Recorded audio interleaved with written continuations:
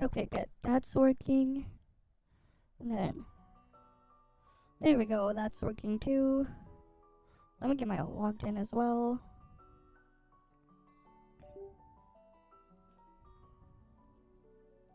Right, everything's set up. Oh, let me just move that over. Okay, where'd I put the other thing? Just give me a second.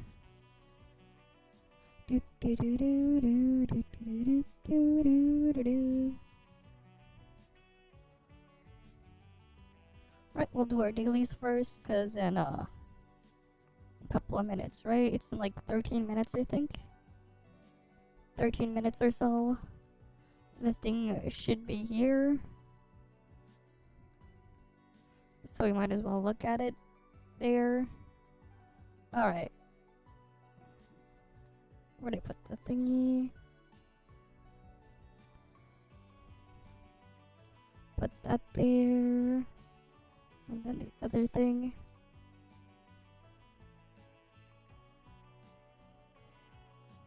Okay.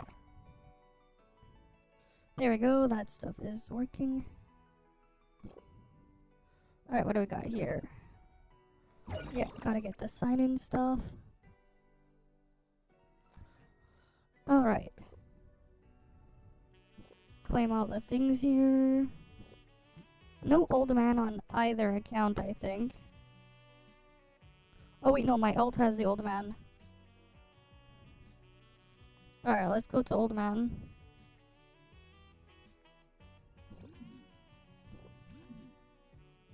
Right, we are heading to see the old man. Gotta find that old man. Where is the old man?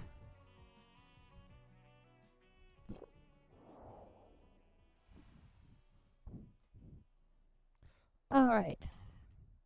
Gotta find the old man. Where is he?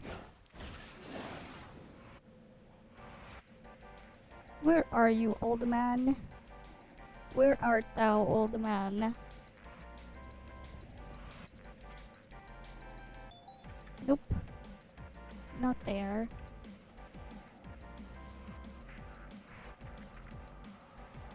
Alright.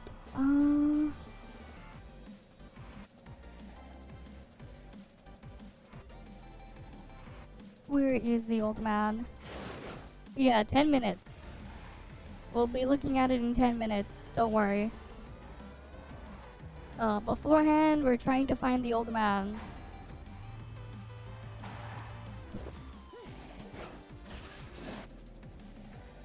If only they would just, like, keep him marked, man.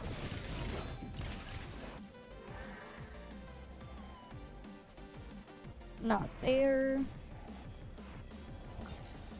They should just give him, like, a fixed permanent spot, because finding him is annoying. They should. Would be nice. But nope. He's not there either.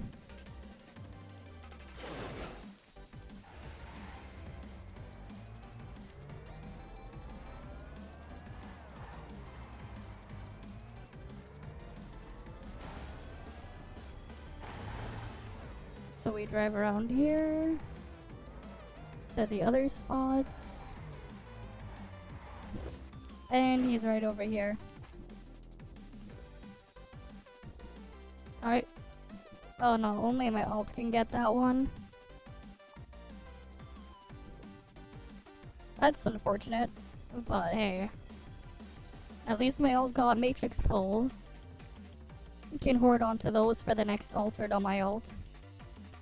Since that's all it ever pulls.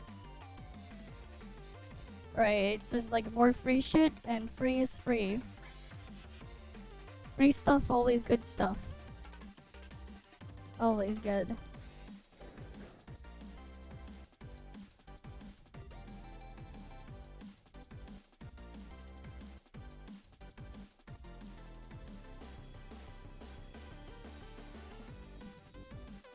Right. Let me make sure I buy all the stuff from the shop on my ult. Oh yeah, the monthly pulls. I didn't buy those yet on my alt. The 4 monthly pulls. Can't forget about those. And the boxes.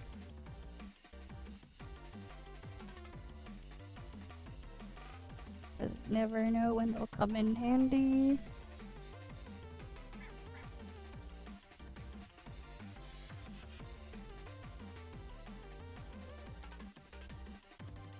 Alright, bought the main things there. I'll go kill the other bosses on my ult just cause it's good to kill them. Because like I think I'll have the materials in case. Hi Tara. Welcome, welcome. Oh yeah. 8 minutes till the thing. 8 minutes. In 8 minutes. Well, 7 soon. It'll be 7 minutes in like 10 seconds.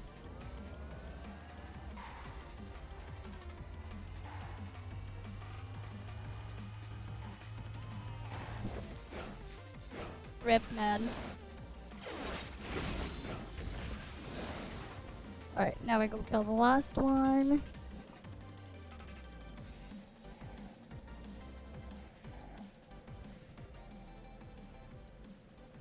Nah, I'm fine. I don't know. It is what it is. Alright, let's go kill the thing over here.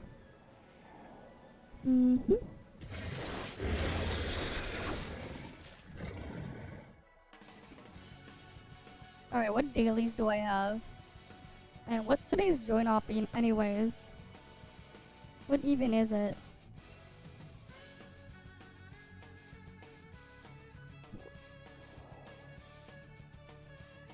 Alright.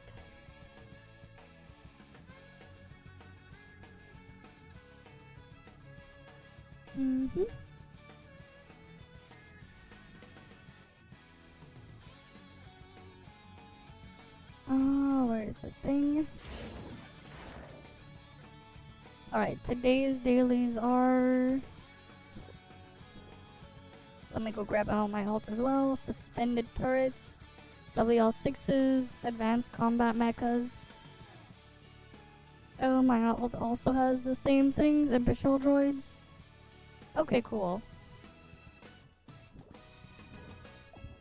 Let me invite my ult over.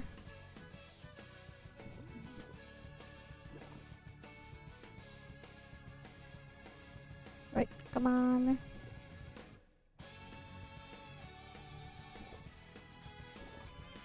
What is today's join op anyways? Oh, quarantine zone. God damn it. It's the not great one.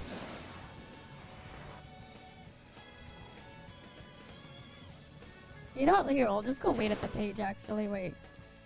I'll do a join op first.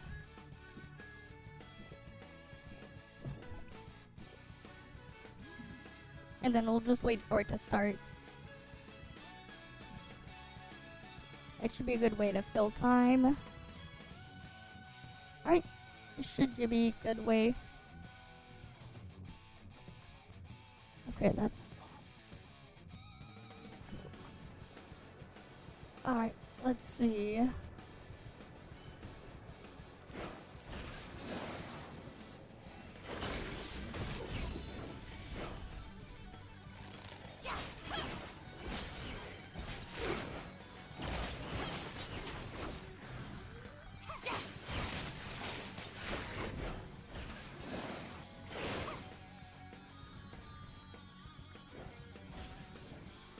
Alright, let me get my ult all the way up.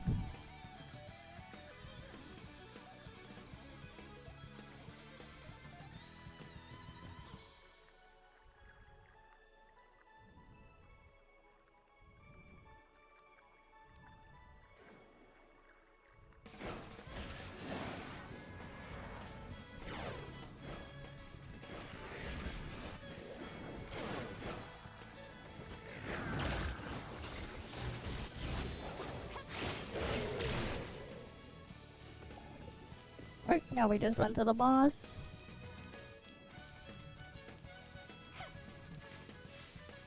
Come on.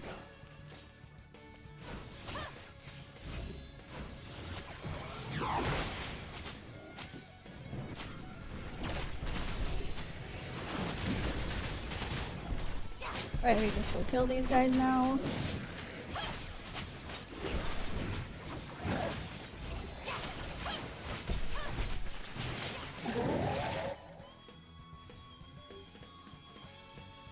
Now the thing comes down here.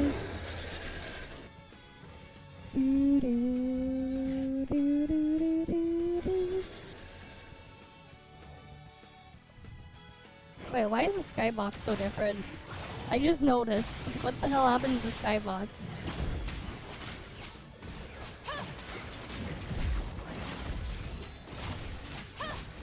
Oh, maybe it's just the void piercer thing.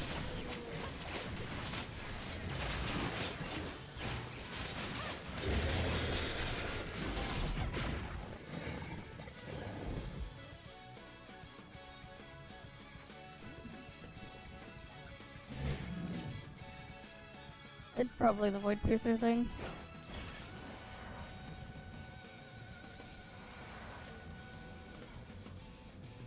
Yep. It does affect the skybox. Okay. It does. Alright, let's just go into the thing then.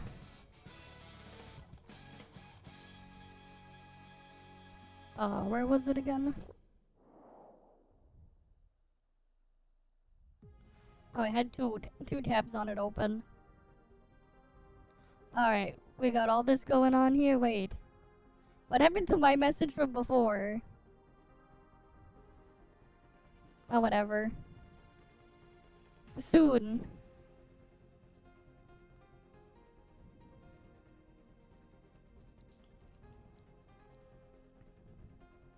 Very soon.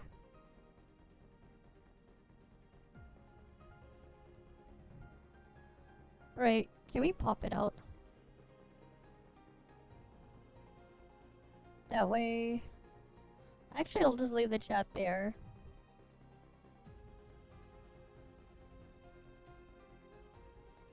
We can probably do it this way. In 1 minute. Okay. How many bots?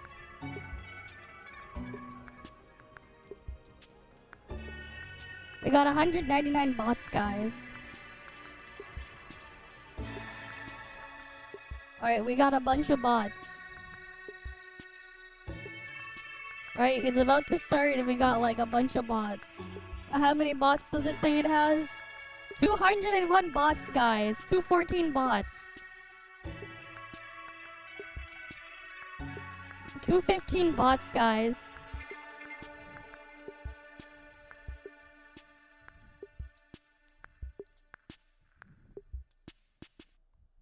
Crunchy carrots, crisp and bright, help you see in the dark at night.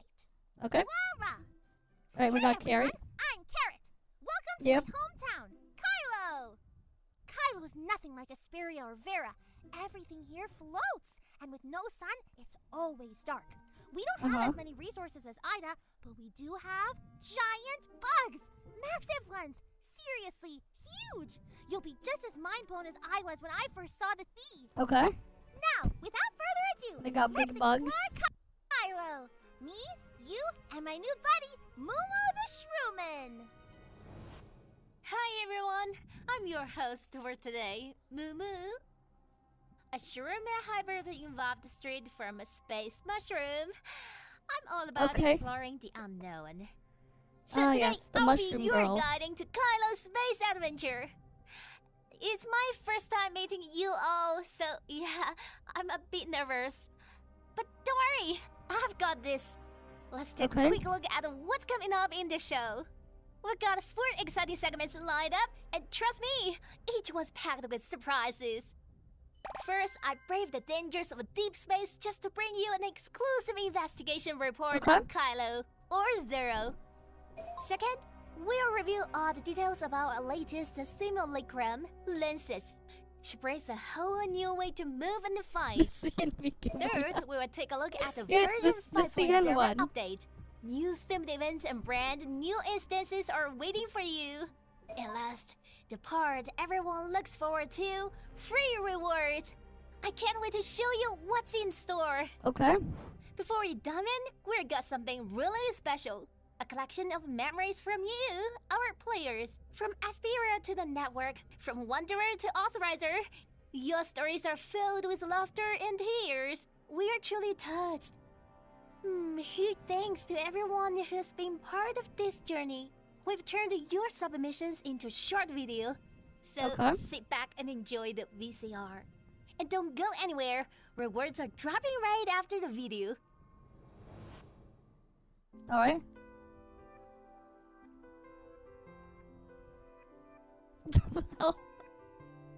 Just random meme post? Okay. Sure. Above the sky beneath to see. English dubbed and subbed, yeah. Space or lost in our destiny. Believe in me and be with me.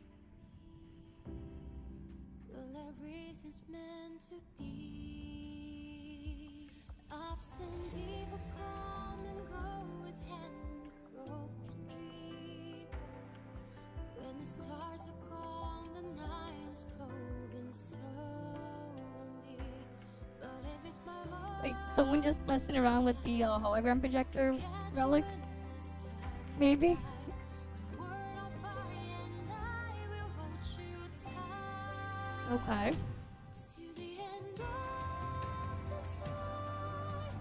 None of us will say goodbye, and my love will die forever. No, it's not. Don't you leave a tear for me. Don't you sleep with a broken dream. Oh.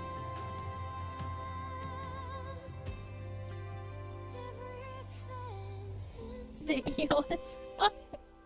Yeah, it's the EOS song, guys. like you and I are meant to be. Travel to Kylo? Okay, there you go.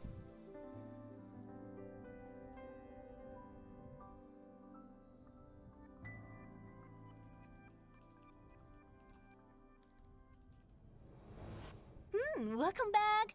Let's look ahead and dive into something completely new. Kylo! So, what do we know about it so far? Turns out, Kylo was once part of the Ida. Even before the Cataclysm, the Kynes were already uneasy about the Omnium and the Tower of Fantasy. They launched the space migration plan early, hoping to avoid the coming disaster. But fate had other plans. When the Cataclysms finally hit, Kynes space station hadn't left Ada's orbit yet. It was caught in a massive space-time turbulence and dragged deep in the unknown. Since then, they've been stranded in deep space, drifting for 50 years. Even in isolation, Kylo stayed ahead in certain tech fields. Most notably, their space rift attack can teleport the entire spaceship over long distances. Something even High-Crest can't achieve. Yeah, you right can use the now. code right now. But as time went on, Go tensions use it started now. to rise inside Kylo. Two major functions gradually took shape. On one side, we've got the traditionalists, with the Icarus Legion leading the charge. They believe Kylo should return to Ada. But yeah, you can use the code On now. the other hand, there's the exploration faction, mainly driven by the Hope Fleet, which is all about finding a new future out in space. Then, right in the middle of all this, the exploration side made a big discovery, Ore Zero. The place is named after Zeronium, a real resource found in its ores. It's now Okay. one of Anchor Infinity's key assets. Ore Zero is divided into two main zones. The starport zone, which takes care of the transport and the logistics, and the operation area, where all the mining and processing happens. Yeah, I'll just post The it and pin it starport zone after. is jointly run by Anchor I'll keep it pinned. Infinity and the Hope Fleet. Anchor Infinity has several businesses operating here. Right, I'll just pin the whole code. fleet set up the Zero Nexus, handling population management and pirate defense. Spread out, the operation area is surrounded by the campaign belt, and is split into a few key zones. Yep. The largest of them is the extraction base, where most of the mining goes down. But that's not all. High Gross also set up the Bioflora lab here, focused on space plant breeding and research into things like biocarbon cycling. Then there's Drift Starhaven, a self-guarded zone run by a group of drifter with let's see, They're talking about her accent there. When the Kylians shoot up, things got messy with the local space wildlife. First threat you're facing, Kylo? The Scythe Arachnids? Mutated beasts that hunt impacts, hit hard, and follow one queen, Queen Xeno. So, who's Queen Casino? One smart and savage mutant. She's evolved to mimic human behavior, and even disguise herself as one. But the real kicker, she can summon endless waves of Scythe Arachnids to do her dirty work. When it comes to cosmic threats, she's top tier, just a notch below space-time turbulence.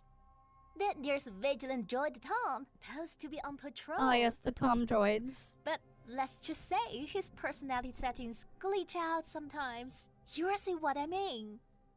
And, of course, we've got space pirates, Kylo's biggest headache.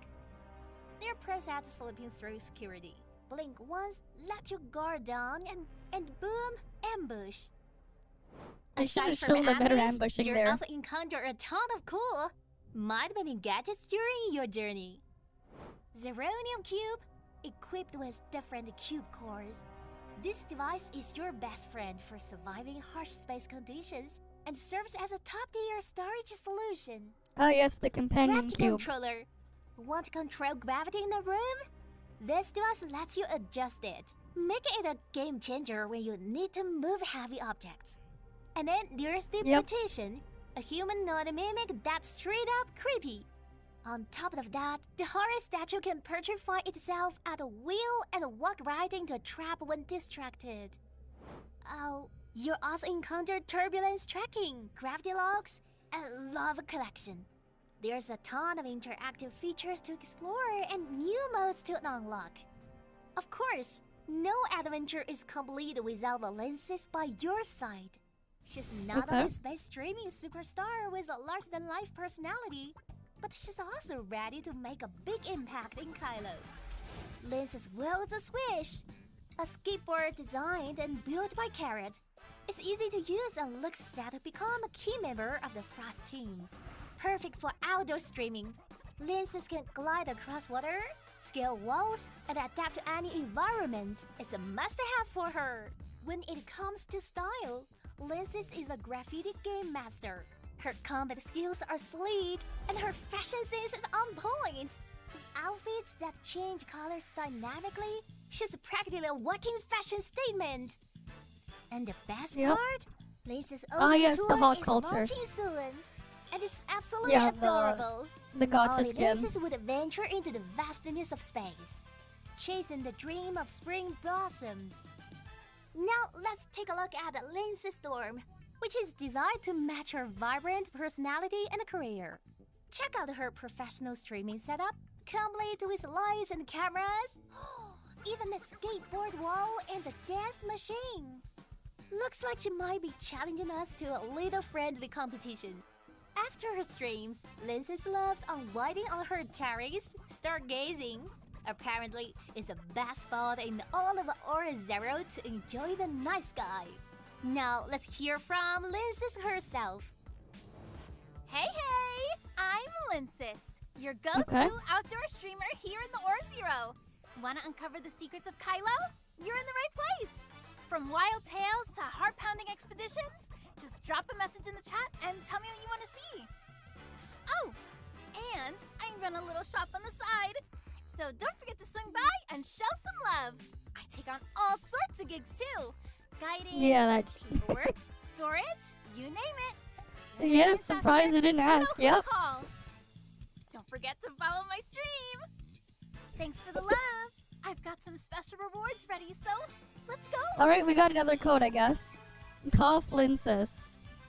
Oh, there's even more pulls in there. Sure.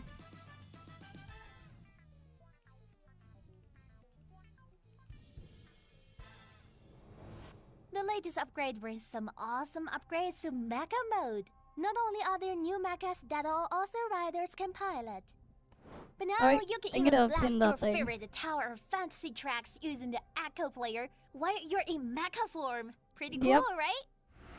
As for combat, we've added new shorter cannons and weapons, giving you way more ways to customize your loadout depending on the situation. I'm gonna keep that And pinned don't instead. worry, we've also made a lot of optimizations, less energy used while moving, and faster energy recovery. Make sure to check it out when the update drops. Yeah, let me Next just up, change what's Get pinned. ready for a brand new raid, Traffic Control. In this challenge, you and your crew will face off against the infamous Yep, crowd the new raid. controller, a It's funny major how, rule like- breaker in the network. To bring it on, you need to destroy its illegal modes one by one. It's funny how like Once they waited those are until now gone, to release the that ground boss. controller's power takes a bit hit. Time to serve some justice! But wait, there's more! Introduce a new instance, Multiverse Hunt. Yep. Every bit of damage you deal turns into points. Take down enemies, rack up your score, and climb the leaderboard. Your rank determines your rewards, like Smith's Light, Multiverse Array Pendant, and exclusive titles. Just want to have fun? No worries. There's a casual mode where you can just enjoy the chaos without the pressure of rankings.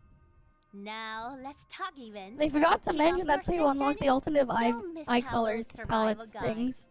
First up, Deep Space Destiny. Take on this challenge and you might stumble across the hidden boss. Ah yes, Take it that on for bonus rewards. the Brevi Then event. there's Lince's Fan Box, where you complete fun tasks alongside the Linces. Collect the stamps, level up your progress, and score more prizes. Alright, time for what everyone's been waiting for! Rewards! Looking for 15 days after the new version goes live and you will get 7 red nuclei, 7 special vouchers, and a free pig SSR weapon box! This box lets you pick one of 4 SSR weapons, or if you prefer, trade it for 80 gold nuclei. Join the Yep. supply run and other check-in events, earn even more free rewards. 10 red nuclei, 1,100 dark crystals, and tons of resources to help with character development. Complete more event missions and you will grab 4 SSR weapons, 24 drones, outfits, accessories, appearances, and so much more. You won't know where to start. Also, don't forget, our website just launched a new invite event. Whether you're new or returning, there are great rewards waiting. Scan the QR code Okay. and jump in! Alexis isn't the only one showing off some new looks. Say hello to the Cosmos Navigator outfit line. Ah These yes. new strats are built It's another for space Gacha adventures outfit, with right? a perfect blend of style and function. The female Another Gacha version outfit. brings serious charm, mechanical bunny ears, a cropped dress, and utility pouches that are both cute and practical. Yep. The male version is a whole different vibe. Slick black base, short trench coat, on top with future X cop energy. Ready to explore the unknown in style. But wait, there's more packed into version 5.0. Equipment advancement ranges are now permanently increased. Yep. And the Crystal Dust story lets you grab twice the usual amount of the enhancement and the argument materials. And yes, Simulacrum roaming now fully supports a network. We've also made the novice tutorial even smoother, so your Okay. first steps in Kylo feel seamless. The face customization system is getting a big boost too. With new preset looks based on Simulacrum, just one tap to switch up your style. Even Nemesis, our companion on the journey into the Kylo sector, is showing off the fresh new look. Sleek, polished, and more detailed than ever.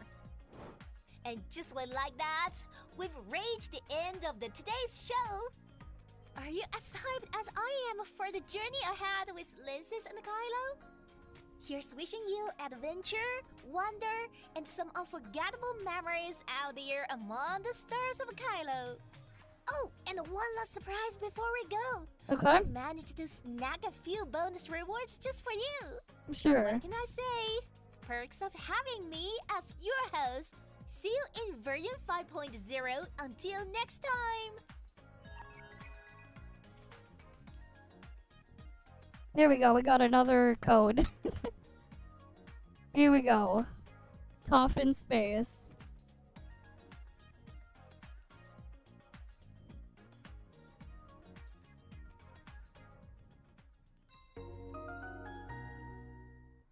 Alright, we might as well, like, see what we get from the codes first. Let's actually go check. Yeah, let's go get the other code. And then I'll pin it. Right, we might as well. So that goes here.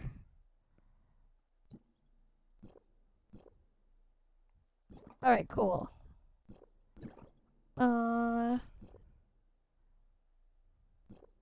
Right, this one had one tissue paper, 100 dark crystals.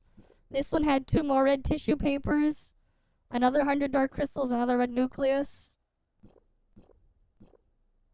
Where's the third one?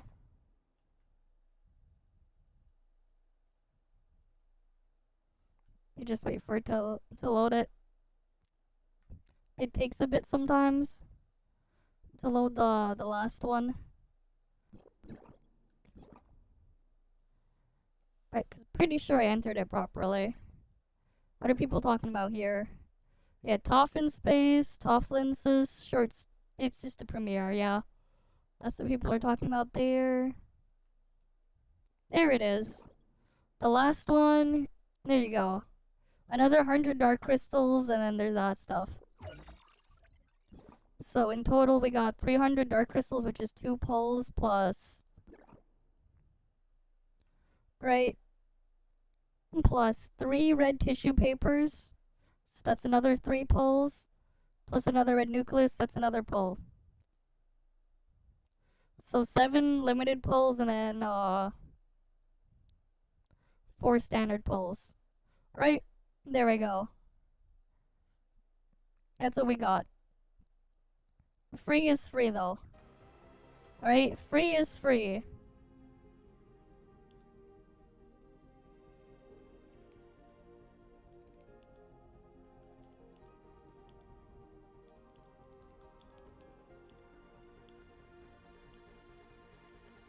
Three.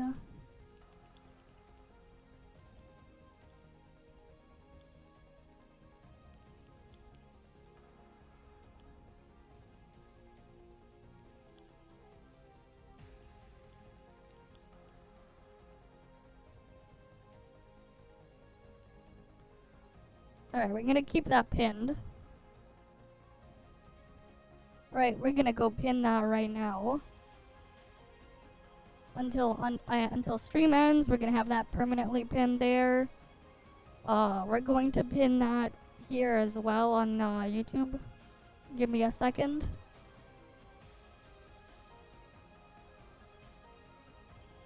There we go. Right?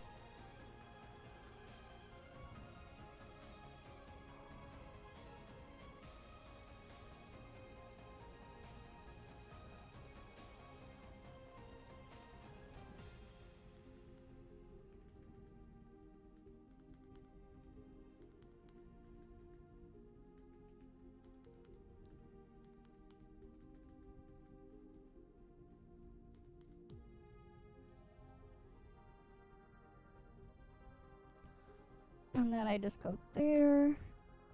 And then I pin it on... Where's the thing on my channel here?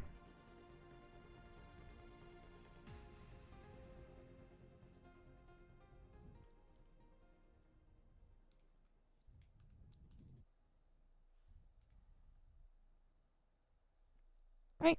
There we go. I pinned, posted it there on Discord as well. Alright, go get your free stuff. Right. Get your free stuff, right? Free is free. Right? Free is free, gotta get your free pulls.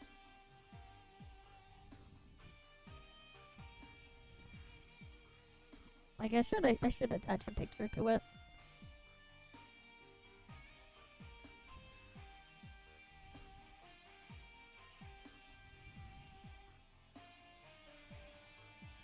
Alright, let's go get the dailies done. Alright, we got a bunch of free pulls.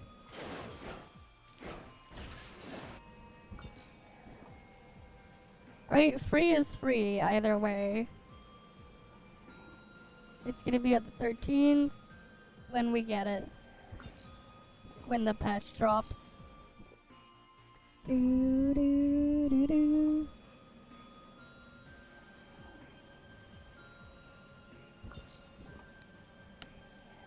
Do, do, do, do, do, do, do, do, do, do.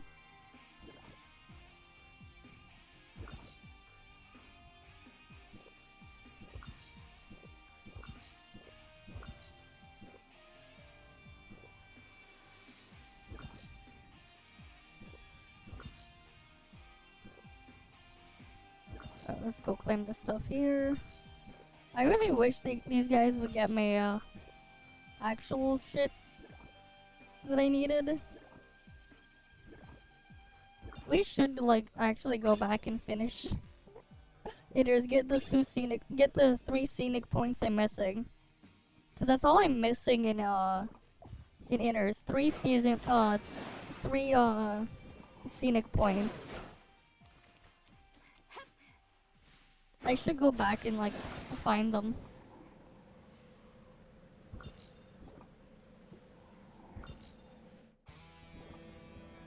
Alright. Let me go get the thing here. Do, do, do, do, do, do, do, do, do, do.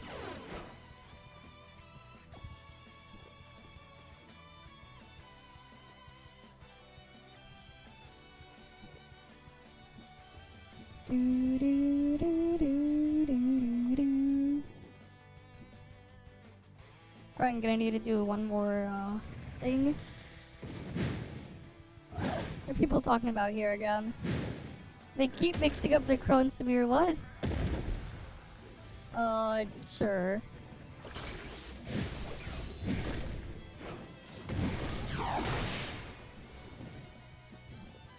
Right, I just need WL6s now.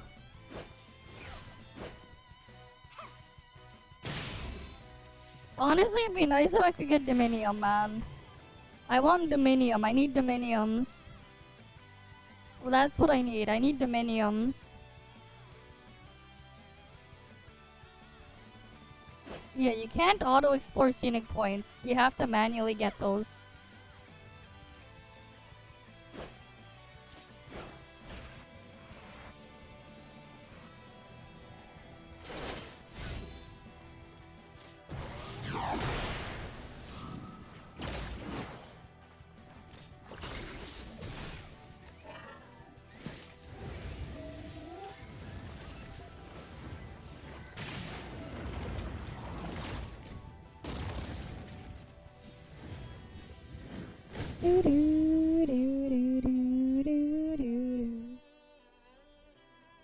Yeah, the rocks are pretty useless. The fuck am I gonna do with all those rocks? You can sell them for 1 gold each. Technically, you can sell them. It's just that, do you care about that 1 gold per rock?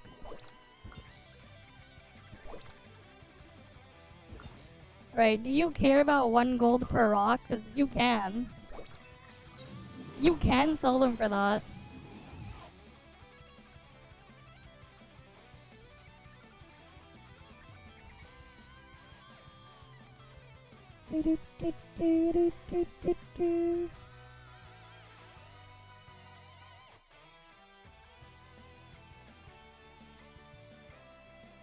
Oh, I got sent a fuck ton of shit, man.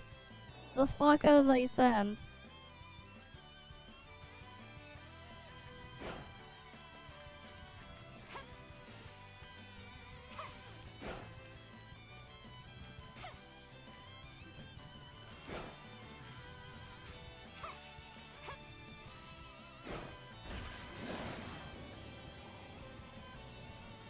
the hell is it lagging?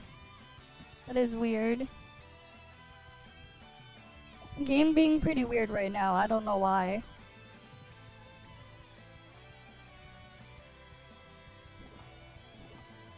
I'm not sure why it's acting weird. It's not using my GPU properly. I'll fix it. I'll figure it out later.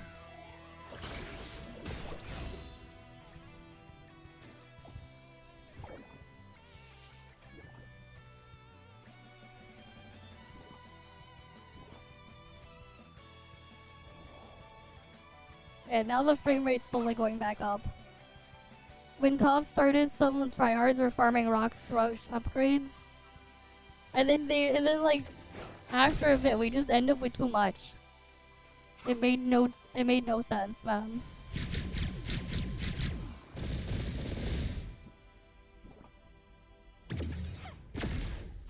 Wait, why the fuck?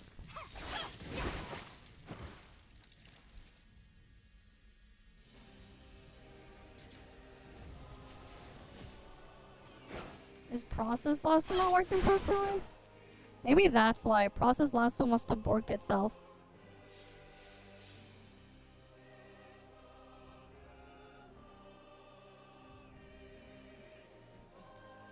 It did. God damn it. Yeah, it's like using the wrong cores. Fucking hell. I'm like, wait, why is it not working properly? Then I checked process lasso. Why the hell is it not reserving the things properly?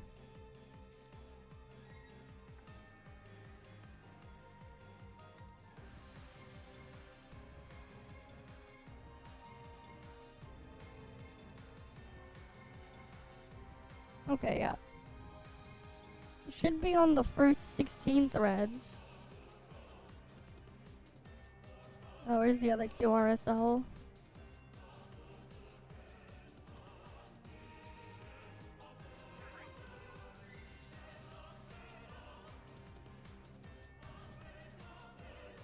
I wish the thing would stop moving so I can sort things properly.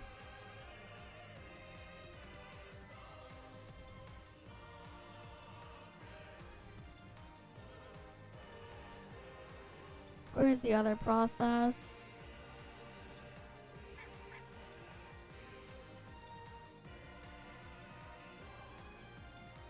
Okay, they're both in the right thing now. Hopefully it'll fix itself soon. I don't know why it's not doing it. It doesn't matter.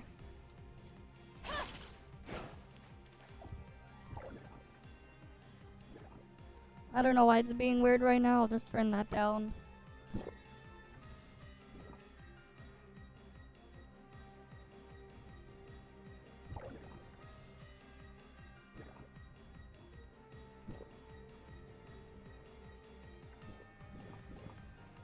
Alright, that fixes it.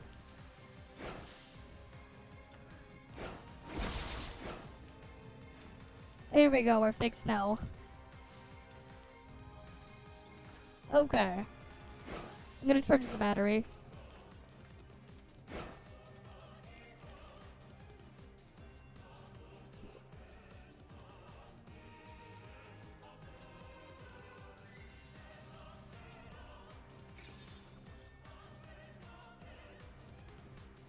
Oh yeah, I still need to like get caught up and finish stuff on my ult too. We'll do that after. But yeah, there's also like new Gacha Enjoyer shit to look at.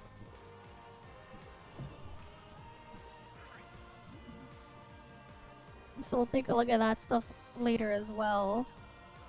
Wait, why the hell did my ult crash? No, my main crash. What the fuck is going on? Give me a sec.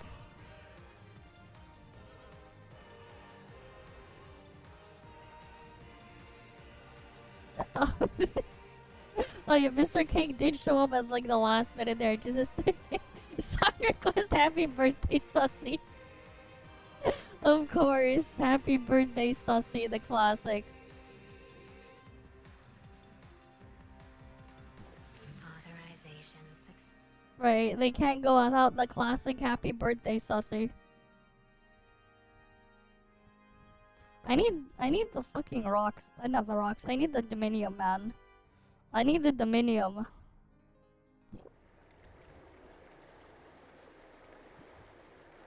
I'm like running out.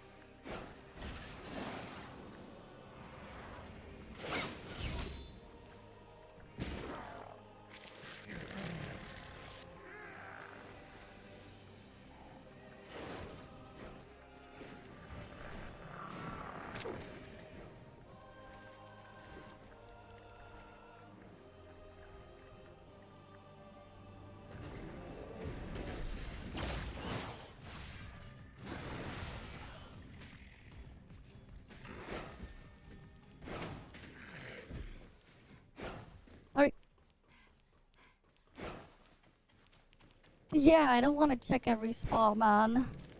That's too much. Checking every spot is a pain.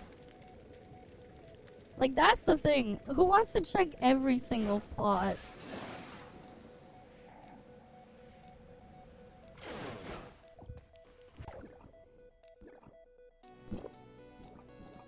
Alright, who actually wants to check every single spot?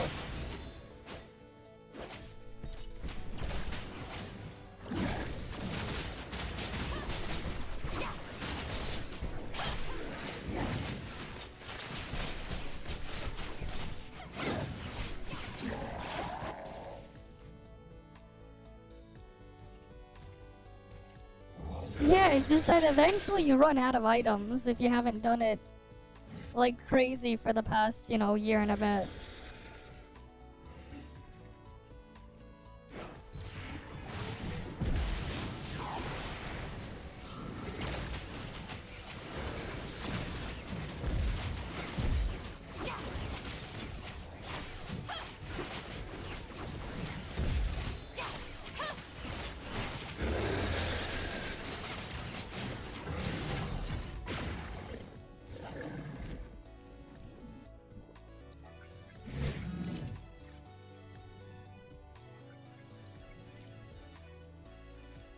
We can exit out of that one. Alright. There was some interesting React stuff that was sent though. We can take a look at some of those.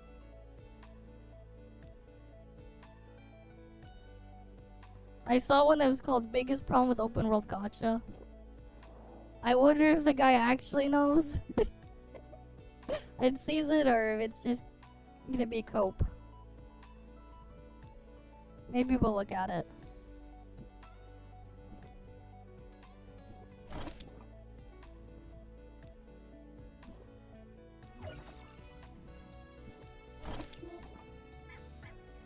Alright, let me go claim this stuff here. I don't know why it's lagging now. Windows is just being really fucking weird today. I don't know why Windows wants to be a piece of shit today, but it is.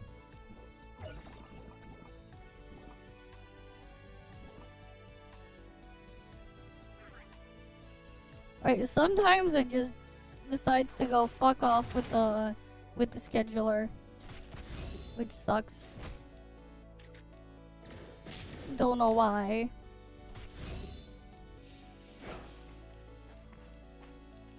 And then it just lags like crazy because it decides to fuck itself.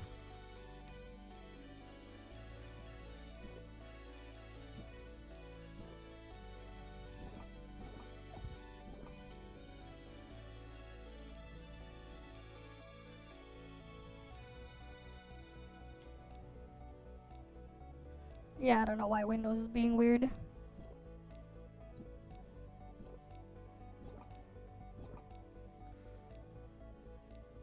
You know, I'll go do my dream machines first. Will closing my ult even fix it, man? I don't know. I think Windows is just being a piece of shit today. Nah, it's not even updating. I don't know what the fuck it's doing. I have no idea what the fuck it's doing. Windows just being a piece of shit.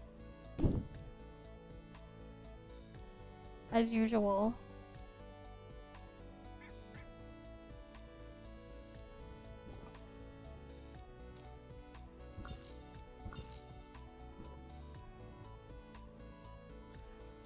Alright, let's go get dream machines done first then.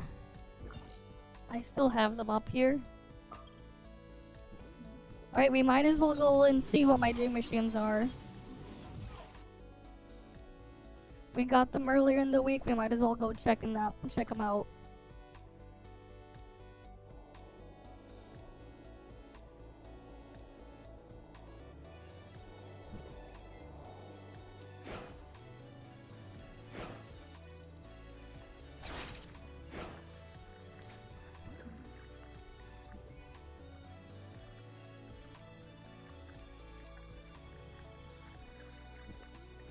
Alright, let's give it a look.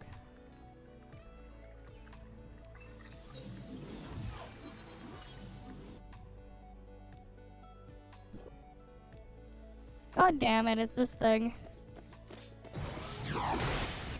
You know what? Here, let's go look at the Gacha Enjoyer video while that happens. Yeah, let's go look at Gacha Enjoyer.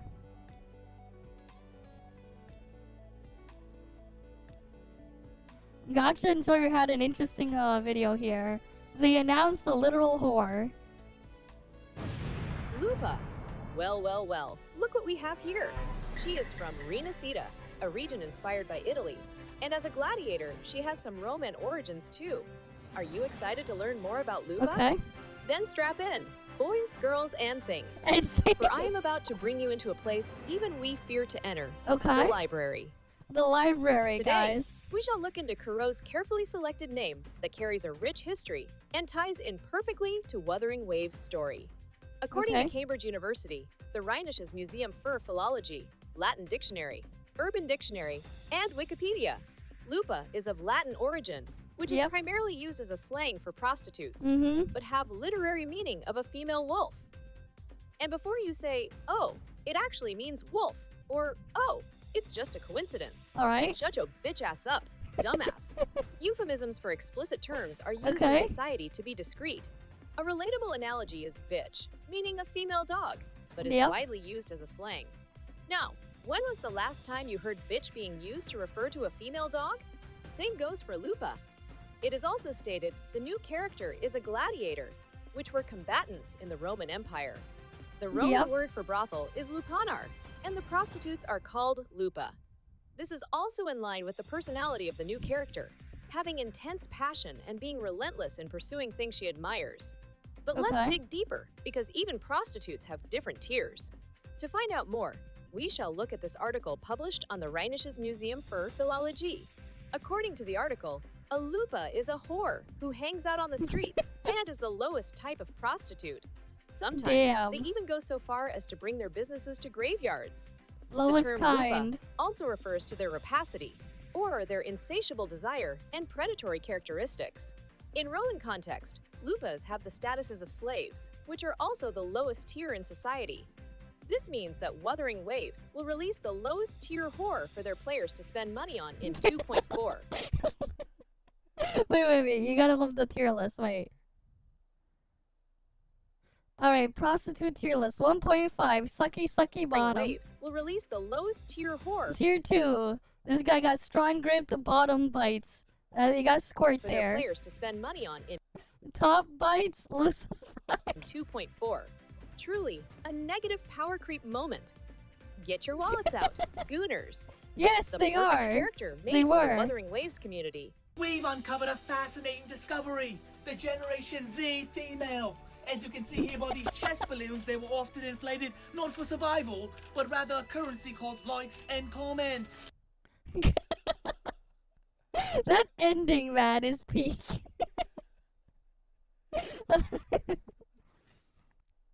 Farming that sweet crow dog and Hoyer show views at the same time. What a genius.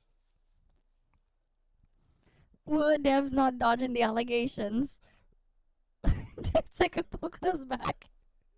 This is so fire, love this guy. The reason why Koo dogs are extra mad and got baited is because you dare to attack their comfort dog.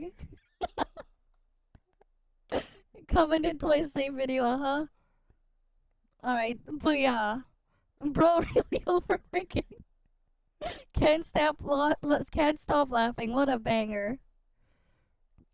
It utilizes MIT student potential to instigate Kurodog's genius. At this point, I'm convinced Bro is writing a paper on the study of Kurodogs.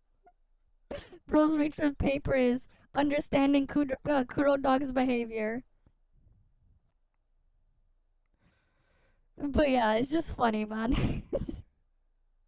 And they continue to get farmed here. Whoring waves.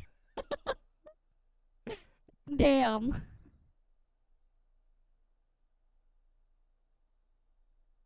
Alright, they could use Lupo like a thing to describe wolf race. I guess they've done their little research. Yep. Shut your bitch ass up. Oh, that's what he timestamped. Okay. What else is here? Why does this guy like want to go to the court? What about the court? Live in Italy, Rome. Never heard people use Lupa for that. Maybe 203 years ago it was common. Today ask what that. Okay. It means she-wolf, yeah. And what did she-wolf mean before?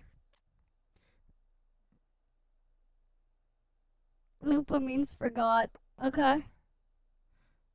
They're talking about their language there. And there they go. NPCs can't find another work besides cooking. What? Alright then. Sure. Okay. Let's get the music playing again. We'll go see our next stream machine. Hell, it is what it is, man. Alright, what's the dream machine we got this time?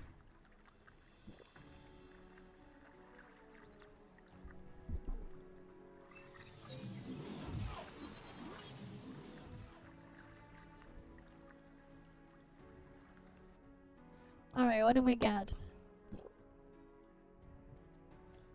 This thing.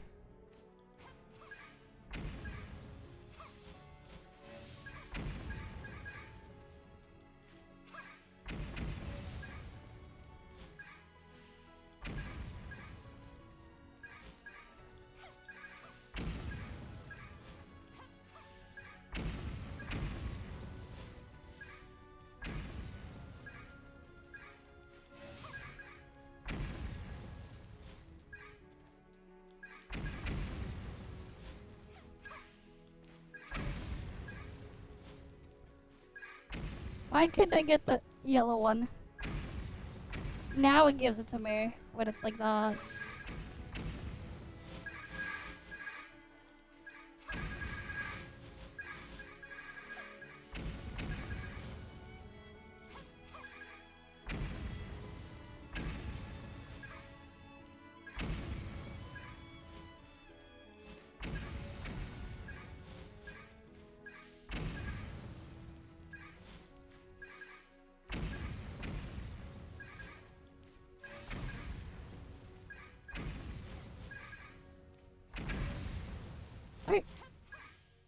We're like halfway done collecting the balls.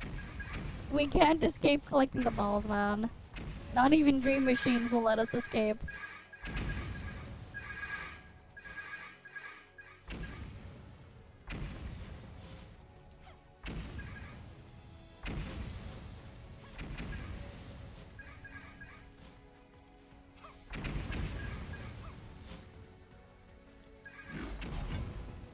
Alright, cool.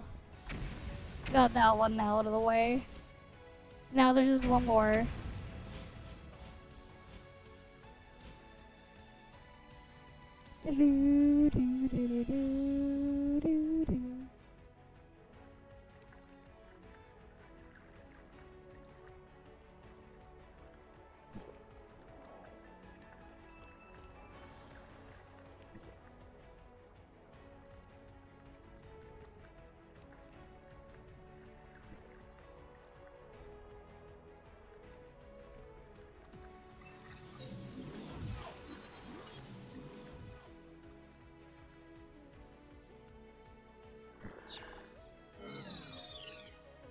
Alright.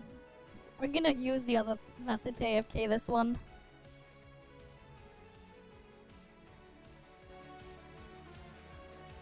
There's a better way to do this one.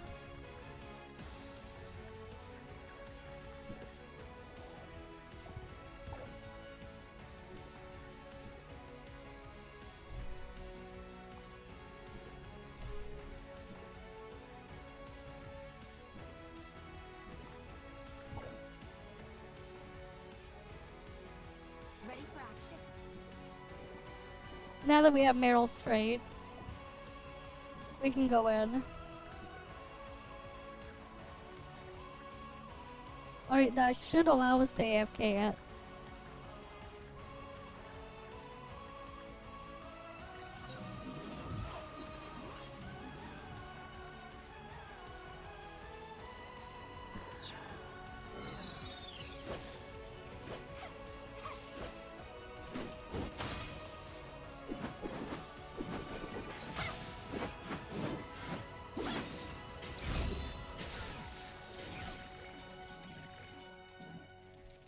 Right.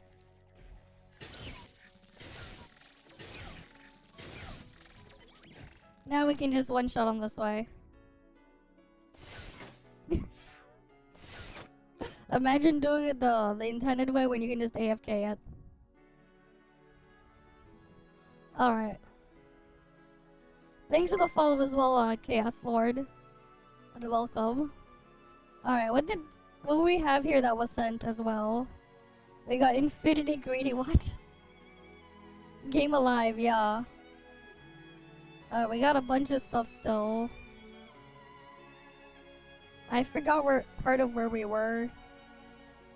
But I feel like some of them was like whatever. Okay. I guess I can look at this thing first. This video, what is this one that was sent to me?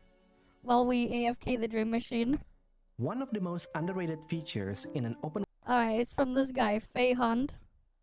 Alright. Nah, I don't. I actually don't play most gachas, I don't. Most of the ones I end up trying, I end up dropping pretty quickly. I don't. Alright, let's gacha see. game is the option to hide all UI elements when exploring the world. Okay. Genshin Impact calls this Hide UI, and Wuthering Waves calls this Immersive Mode. Usually, players only use this to make more aesthetically pleasing videos, especially when it comes to combat. Otherwise, they would play with all UI turned on like normal. But this feature is interesting to me because it tells us one big secret about open world players. Most players actually don't enjoy being in an open world. Yeah, I've said that before. Yeah. They only enjoy the activity in that world, like collecting chests. They never slow down to smell the flowers or to enjoy the beautiful scenery around them. To them, vibe and beautiful places are just there so they won't get bored. The best way to test this is to show that most open world players didn't think of the world in 3D space. They only think about the world as a flat 2D map, relying on I mean, that's kind of how they are built. Teleports instead of actual pathways and yeah, everyone's just too busy teleporting and skipping around things. Yeah, I've said that before too. In the world. In fact, I would say that most players don't even know where things are if you disable the map screen. Are you one of them? Let's find out with this simple test. I'm going to demonstrate this in Wuthering Waves because I no longer play Genshin. But this test should work for any open world gacha game. Alright, we are at this crossroads in the city square in Traguna. If you play this game, which direction should I take to get to Rosemary's Apothecary? Left or right? Doesn't matter, you can just go there in a straight line. Take your time. Leave your answer in the comment section down below and hit subscribe so I can get to the 5,000 subs goal before the end of the year. Okay. Okay, if you turn left, it's gonna be the Synthesis Station, Pioneers Association, and Yarla's Mask Shop. Past that, you'll arrive at the Montelis Quarter. If you turn right, You'll pass the building used in Carlotta's companion story, and then arrive at Rosemary's. Let's try that again. From here, what is the shortest path to go to the Everardo Bank? This one should be easier. Take a guess. I don't know, I don't play it. Okay? Most people would just fly straight to the Everardo Bank like a Well, yeah, that's all you do. Go ruffian. straight line. But the proper way to get there is to go back to the city square, take the stairs down to the right, into Margarita's Pizzeria, and then to the right again to the bank. If you get either of these wrong, I don't really blame you, because you have never been forced to remember and internalize the layout of the game world. When you Yep. need to move, you would just open the map screen, auto-snap to the quest location, and pick the closest teleport location. Yep. It's like driving a car by just staring at the GPS screen. In my opinion, that's really not a good way of enjoying an open world game to its fullest. I mean, that's because they have nothing else in there. So you're too busy doing that. Because you don't feel any connection to this world. You never actually enjoy being a part of the world. You only enjoy the activity Yeah, they're only in there to get the reward out of it. in the world. That's it. Sure, you probably enjoy the process of getting chests in the open world way more than pausing to enjoy the scenery. And yes, this ability to locate what's what in the game world is not a mandatory skill. I'm not here to shame anyone if you prefer to play the game that way. All I'm saying is that you're missing out on enjoying the full experience of an open world game. Because open world is inherently designed with escapism in mind. It's the type of game you play if you want to shut the real world away and just escape to a world that actually needs you. A world where you matter. A world where you can't make any mistakes. A lot of players forgot about this. When they think of open world, they only think about collecting random chests and not about slowing down and enjoying the scenery. Yeah, I've said And that before. This is what makes immersive mode so powerful. It forces you to be in one place. And this is the key to start enjoying being in the world by training you to know where you are and developing your sense of direction. Immersive mode is like driving without GPS. You start memorizing routes, recognizing landmarks, and forming a real sense of direction. And as a result, you enjoy the world a lot more. Not because the world changed, but because you did. You will start to feel a certain warmth and familiarity with every location you visit. An attachment, like the way you feel when walking through your childhood neighborhood. It's just like any other street to everyone else. But to you, it feels completely different because you've grown attached to it. It's like getting to know someone better and suddenly realizing how much you enjoy their presence. That is how a game world begins to feel like home because you've spent the time there, wandering Except the there's streets, gotten lost. Except there's nothing there, even if you do. You go do that, there's like nothing in the map anyways. So you have no reason to. And learn your way around. This is familiarity. It's connection. And that only happens when you stop visiting the game world like a damn tourist and start living in it like a local. So if you want to feel that attachment and I mean, it's great what he says there and all, but you can't actually live there like a local. Because there's actually nothing there in the first place. Just a bunch of assets thrown in there, unfortunately. experience the full potential of an open world, here's what I want you to try. Wander around Raguna or any similar cities in Genshin with the UI turned off. And while you're at it, just turn the ambient sound to full. Just walk. Occasionally stop and look around. Look up at the sky in that location. See where the tall buildings are. You might find yourself admiring all the details that you wouldn't have noticed before. And then pick a location in the city and guess how to get there on foot. Then actually walk through it and see if you were right. Yes, you will get lost. and it will be annoying for at least half an hour with no gacha reward whatsoever. But once it clicks, you will feel the same familiarity that I feel, and you will never see the game world the same way again. That being said, I'm not going to pretend that immersive mode is perfect. It's not. Most gacha game quests I mean, it aren't doesn't hide the fact that there's literally nothing in there. Outside of just the art assets on the map. That's the thing. You go around and do that, and it's like, oh. You go around wandering around, but there's like nothing to do when you wander around. You're not gonna find anything. designed with this feature in mind. The quest description doesn't really tell you where you need to go next.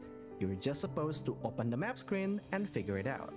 So I really wish more gacha game devs would support this. Maybe add better quest descriptions to help you find things naturally. Or let us customize which UI to hide, like hiding just the minimap while keeping the quest markers. And honestly, this video is a call out for every gacha game developers with 3D spaces, like Zenless Zone Zero, Honkai Star Rail, or any other games out there. Please just add this feature. It's simple, it's cheap, and it helps player bond with your world on a deeper level. And yes, they'll probably spend more on gacha too. But that's just me. What do you think? Have you ever tried playing any open world game with the UI turned off? Do you think that this kind of immersion could make the world feel more like your second home? Please do let me know in the comment section down below. I always reply to everyone in my comment section, and I would like to know if you have any other ideas on how to make open world gacha games feel more immersive. If you want to continue watching, I recommend my video on...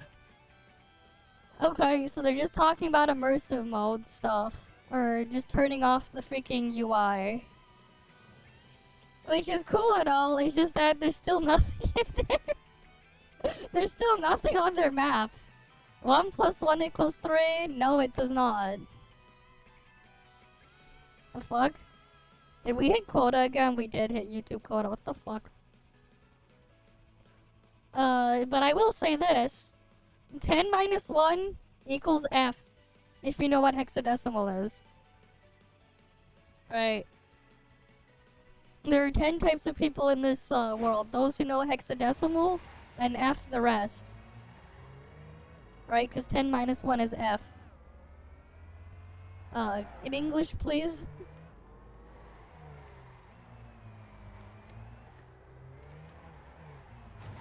Though for some of the stuff in here, I did kind of memorize where things are, because...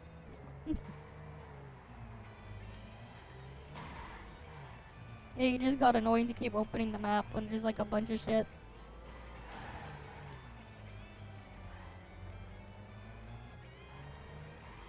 Yeah, it would be. It would also help if there was actual purpose to it all. And you weren't just mindlessly going around. Giving stuff on the map actual purpose would help a lot. Wait, why can't I enter there? The fuck? Oh yeah, that's right. They never cooked the underground to go up to here. You know, it's funny how it's like we have stuff that look like we could have gotten the indoor zone all the way over here, but it doesn't go up to here. It only goes up to the tower. Alright, it only goes up to the tower here in the middle. It doesn't go further over here. Even though there's like a perfectly good subway entrance like right here. The missed opportunity. Yeah, just typical Hoppa scuff. Typical Hoppa scuff, man.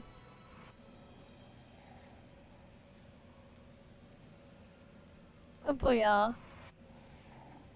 They forget about certain things that they put in. So we just have a bunch of shit that's there that's like forgotten.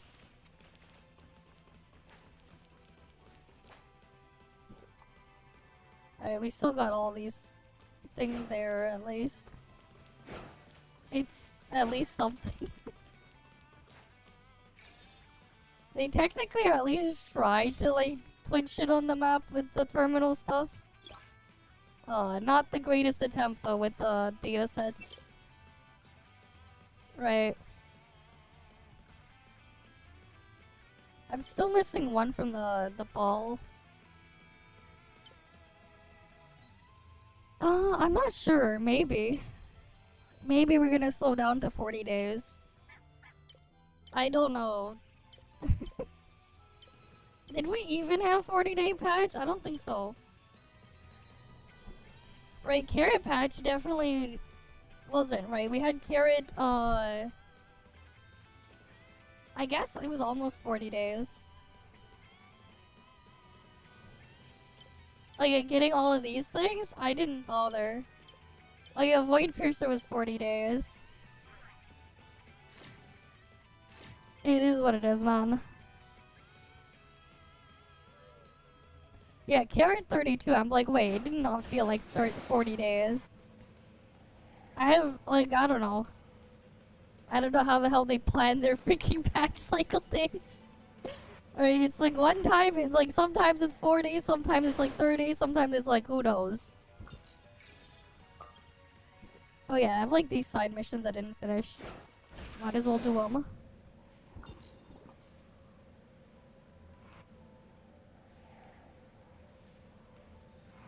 I mean, yeah.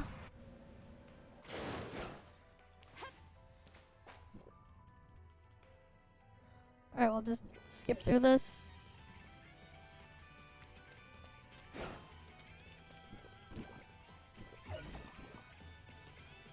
Do do do do do do do. I still need more Norns. I wish I knew where like all the Norns were at. All the Norn missions were this week. It'd be nice if I knew where they are. Cause like I'm gonna be so close to being able to get that the red mech skin, but like still too far away. Which sucks. So close, but still too far.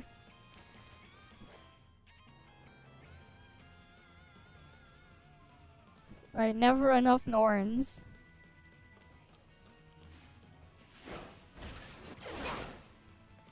The 40-day makes you whale second element apart from Frost Altered, because otherwise you have 120 days of not really doing this stuff. I mean, if that's all you do, right? Think of it this way though, you take a break. Right? It gives you time to take a break. I mean, here's the thing, right? There's a new weekly mode for rank chasing next patch. You know, the thing is, right? The new weekly mode. You're gonna get a new game mode that you can rank chase in. And it's separated per character. Yes. What do you think the multiverse hunt is? It's a new mode. It's basically, it's kind of like if Bygone had infinite HP. They take like, but they expand it to a bigger pool of bosses. So basically what you have, it's gonna be a button over here. And you need to do the new game mode. It's for the new gearing. So basically, in 5.0, there's a new game mode. And if we go to the shop here, there's gonna be a new tab here for Multiverse Hunt. There's going to be leaderboards.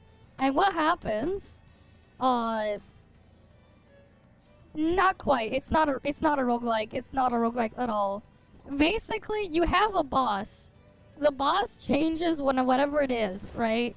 And basically, every simulacra here, you have to pick, you can do up to 3 times per ranking for a week. You can buy, I think, up to 4 extra entries to redo your, to re-record your run. But you also have a practice mode. And basically, you have to pick 3 different simulacras a week.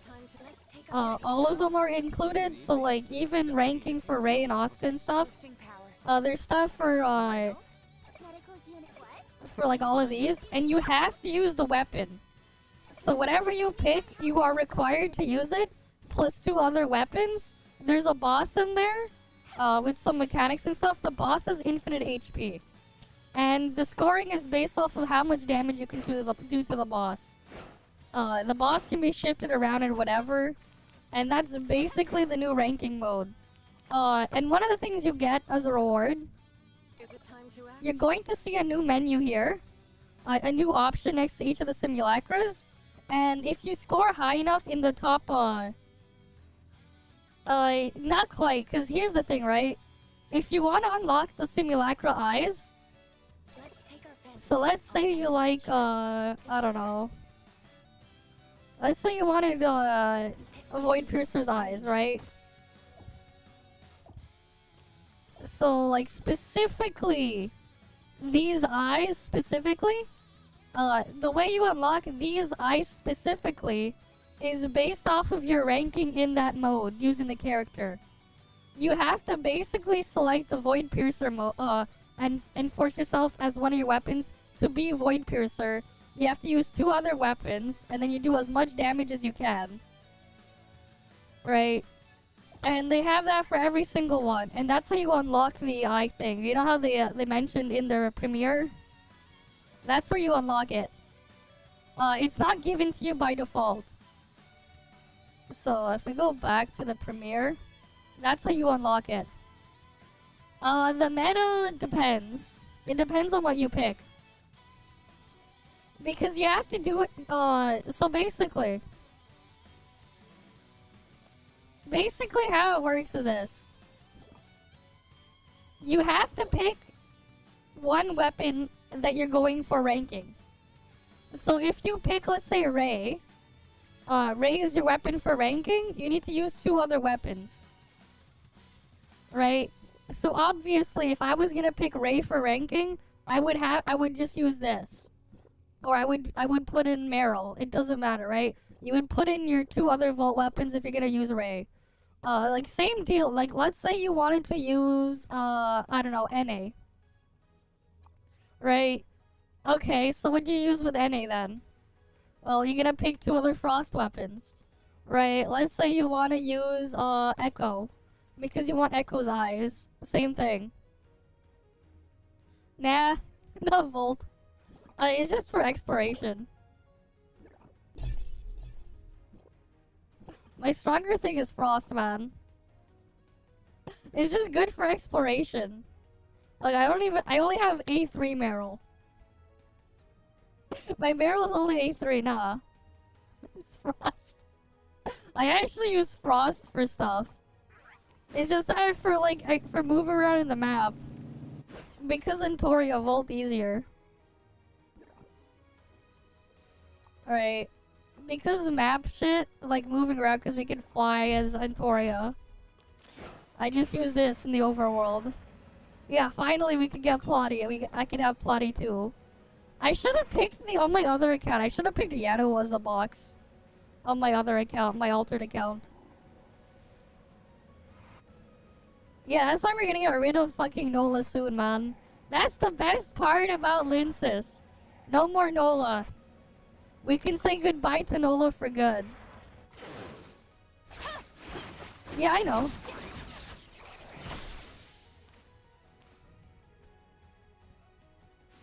Yeah, I can't wait to get rid of Nola, man. Like, even Altered, we just get rid of Nola, right? Altered comp, we use what? This. We don't even need inhabit, we just get rid of Nola and Altered comp.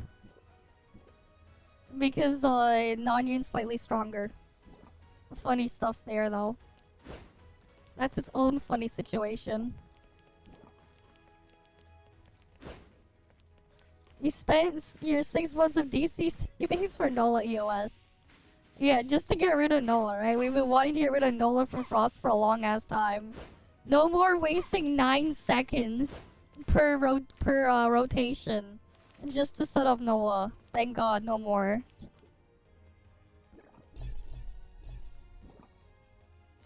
But yeah, it's like I just put Volt there just because it's easier for this. And I can do damage if I need to. Oh yeah, I need to head over there.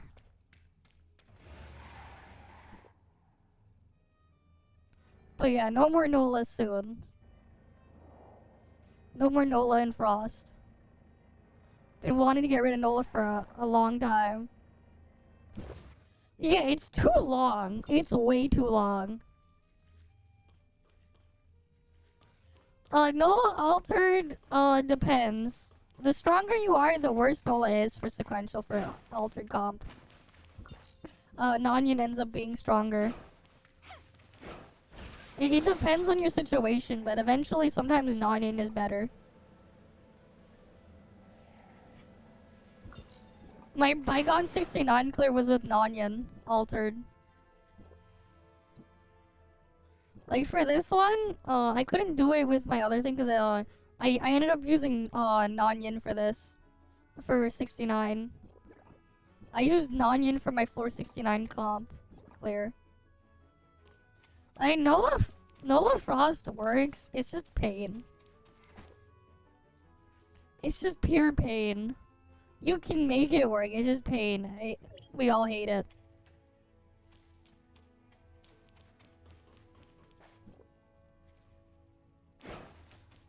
But hey, we get to bench it soon. Even that Rudolph, Centaur, and that they can run, yeah.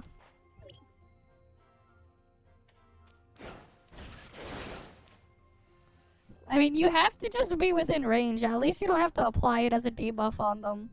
They just need to be within your radius. Yeah, it does. Oh, this shit is weak to frost. Oh, damn it.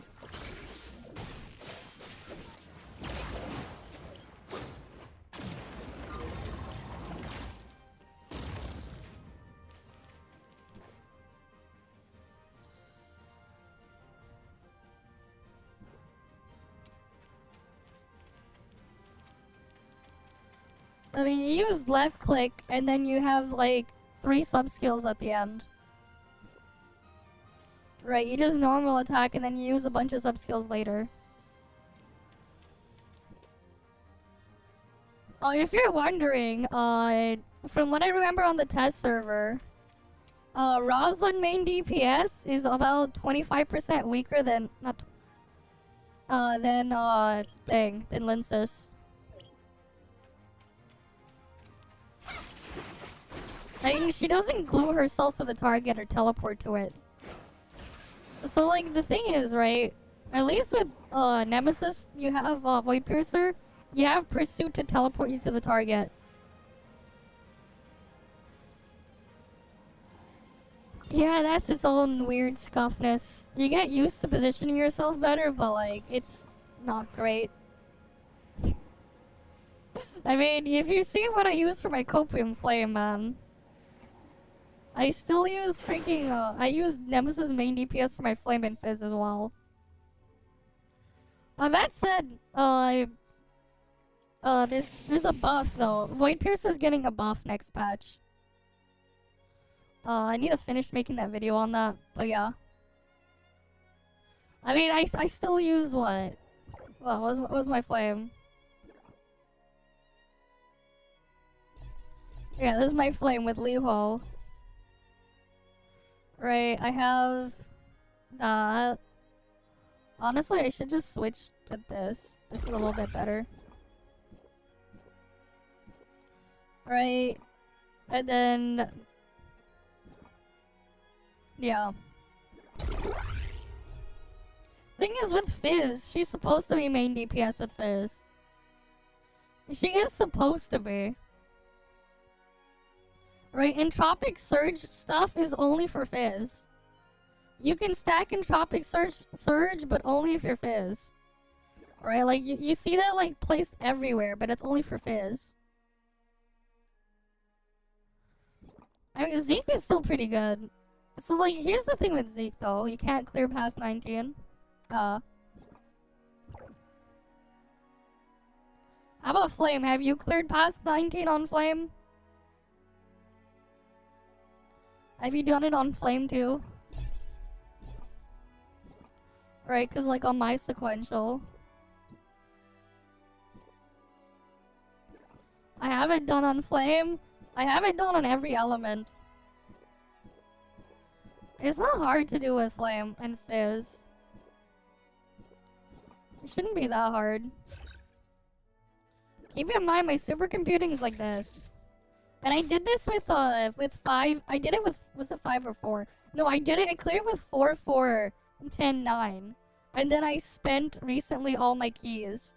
That's why it's like this now. I did it with 4, 4, 10, 9, I think. Or was it 9, 9? I don't remember. I don't know how your skill issue enough to not clear it. You should be able to clear it. How are you not clearing it, man?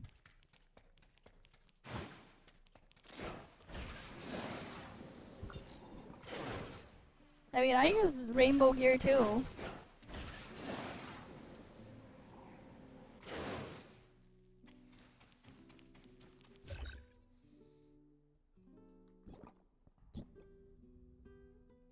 Right, what's my fizz gear is this. Oh, I have 100k attack fizz. Yeah, I have 100k attack fizz flame. Oh wait, no, if I'm on the flame side, it's 90k. Okay, no, this is the correct one for flame. 93k. It's a bit higher on my fizz set. Oh no, the reason why is because matrices difference. Right, because there's no attack matrices here. I really should just switch it to that. I just put this on for better crit consistency. But like, it's weaker overall than the other thing. Than this.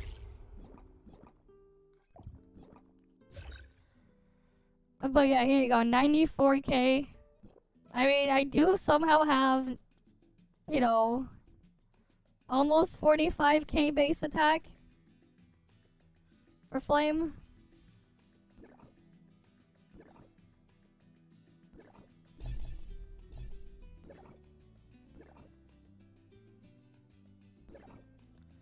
Anyway, Frost Volt set is like this. Again, almost 45k base attack.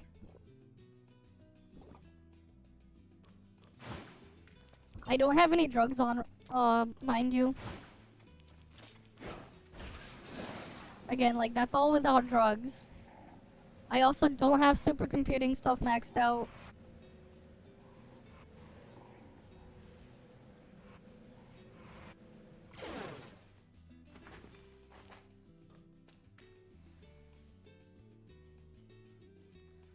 Alright, we need to get in here.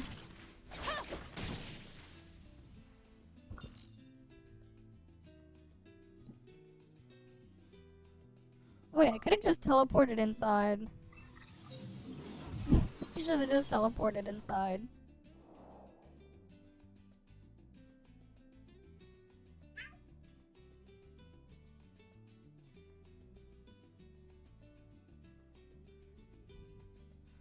Alright.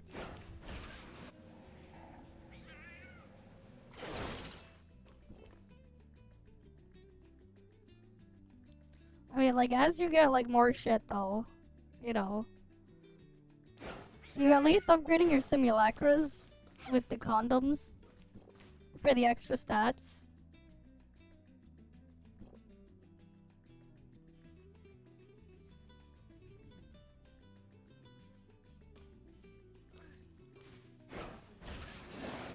Look, game alive. There's 2 people right there. Game alive, guys. Game alive.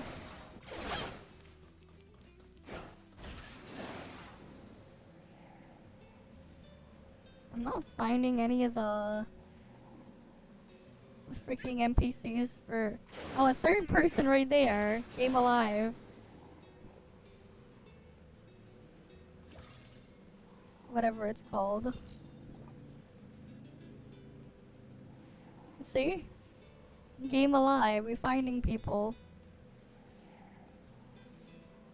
How about up here?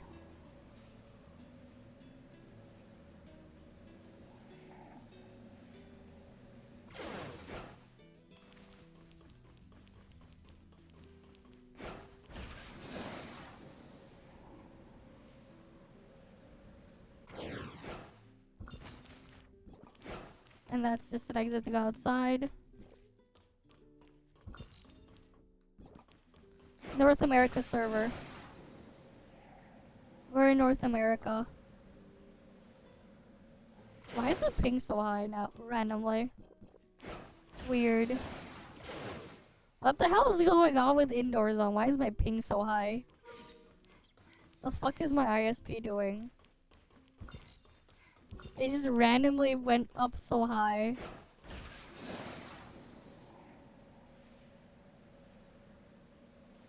So weird.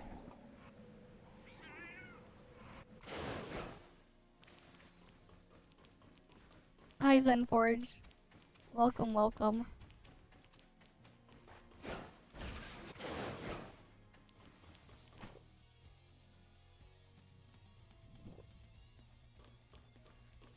Yeah, I don't know why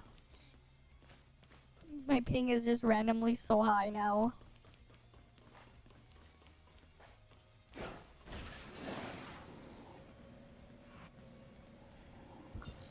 Wait, because of who? Who is why APAC is alive? What happened?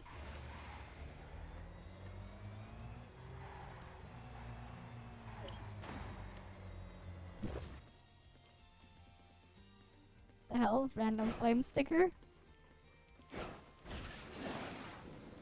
Ah.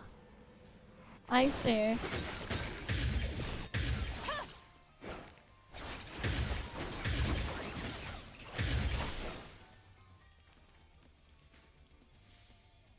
Down we go.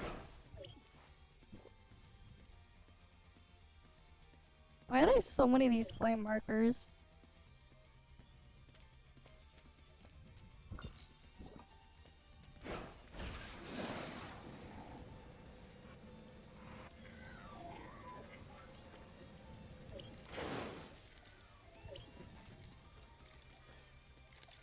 Alright, Claude, I discovered something.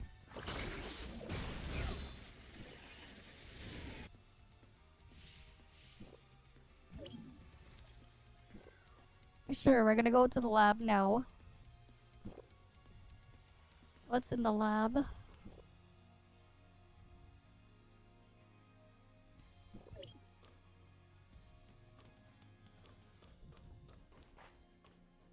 Another thing that says flame ideals.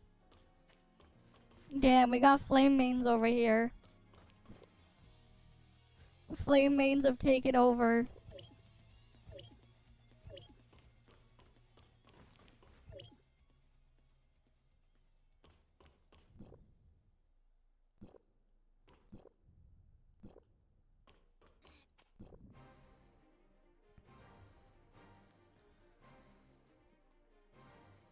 She was eating chocolate with wasabi, what? Okay. You've been getting kicked from instanced areas? What the hell? How come? How come you've been getting kicked?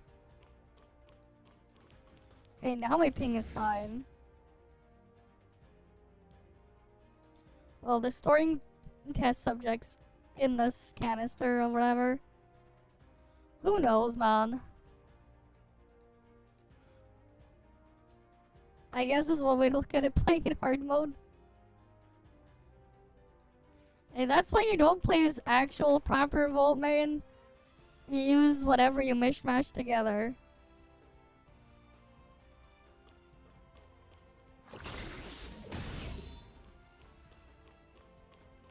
Alright. Easy.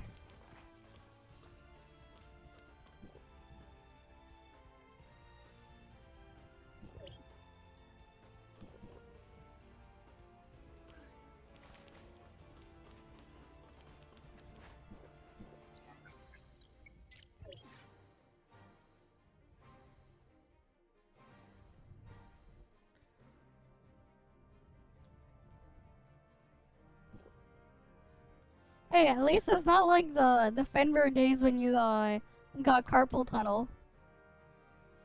Oh, so that's where that picture is from. That they used. Nice picture of Claudia though.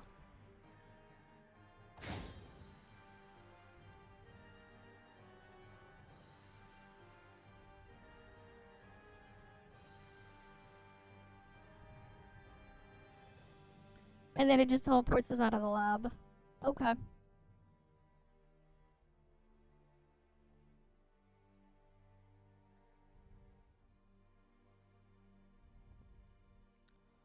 Alright.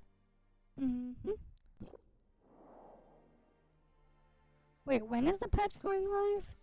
UTC 06 to 10 is when the maintenance will be. Okay, and I'm at -5. Okay, so that's whatever.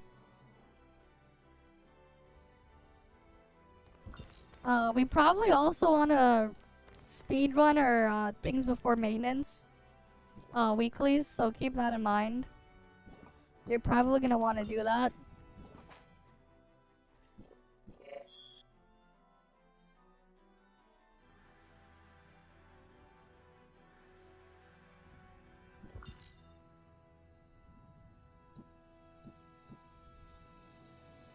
Oh, what the fuck?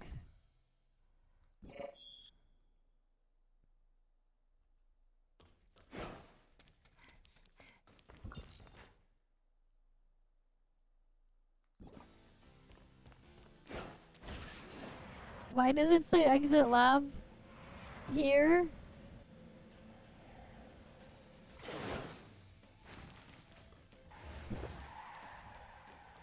CN got the reset, so we probably should do it too. Because new stuff, right? 5.0 items.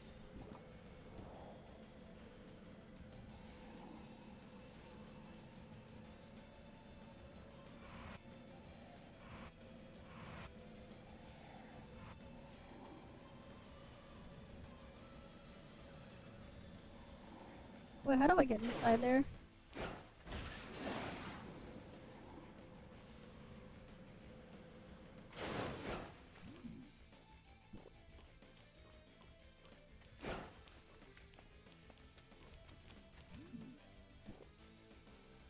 Alright, now it wants me in the indoor zone again. It just teleported me out of lab. I don't know why.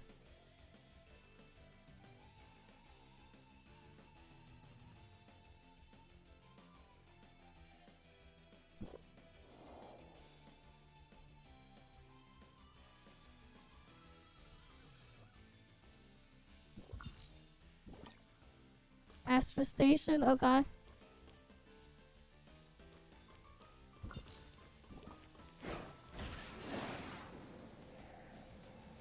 It wants us to go back down there.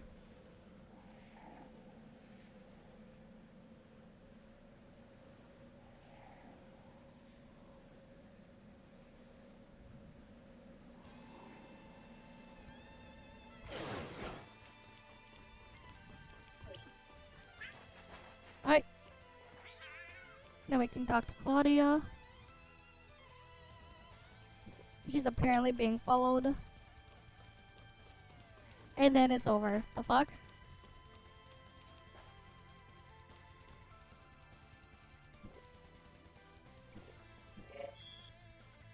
Now I have this one. Uncover the storm. So I have to go to Smart City.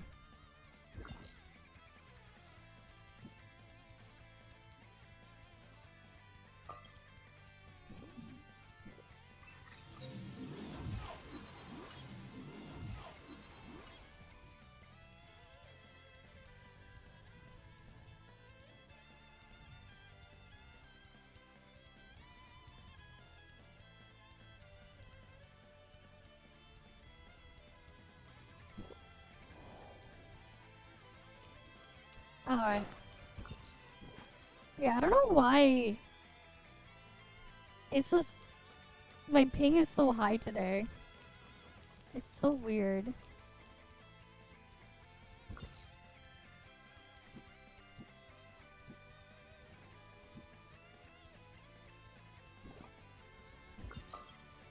Oh, it's in that that floor. Alright, let's head on over there.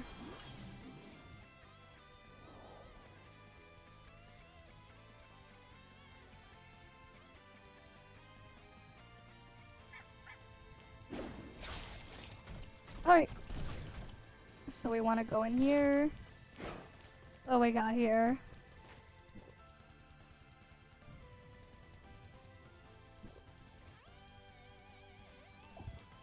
Right, hopefully we get like a good amount of Norns, cause I'm not even gonna get to the 4,000. Hi Zedmeister, how you doing? Been a bit. Hasn't it? Alright, we skip through there.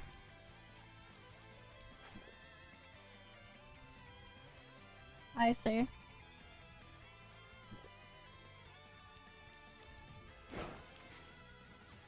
No, it doesn't get updated, no. No update to the terminal. No terminal update next patch. None at all. Alright, we need to go over there.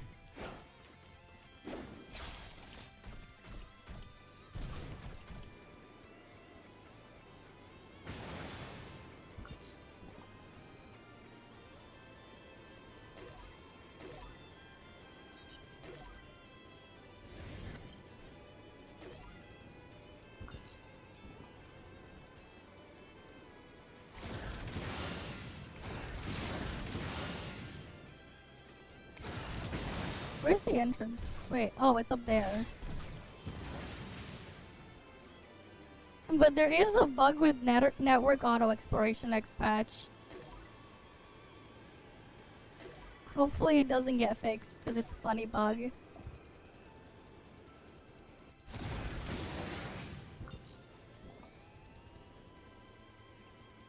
There's a funny bug where I can like open up extra the whatever it's called. Airdrops in the network.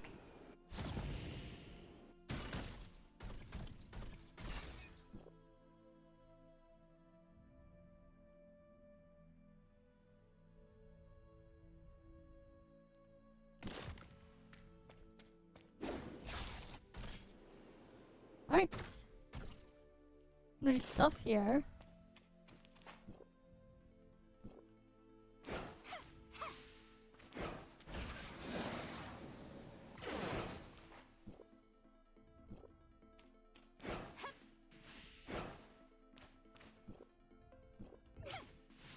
Right, and there was like a side quest we did earlier that gave us a mech, not a mech, a mount skin.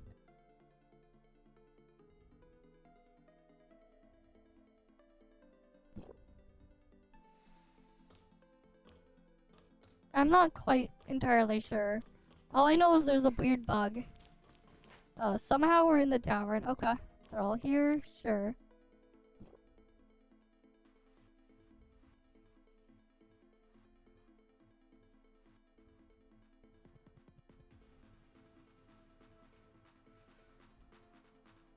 Graduation ceremony? Okay.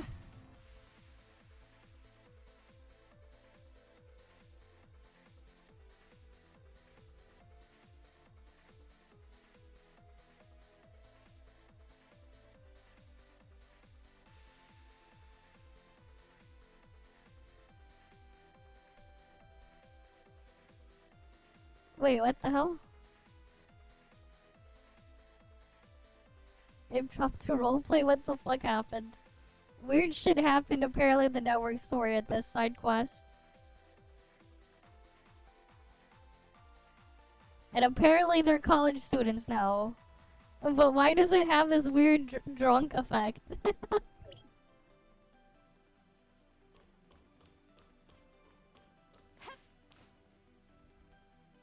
Alright, look at this weird visual.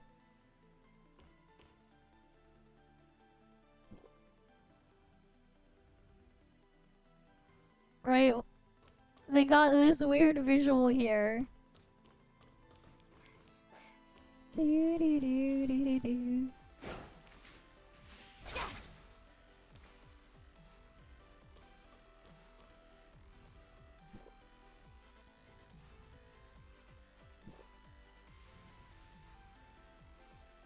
That's gonna die. Chief Lockwood says he wants to see you again too. Alright then.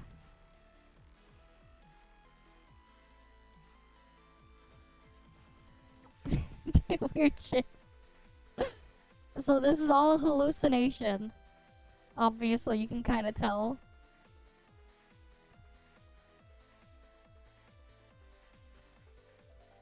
Assigned to another sector, okay.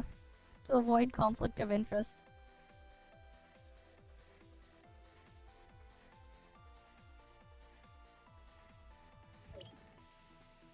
Now we talked to Asurata.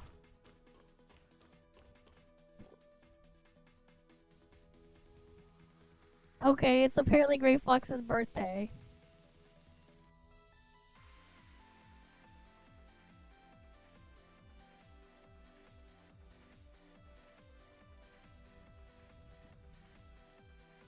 Hey, father snuck in one of your troops' performance the other day. He thinks it's a pointless distraction. Okay. So they're just talking to each other about the thing there. Apparently Asurata was performing as a caveman in his troupe. He was acting as a caveman.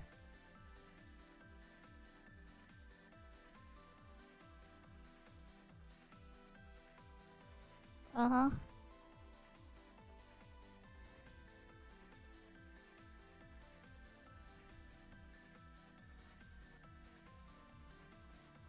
The company just massive restructuring. They're asking about the stuff there. They're talking about as if Omnium shit never happened. Okay. And then Nola's here.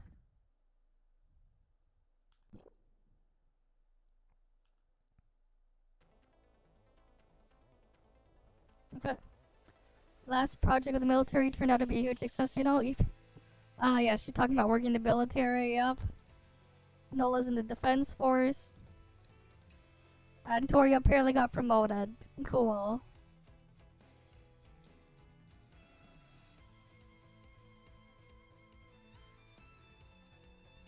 Yep.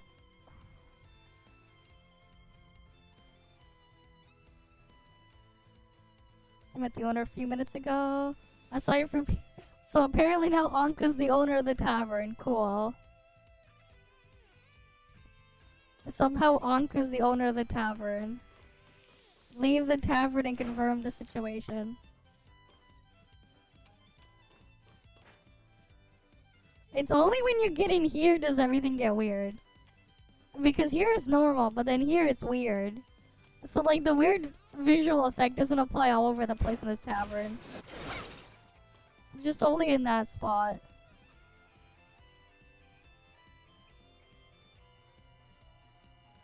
Okay. Interesting.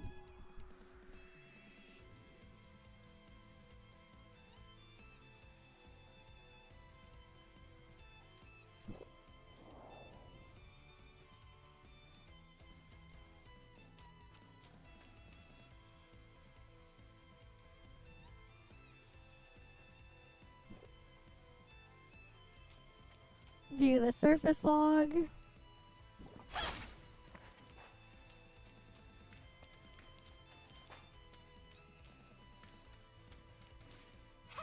And then we got more Norns.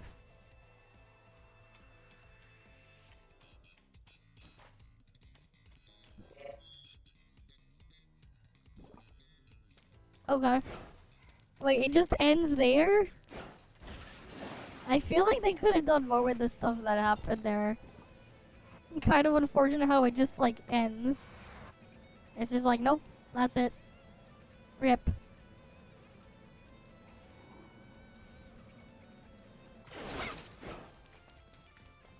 All that and then it just ends. Wait, where's the exit here?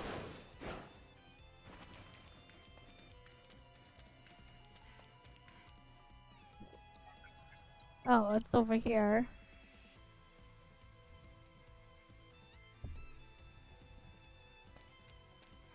And then you can get out.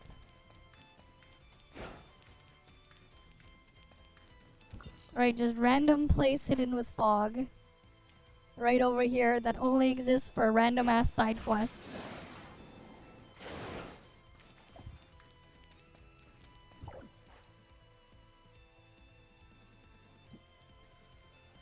And too bad I don't have enough Norns. I just need I just need 71, not 71, 81 more Norns. And then I can get the thing. Why does that stuff say new? The fuck? Definitely not new. I need more Norns.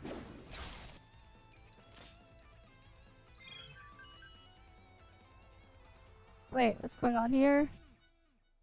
Congratulations, you've ordered a new smart servant cleaner at Minimart. In 12 monthly installments, please pay 1,000 Norn each month for 12 months via Minimart website.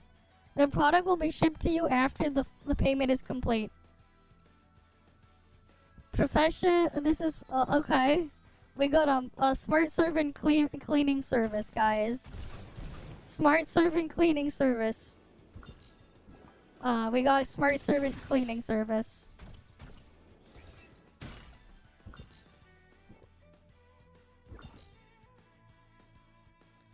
Alright, we got smart servant cleaning services.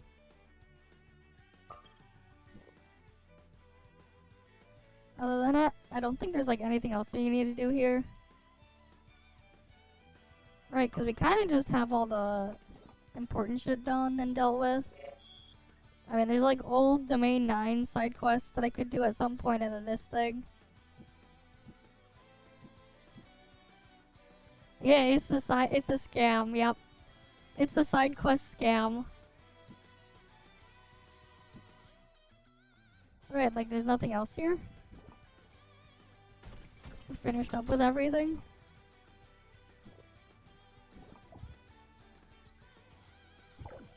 Right, hi Angry Gaming.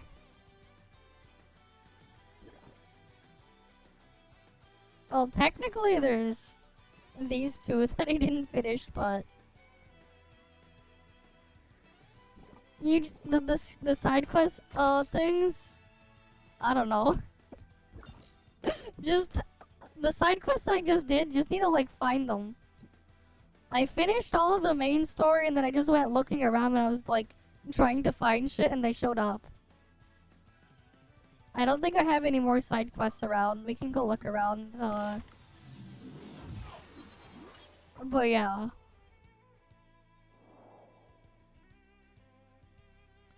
Of course, man.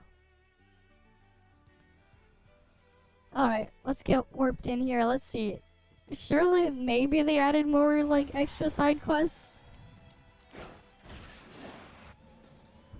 Too bad we can't take the mech outside the thing.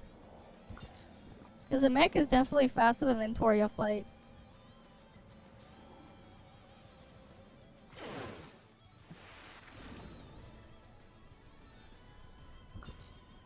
Surely, there's... Wait, no, there's like nothing there. Why would there be a side quest on these islands? There's like literally nothing there. Outside of some exploration stuff. But I completed all the other side quests. Maybe something else will show up? Yeah, I don't know why their server's being weird. I have like really high ping today.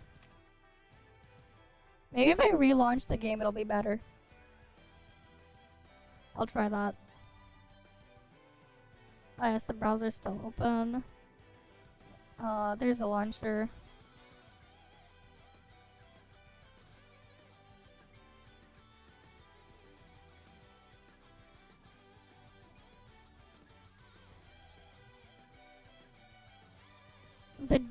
The devil? I sound like the devil, what?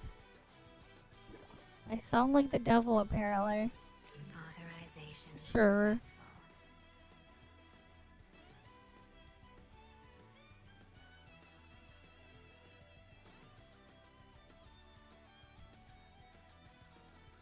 Alright, let's load on in.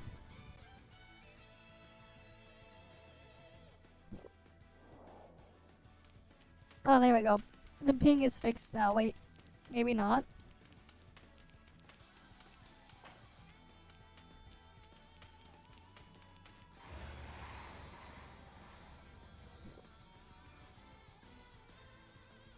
What was the entrance that I was gonna look for? I think it was over here. Wait, no, it's the wrong one. It's the other station. At the rail hub.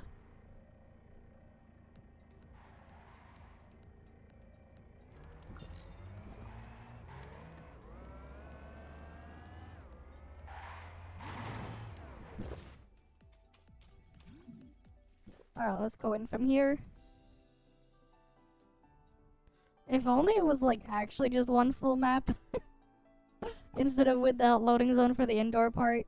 If only.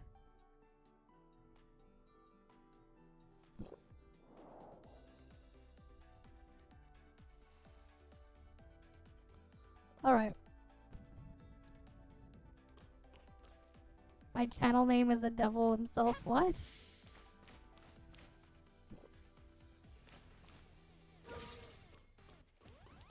Okay. Let's see.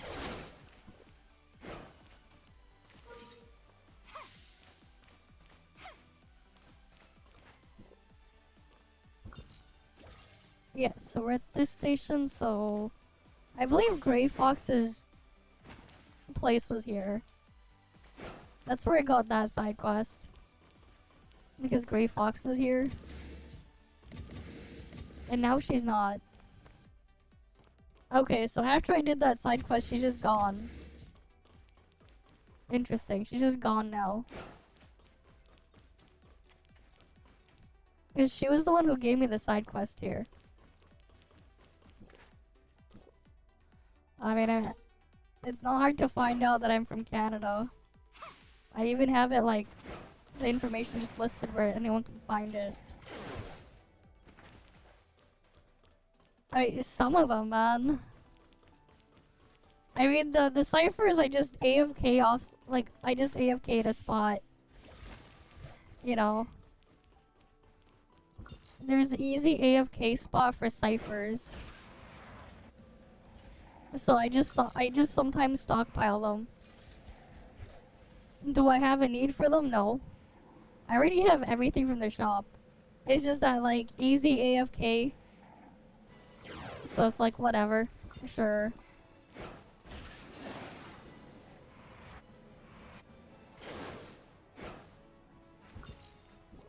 Yeah, I can still access her home.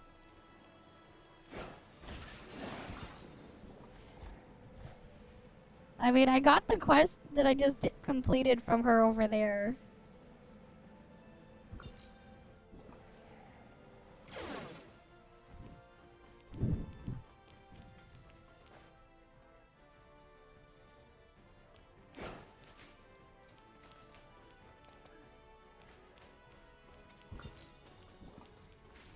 Right, hi, Carrie.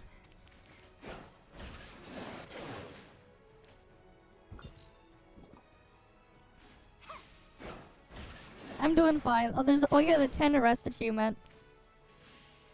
I mean, where are you gonna find people to arrest for it? Right, good luck finding people to arrest for it.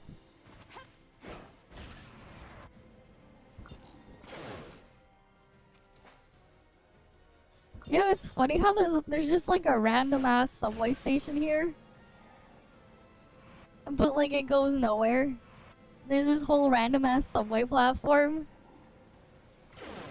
But like there's nothing, it just goes to like nowhere cause like they never put a train line that goes through there. Even though there's supposed to be one. We just have this random ass thing here.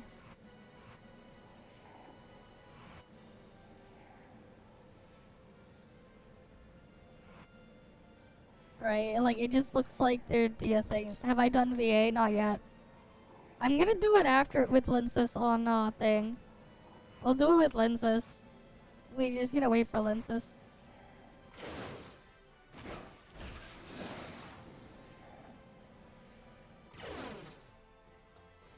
Right.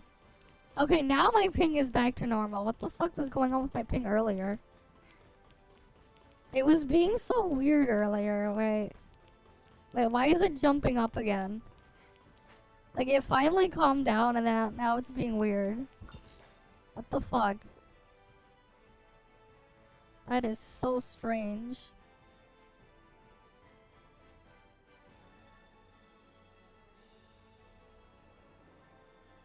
Yeah, like I don't do it right away. No reason to.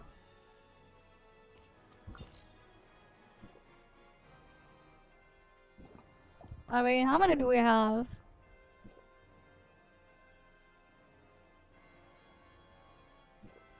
We got this, plus 54 titanium. And then we have 43290. And then we add the what? Plus 450 from the weekly reset. Plus the... Right, divide that by 150. I mean, we clearly have more than enough pulls. Like, I clearly have more than enough pulls before dipping in titanium. And then I have 106 balls right here. And then I have 101 tissue papers. I literally have 500 pulls worth.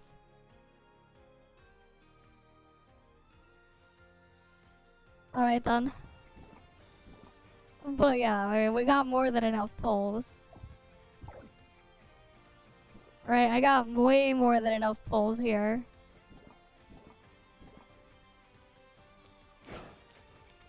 As you can see by my pull resources.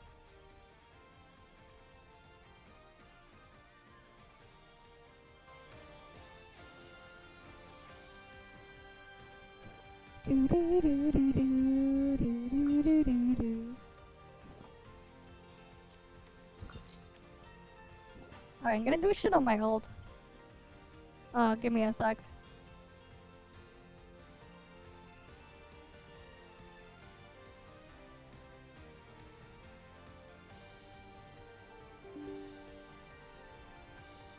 Right, because I want to do the exploration shit on my ult too. Or at least try to finish some of it. But yeah. What else did you guys send me anyways? Open world games suck. We got Todd Howard there. Yep. Lots of other shit here. We already saw the black beacon thingy. And there's like all this other stuff. There's so much. It is short. We looked at it earlier, but like it makes sense. It's literally just the CN1 translated to English. Right, it's actually just the CN1. So like, yeah. What you expect, it is the CN1 in English. They got the Mushroom Girl instead to do it. With the Mushroom Girl. And her English. The Mushroom Girl's English. No cabbage dog. Yeah, no cabbage dog. Come on, you know, they forgot, they should have given us the cabbage doggy. Right, give us the cabbage doggy. We have carrot and we have cabbage. Combine them together. We just need we need a couple more veggies and stuff, and then we can toss a salad. I don't know. Right? They just combine all of it and then toss a salad or something.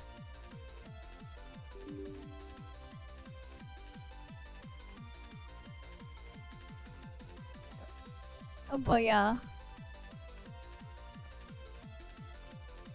There will be a Remu version of Cabbage Dog though? Okay. A Temu version. Ah yes, Cabbage Dog from Temu.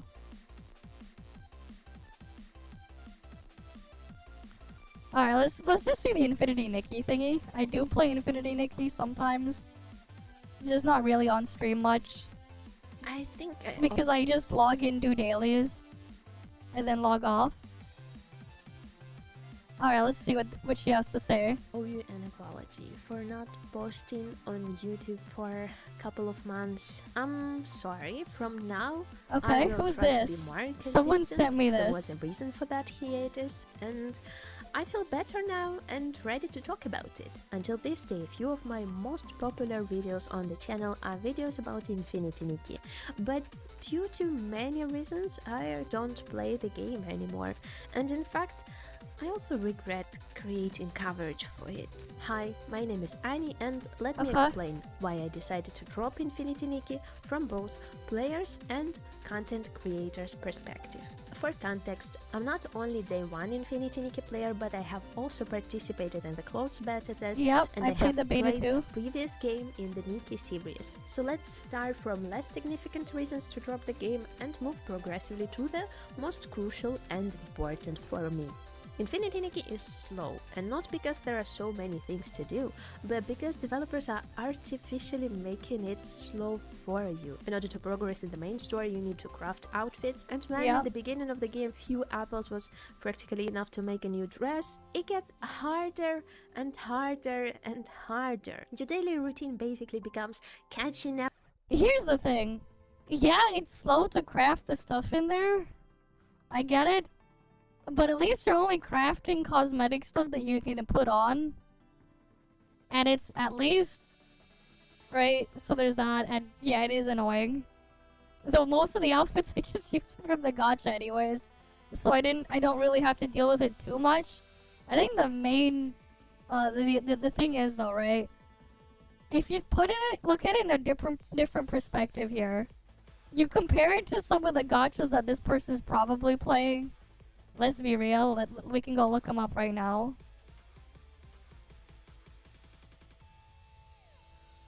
Let's see. Oh, okay. Yeah, how many weeks does it take to get all the materials to go level up their shitty Zani? Or whatever. Their other characters here? Yeah, how many weeks does it take? Right, how many weeks does it take to get their crap built, leveled up? How many weeks? Right, how many weeks does it take? And that's just to get like their ascension materials and skill materials. I'm not talking about their terrible gear grinding thing, where like you basically like have to deal with some stats that are worse than getting Genshin Goblet main stats. But that's its own other thing. Hey, no need to have them. Exactly. And at least it's just crafting there. That's its own other thing, right? But, like, it's like you put the things into, like, really put into perspective there. I don't know.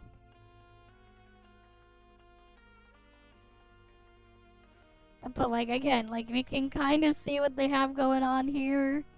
So it's just like... You know, every single creature on the map, and oopsie, you reached the daily limit, see you tomorrow. And God forbid you need a rare materials from the creatures that are only one on the map. I mean, to be fair, I don't actually go out of my way to kill everything on the map. She wants to go and kill everything on the map, okay? I don't do that. I've never done that. Actually, the only time I've actually hit the daily limit for something was back when it was AFK farming for money.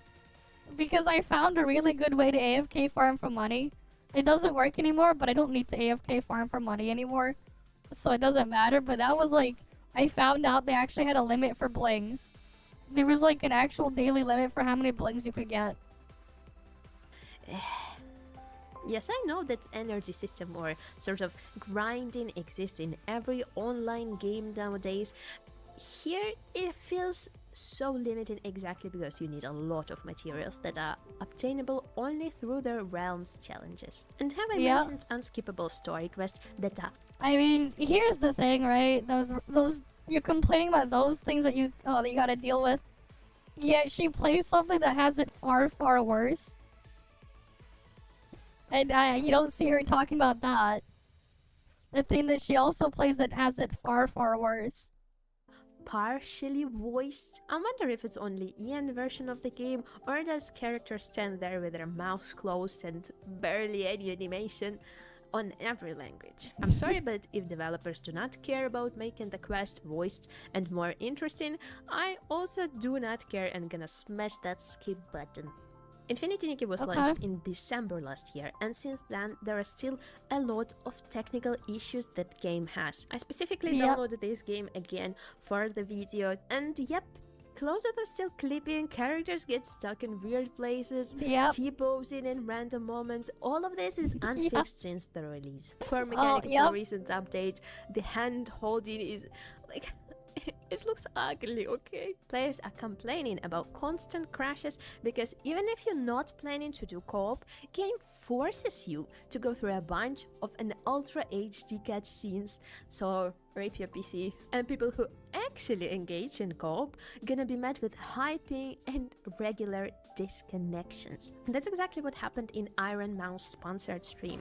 Like, you checked how many pulls you have? You have more than 400 pulls. The feather outfit only by monthly pass. You only pulled one 5-star outfit. Yeah, I mean, it is what it is, right? You only pull if you're gonna get the full outfit. Oh, yeah, you left my world. I don't pull every banner either. I skipped the banners last patch. And then the patch before that, I pulled the entire outfit. All the way to get the final evolution. Which meant the entire outfit twice. The previous patch before then, and then I skipped the patch of pulling, and then I pulled the new wing outfit, and that's it. No, I didn't. It said that you left my world. You left my world. Oh, we probably got disconnected. Yeah, let me invite you. Yeah, their multiplayer It's stuff not available in your current Pega. location. Oh, maybe because of the area that we're in? It's pretty funny. If you It teleport, is. we'll let you invite again. Game were literally kicking them out of co-op for no reason. And even if you go and check the patch notes for the optimization update, you're gonna notice that this optimization related only to the new paid outfits. Lack of testing in this game is seriously disturbing. Not gonna lie, previous games in the Nikki series cannot be called free-to-play friendly, but Infinity Nikki was originally advertised as a single-player world exploration experience, when previous games had a PvP arenas, so you kind of was motivated to spend money on the game to get the best rewards. In this Nikki, it just doesn't make sense. That's why I was super excited on the game launch. Cute game where you can log in once in a while and wander around exploring new areas and not worrying about spending. But developers, instead of focusing on the actual gameplay, kept pushing and pushing more new outfits when old ones still had a lot of bugs and clipping. Feature that players asked for a long time, ability to recolor outfits, was added to the game with the latest patch. Very nice, but man, oh man, for free you're gonna get only few of the most you need to have dull like colors that you can imagine. Want more? Go and grind dailies for special recolor materials, or you can buy this new fancy bundle. And even then, some color option would still be locked behind outfit duplicates. So if you want to look pretty, you need to gamba. If you're interested in a more detailed list of where Infinity Nikki devs have messed up, I will leave a link on the long Reddit post from a day one player, the same as me. Overall, sneaky approach on banners when you pull only for outfit pieces and not an entire set is predatory. I understand why recent unannounced BT increase was a last straw for a lot of players, and 30 pulls of an apology is a spit in the face of a player base. They're gonna get you only one 5-star piece guaranteed, but you need 11 to unlock an ability. Silencing your own player base is never a good idea. And developers' greatness shows not only in banners. If you're looking into the game, you will see so many pages where games suggest you to buy something, anything. It screams, baseline's please give me your expensive. money. But you would be allowed to have a just set once you get 8 These pieces of outfits that ability. you will get as a top-up reward. It is what it is, man.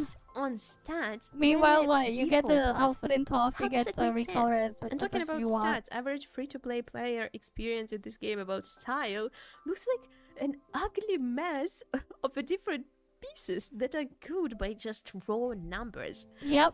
It is find really a bit dumb. ironic. We But poke Infinity fun is at not that. about beauty, and actually, it never was. It's about selling you more. According to developers, the only thing that you're supposed to do in the game is to pull for the new outfits and make photos in them.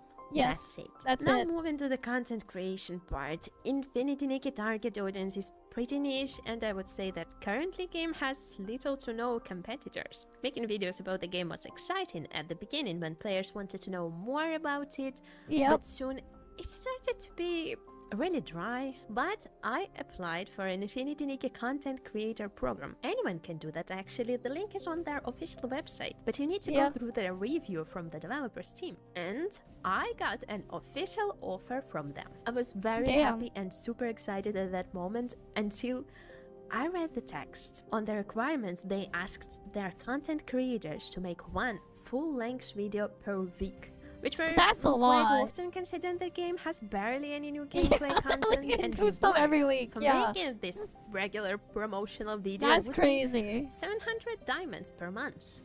Only Which is 700 less than diamonds? $8 Damn. of an in-game Yeah, I didn't currency. bother I mean, applying for the Chinese stuff there. gacha games were never famous for being generous to their EN content creators. But mean- the worst part for me was that they asked me to sign an NDA in order to join their Discord channel.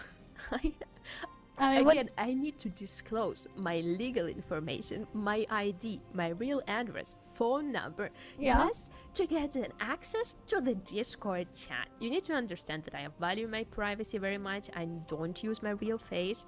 And it's not my real I mean, that's name. pretty standard stuff And at I barely times. talk about my For personal certain life things, because it is I standard. do not want my VTubing activity to affect my job. So this requirement was like a knife in the back for me. I was shocked, stressed, and anxious. It was my first big company offer experience, and it felt like a scam. I rejected the offer, and I mean, since that's then, just the norm. I couldn't even play the game Unfortunately. because of how bitter I felt. I stopped making videos entirely because I felt like I'm betraying the viewers who specifically subscribe for Infinity Nikki content. It all was in January.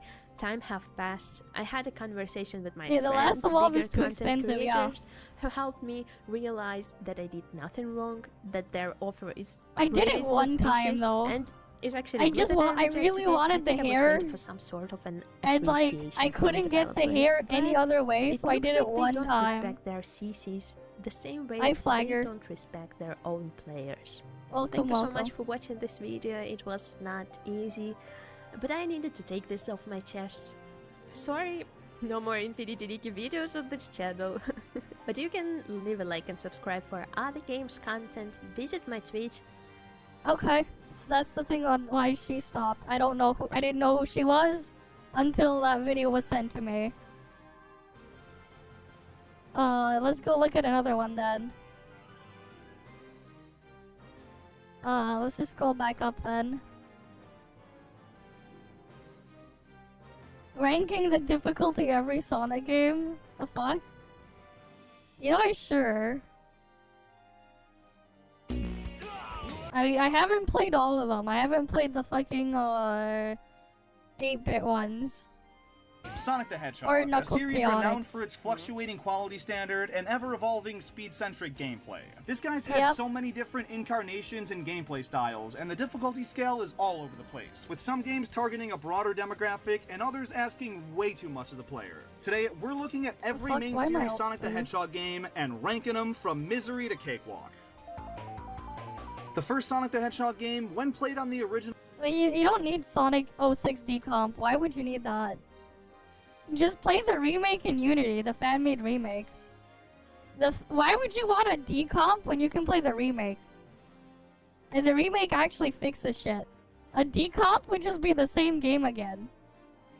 Genesis is brutal. On your first playthroughs, there's so Yeah, many the original unfair is enemy brutal. placements, traps, and straight up bullshit to just eat away at your Yep. lives and force you to replay stages Brain again and Zone. again. There's actually only 7 Especially. zones in the game, and 3 of them are really high speed and fun to romp through, but then There's only 3 of them that are high speed, yeah.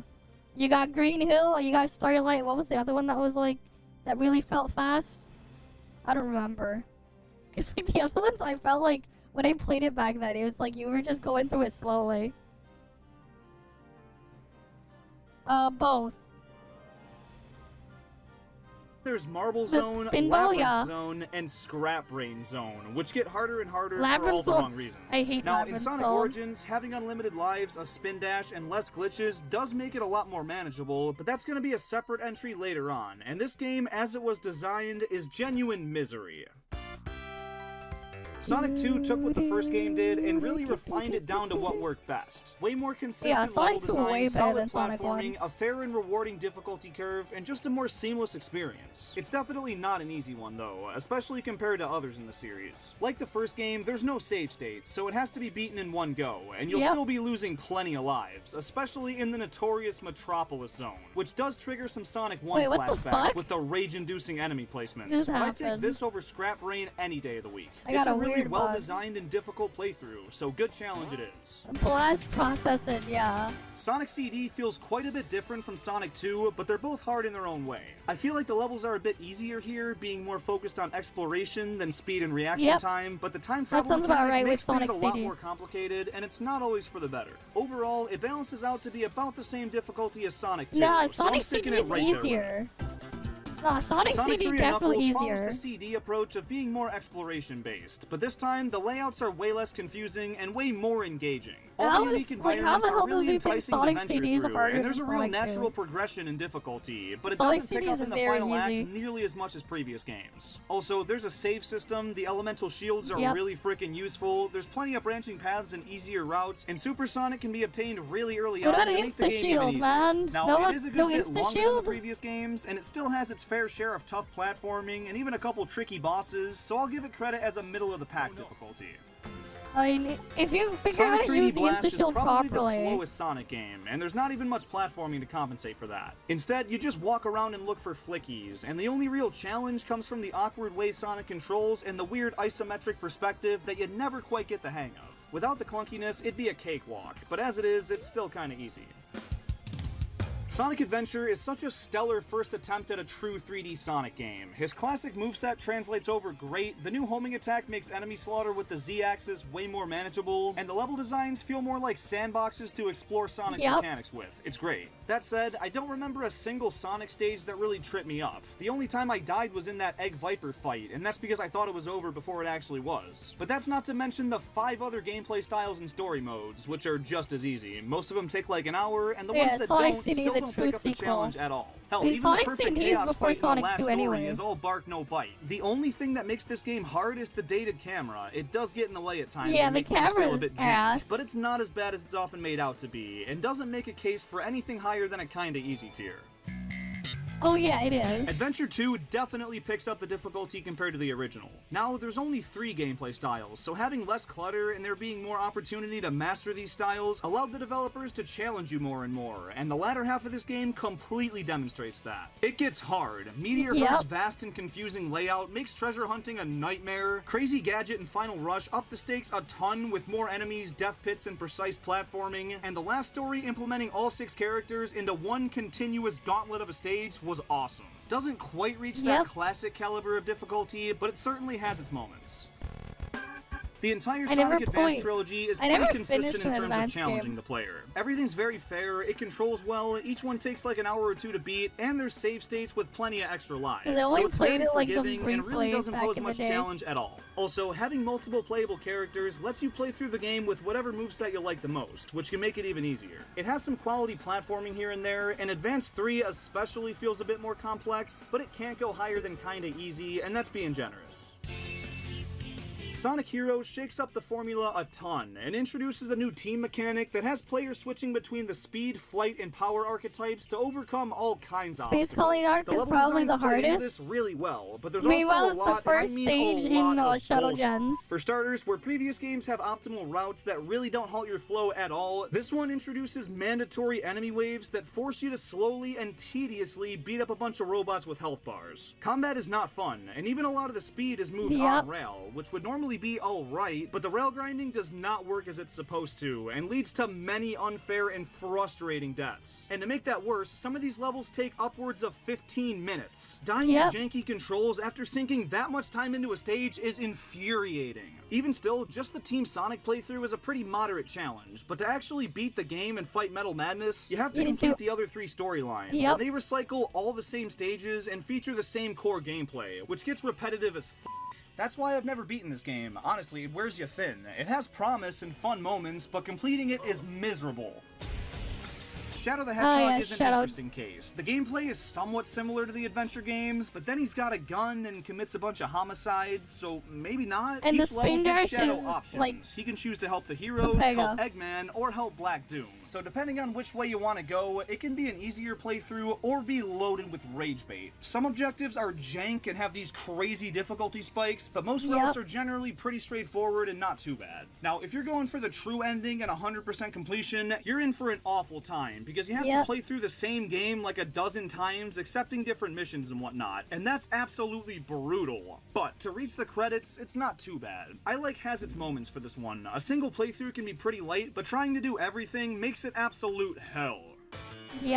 This game introduces the boost style, and that does make a lot of future games a good bit easier, but in its debut, it's incorporated really well in a way that still challenges the player. There's a very gradual difficulty curve throughout the game, with the final act being fairly challenging, and the boss is actually posing a serious threat. It's definitely a step up from the Advanced trilogy. I think it has its moments. I've made my thoughts on Sonic 06 pretty clear over the years. I don't think it's all that bad. I know it's unpolished and the story's a bit weird, but the level designs are great and the gameplay has so much potential. Yeah, they actually do have good level design clear and evidence things, of that. Also, would you guys want to see me do a video on that? Let me know down below. But in terms of just difficulty, play Project I think 06. the game's Don't play pretty the balanced. thing. I think there's a ton of glitches that make certain segments unnecessarily hard, like the mock speed sections, climbing with Knuckles and Reinx, I don't really and care every for the freaking grinding vehicle rail segment, stuff, but I to still be don't honest. think it's close to miserable. The fight against Silver, okay, a little miserable. The desert level with the giant billiard balls, okay, very miserable, but those are pretty cherry-picked, and I still have fun with this one overall. I'd say it has its moments of pain, but is mostly pretty moderate. Yeah, Rush 2 is weird. Rush Adventure is pretty similar to its predecessor, but there's way less boosting gameplay and way more focus on story and gimmicky vehicle sections. It's a lot more tame than the original, and doesn't pick things up as much in the climax, but there's still some challenge, and it's not mindless. I like kinda easy here. Sonic Unleashed is really a double-edged sword. Which the daytime Unleashed? stages that feature the boost style in 3D are masterfully crafted, lightning fast, and enjoyable as hell. They're not hallways like some later games, but they're still relatively easy for the series, and it's the nighttime stages that kick things up a notch, and not in a very good way. Slow and uninspired platforming that's constantly interrupted by enemy waves that feature lackluster hack-and-slash gameplay. It's a rough combo to work with, and on original hardware, they didn't run the best either, so it was a laggy and mundane experience. I wouldn't necessarily call it hard if it weren't for these two really big setbacks. First, if you thought Sonic Heroes had long levels, you might want to sit down, because some of these warehouse stages take like 20 minutes. 20 minutes for one level, and if you, God forbid, get a game over, you're starting all the way over again, buddy. The second big problem applies to the entire game. You don't just beat a level and move on to the next one like, you know, a normal game would. No, Instead, you gotta they find have the these medals. paywalls for progression that require you to find a certain number of Sun and Moon medals. And this requires an insane amount of backtracking that makes a full playthrough kinda miserable. The Werehog levels are already slow, so keeping your eyes peeled for these isn't a problem, but the daytime stages are designed for you to fly through, and having to slow down to look for collectibles Having to stop to find the medals is so dumb. That entirely. Because of that, yes, a playthrough is incredibly straining and deserves to be in misery tier. Also, Eggman Land might be the hardest level in Sonic history, so that practically locks it there. The first episode of Sonic 4 plays things very safe. It feels like the new Super Mario Bros. Of the Sonic series, primarily made for a handheld device, brings the character back to their quote 2D roots, and is a very generic feeling platformer. The level designs are way easier than the classic games, and having the homing attack makes that even easier. I think we got our first cakewalk tier with this You have a bunch of homing attack chains all over the Sonic Colors place. tries to be a more beginner-friendly Sonic game, especially because it was a Wii exclusive at the time of release, so they basically wanted to cash in on Mario fans. It's technically a 3D Sonic game, but almost all the platforming and, well, gameplay takes place in 2D, and it's not afraid to slow things down. The new Wisp makes traversing levels a lot easier. They're gimmicky and either have sections designed for their specific use, or they help you bypass trickier chunks of level. It still offers some more difficult moments, they're few and far between, but it does keep it out of cakewalk tier. Sonic Generations has the most polished gameplay and levels in the entire series. Everything's so refined and fun, and it really doesn't try to challenge you all that much. The classic levels may be a little boring, but they're not hard, and the modern stages are all really easy, with S ranks being attainable in just a couple runs. I'm not complaining though, it feels great and is satisfying as hell, but it's definitely kinda a cakewalk. When paired with Shadow Generations though, yeah, still a cakewalk. Compared to Sonic 4 Episode 1, the second part picks things up a little, but not much. The level design is much improved from the first game, and it actually feels like a decently substantial playthrough, so I'll say it's a step up and kinda easy. Sonic Lost World once again shakes up the Sonic formula and gives him his first ever run button. What the f were they thinking? Yep. Parkour, cylindrical levels, all cool ideas, but none of them were as prominent as they should have been. And like Colors, most of the game takes place in 2D, which is kind of a bummer too. That said though, it's a really clean playthrough, and it does actually offer a good amount of challenge late in the game. There's way harder platforming and parkour moments in both 2D and 3D, and the bosses go from mindlessly spamming your homing attack to actually They're talking about Sonic Lost World right there. I was surprised by the difficulty spike, but it felt very natural and wasn't abrupt or unfair. It's honestly a really good challenge. I haven't played Sonic Boom Rise of Lyric, I won't lie, but I know there's a glitch with Knuckles that lets you infinite jump, and that breaks any potential challenge to make this an easy cakewalk. Mania is a true revival of classic Sonic. The gameplay feels like a faithful modern evolution, the level designs feel more like the classics than the actual classics, and the way it gradually challenges the player feels almost identical to Sonic 2, being very focused on memorization and skill. There's no stages nearly as hard as Metropolis here, but having way more consistently tough bosses certainly makes up for that, and secures it a spot in good challenge tier. Sonic forces me to play this fucking game. It's bad. The classic levels drag, the modern levels are straight lines, and the custom character is straight up boring. In terms of pure difficulty, it's a cakewalk, but trying to play it all the way through without falling asleep may pose more of a challenge. Still way easy. What do you mean? You just speedrun it in like an hour. Sonic Origins ties all the classic Sonic games into one package, and takes them from incredibly challenging playthroughs to honestly pretty cake. It cleans up some of the BS and gives you unlimited lives, which were the biggest reasons why those original games were so damn hard to beat. And with these quality of life improvements, they're very manageable playthroughs overall. Sonic Frontiers is a pretty tricky one to place, because Sonic's moveset is more versatile than ever, the open world gameplay can be a lot more chill and easygoing, and the cyberspace levels are pretty straightforward in design, but some S ranks can be almost impossible, the bosses are some of the strongest in the series, and the late game especially picks up the difficulty. I think it all averages out to a pretty moderate Sonic game. Sonic Superstars was way better than I thought it was going to be, but that doesn't mean it's very hard. It may look like a classic Sonic game with a modern art style, but it feels pretty fundamentally different, with levels that are more linear and forgiving, and no real late game push in difficulty. Having a choice in who you play as also makes it a good bit easier. You can pick whichever character makes a given level more manageable, and that further waters it down. On the bright side though, the bosses are once again a strong suit, and the final one was one of the harder ones in the series, so that'll do just enough to lock it into kinda easy tier. And there you have it. Okay, there you go. Sure. I'll do more of these while I do exploration of my ult. You can see me do the thing on my ult anyways in the smaller screen there.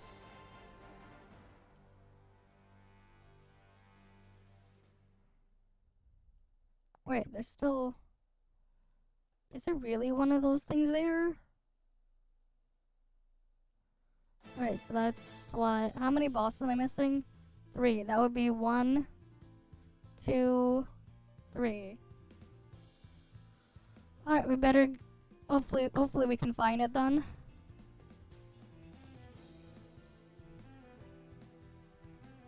What else is there here? Sure, let's go listen to Limbus Company. Have you heard the term Limbus is not a gacha game with their very free-to-play gacha game? What? While recently it's not I as don't play free-to-play Limbus. friendly with their limited time banner called Warpugisnak. Okay. And now you need to wait 1 week to disband that season units. They still give a lot of stuff for us to enjoy. Actual amount of pull we get in that season is kinda crazy. But before that, let's chill out a little bit. First, you need to know how the gacha system works. Oh dang it! Oh dang it! Oh dang it! Oh dang it! Oh dang it! quite similar to the other gacha games. Limbus Company use either premium currency or in-game free currency that you can use to pull IDs, egos, or even announcers now. What? With quite a generous chance to get them, 1.3% for an announcer, 1.3% for an ego, and 2.9% for a 3-star identities. Which, if you total them, is around 5.5% to get a quote-unquote premium things, which is huge compared to other games. You don't need to get duplicates of the same IDs too, because it's non-existent, and you only are able to get one of every identities ever. You can pull with free lunacy that you get from in-game for 130 lunacy a pull, or you can spend 30 paid lunacy for a pull once every day. There is a spark system as well, where if you pull for 200 times on that banner, you can exchange for whoever is the rate up unit for that particular banner. If you get duplicates, you will get that unit shard that you can use on dispense to either exchange them into threads, which can be used for uptying units, basically upgrading them, or you can exchange them into units and egos as well. The fuck? That doesn't seem very good. My camera Yes, broke. it is. You could even farm those shards and get nearly all the units you want for basically free. But that's not the point of the video. You could watch this for more info. Link is in the description. Back Wait, to the if I go to training Now that session, we know each pool costs 130 lunacy, how maybe much I can can we fix get in it. the season? My camera broke. Since this season is not over yet, let's take a reference from the last season, Season 4. On that season, it lasts for 196 days, or 28 weeks. The new story of that season, Kanto 6, Yeah, probably gave not. us We played in the beta already. 2,570 lunacy. If Like, you use weekly there's some cool bonus stuff each week and all, on Mirror but Dungeon, like, we will eh. get 750 lunacy per week. Times that by 28 weeks, and we will get 21,000 lunacy. But that's not all. There were also 2 events, 2 Walpurgis snack with the event, and 1 refracted railway on that I season. don't know what all this shit is I though that he's calculated the talking event about. to give us around 1200 lunacy and 20 pulls, not including rerun on events that you haven't done yet. So that will give us 2400 lunacy and 40 pulls. Yeah, let me just check the ToF map.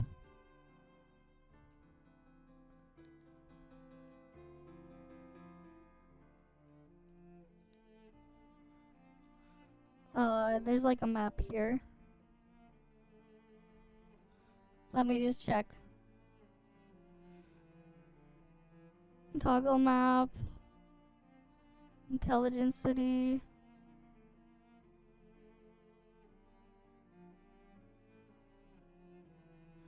Okay, it does say it's like here. Oh, there's a video here.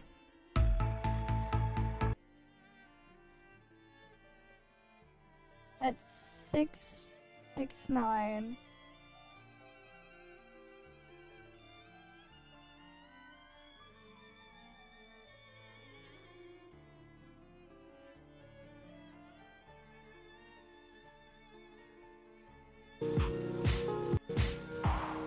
What?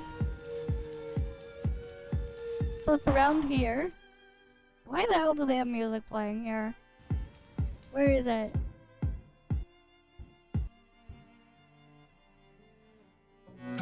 No, there's the one in there. That's fine. What about the other one?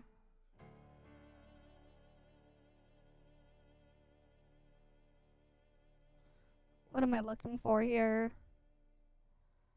Sky Explorer drone, Omega type, and then Mark II model.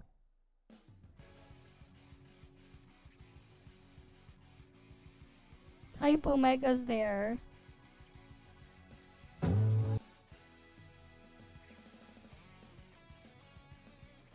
They could at least show where on the map it is. The fuck is...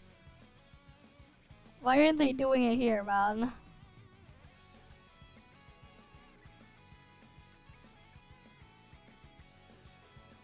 The video is fucking useless. Alright, I'll go back there. Let me try On to find it. Walpurgis snack, you get around 500 lunacy and 16 pulls. Since we have 12 rookies now, it's 1000 lunacy and 32 pulls. Oh wait, there it is. Once a season, there's Refraction Railway as well. Apart from Season 1 Refraction Railway that gave us 50 pulls, all the other RR gives us 40 pulls, which is quite a lot. Then you have Battle Pass. Without buying the Battle Pass, you could get 350 lunacy and 12 pulls if you clear all of them, not including free ghosts and announcer that we get from it. There are also gifts from the mail with varying reason behind it. We just got a letter. Okay. We just got a letter. We just got a letter. The fuck is this? Wonder who it's from. Yo, Luna 씨, From our friends. Like the weekly 300 lunacy for maintenance, 300, 500 or even 1300 lunacy for a buck, or just gifts such as anniversary rewards, New Year rewards, or stream rewards. I counted that we got around Oh, we have a thing here I need to 21,200 grab. lunacy and 10 pulls from it. So, all in all, And we 2 get bosses. 47,620 lunacy and 134 pulls. That's not a huge number for a Yeah, this is Dragon just a Glaze video. And then he's just pulling up one of these stupid sheets, man. Or not sheets, these infographics. Let's just go look at a different thing. What else did someone send me?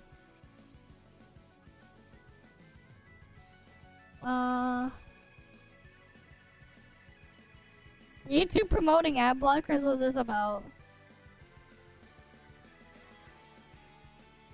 Those aren't your friends.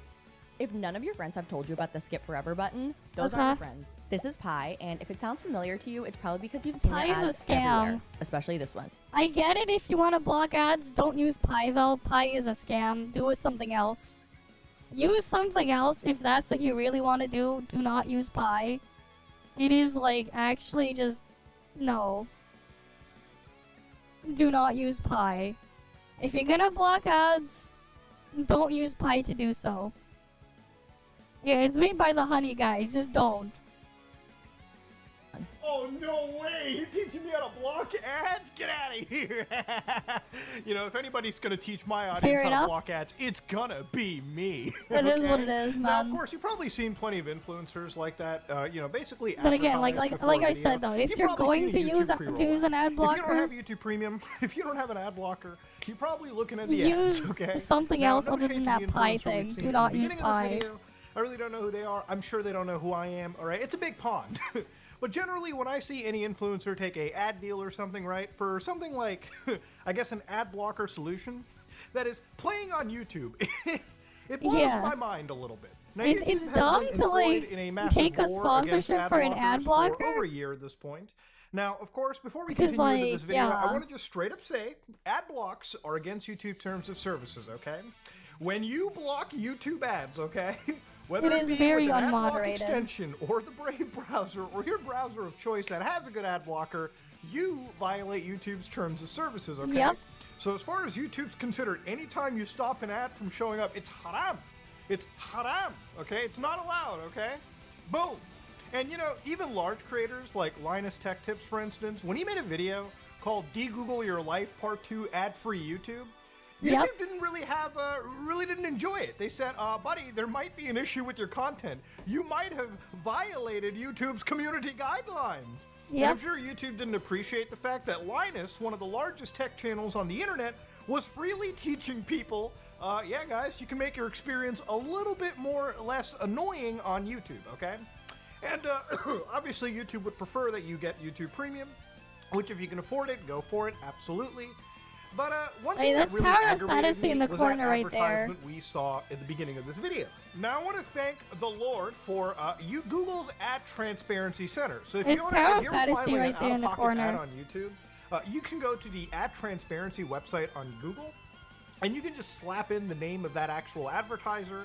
And as long as you filter it by like YouTube or wherever you saw it on the When we're internet, or doing the generally reacts, while we do anywhere the on the thing Google here. platform, it will show you That's all fine. of these ads. So this influencer wasn't the only one that was actually making next it. thing This over was there. a set of like 30-something videos with plenty of other creators that were doing ad reads for people about Pi Adblock. So, Yeah, like mind you, YouTube is fervently against, it seems, teaching people how to ad block YouTube, like what they did with Linus.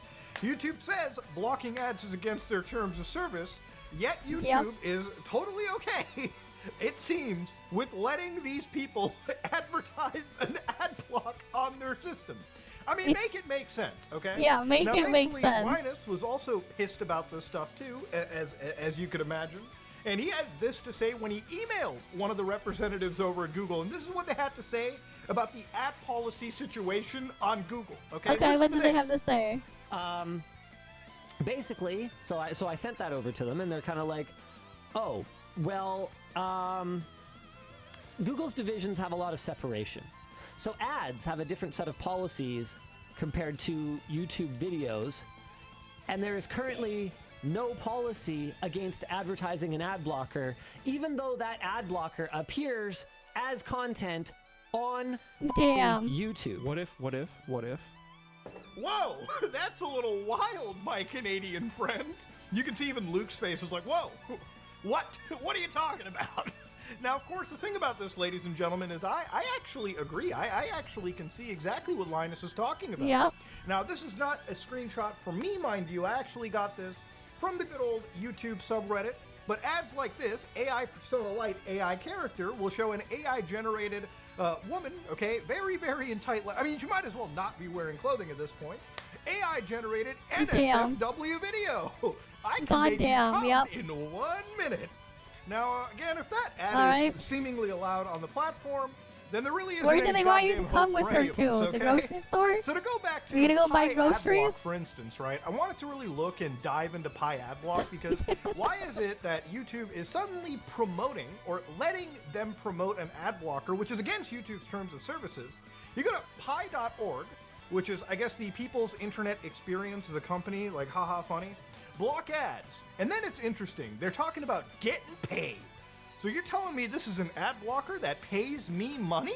Whoa, surely there's nothing ethically wrong with this. Surely no. Ad-free with Pi Adblock and earn cash rewards for the ads you choose to see. You know, we're a long ways away from the Bing browser. Those tab that I amino used to dating use back in the AI day, apps. Okay? That's how I was able to get like a $5 Xbox DLC. But we're getting out of here, okay? So they've got 18K Chromie Store reviews. They're verified by Google, which is great. You know, it's like, I'm sorry, at this point it almost feels like an entrapment situation. Like, if I choose to install this extension and start going willy-nilly on YouTube, I'm gonna eventually face like a TOS thing. Like, what is this? Okay, why is the house telling me to break its rules, or at least promoting the tool to break its rules? Come on now. You can add this to Brave. No, thank you. I've got the Brave Shield, okay? The lion's keeping me safe. Yeah, the Brave Shield will keep us so safe. So if you go down over here, they very much freely say, yeah, you can block YouTube ads, okay? None of these, get rid of those pesky ads there. You can block those Twitch ads. And then, of course, the earning rewards, right? So, for instance, they say you get instant rewards, so get You're not paid taking your with each naked click. girl to the grocery store, Cool. plus Okay, so I get you don't paid think money. she's gonna want to Fair go with your ads. Get naked paid yap? with each view. Traditional ads that pay you from I'm Pi and our so partners. fair. So this is where we get into the ethical The shit. but word, we'll the get to that a word little that bit gets later, used okay? is just So I guess stupid. the point of this whole situation is they made an ad block that I guess sometimes shows you Right, and the fact that they call it that I guess like let what? you earn some money on the side too. Now this isn't too far different than like other ad blocks. I think They got all maybe the those Brave honey crap browser, into I have to Pi, kinda go yep. into the settings and check and verify this again myself. Of But I think course, that a I'm lot not of ad blocking surprised. solutions allow you to enable like a rewards program that pays you a little bit, right?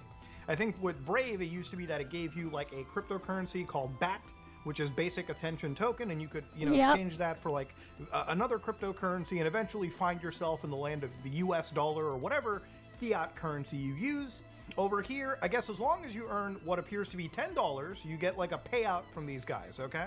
Now, if you remember Honey, for instance, right? Honey was a pretty popular extension. Years ago, you probably saw like one of the largest creators, some of the largest creators on YouTube also promote this, extension. Now, obviously, Honey, at the beginning of this year, had a pretty massive controversy, okay? Now, if you don't remember the Honey controversy, Honey got they're going caught. through a lawsuit, and I guess the best way to describe it is probably to read you what this lawsuit, this class action lawsuit is alleging. So Honey was a widely used browser extension that is offered to online shoppers for free. You install this, and basically what it does is it combs the internet for, I guess, all the coupon codes out there, and it applies to online these things purchases, like the and it freaking reduces as much of things the can, like, price that you teleport all have over to the pay place. as you can. Okay, it does this apparently all for you. All right. So in detail over here, throughout the complaint, it here the now? quick abstract of it is PayPal, the actual new owners of Honey, or the people that had acquired it, programmed the Honey extension to allegedly systemically appropriate commissions that belong to online marketers like plaintiffs and class members. It does so by substituting its own affiliate marketing cookie in place of the online marketer's affiliate cookie, and this happens even though the customer used the online marketer's specific affiliate web link. So if you go to your favorite YouTuber, they have like an affiliate link for a product, Yep. you go there, Honey would allegedly jump into it and replace the affiliate like code or the affiliate cookie for your creator with theirs. So basically the creator who promoted the product, you know, at the final checkout, Honey would actually just swipe the actual commission from you, okay? It's a very unethical situation, allegedly is what they were accused of doing. Honey is probably the licking reason its why we're bringing wounds, up yep. Honey in this situation is Pi is actually founded by the former staff that created Honey, okay? Ryan Hudson, the individual, the co-founder of Honey, is the person behind Pi, okay? Literally a startup that was created not too long ago, by the way. And according to the Register, as of December 2024, the ad block Pi, because of its massive advertising campaign, has actually racked up, according to this, about 1 million users, and it's probably a lot more than that right now. So even looking into just some basic controversies surrounding Pi, one of the things that I had seen pop up a few months ago was the fact that apparently there was code that was being taken from a competitor, uBlock Origin, and they were basically copying what appeared to be filter lists and code without complying with GPL requirements, which again is incredibly important, okay? It's very important that people follow these things, and again, this was one of the controversies that I saw effectively popped up, and it was just Internet Salutes kind of looking around here. In fact, as of some of the latest updates here, which would be January 4th, 2025, the issue apparently seems to have progressed. They're still not complying though, as they are not granting 4 essential freedoms present in the GPL license. So according to this person, what they claim to say is the latest version of Pi Adblock at the time that they were reviewing was December 31st, 2024. I just used the Brave Lion thing. Pi Adblock CRX file, unpacked it so they could read the code. Originally, they did this to check if it was committing things like that affiliate fraud, for instance, right?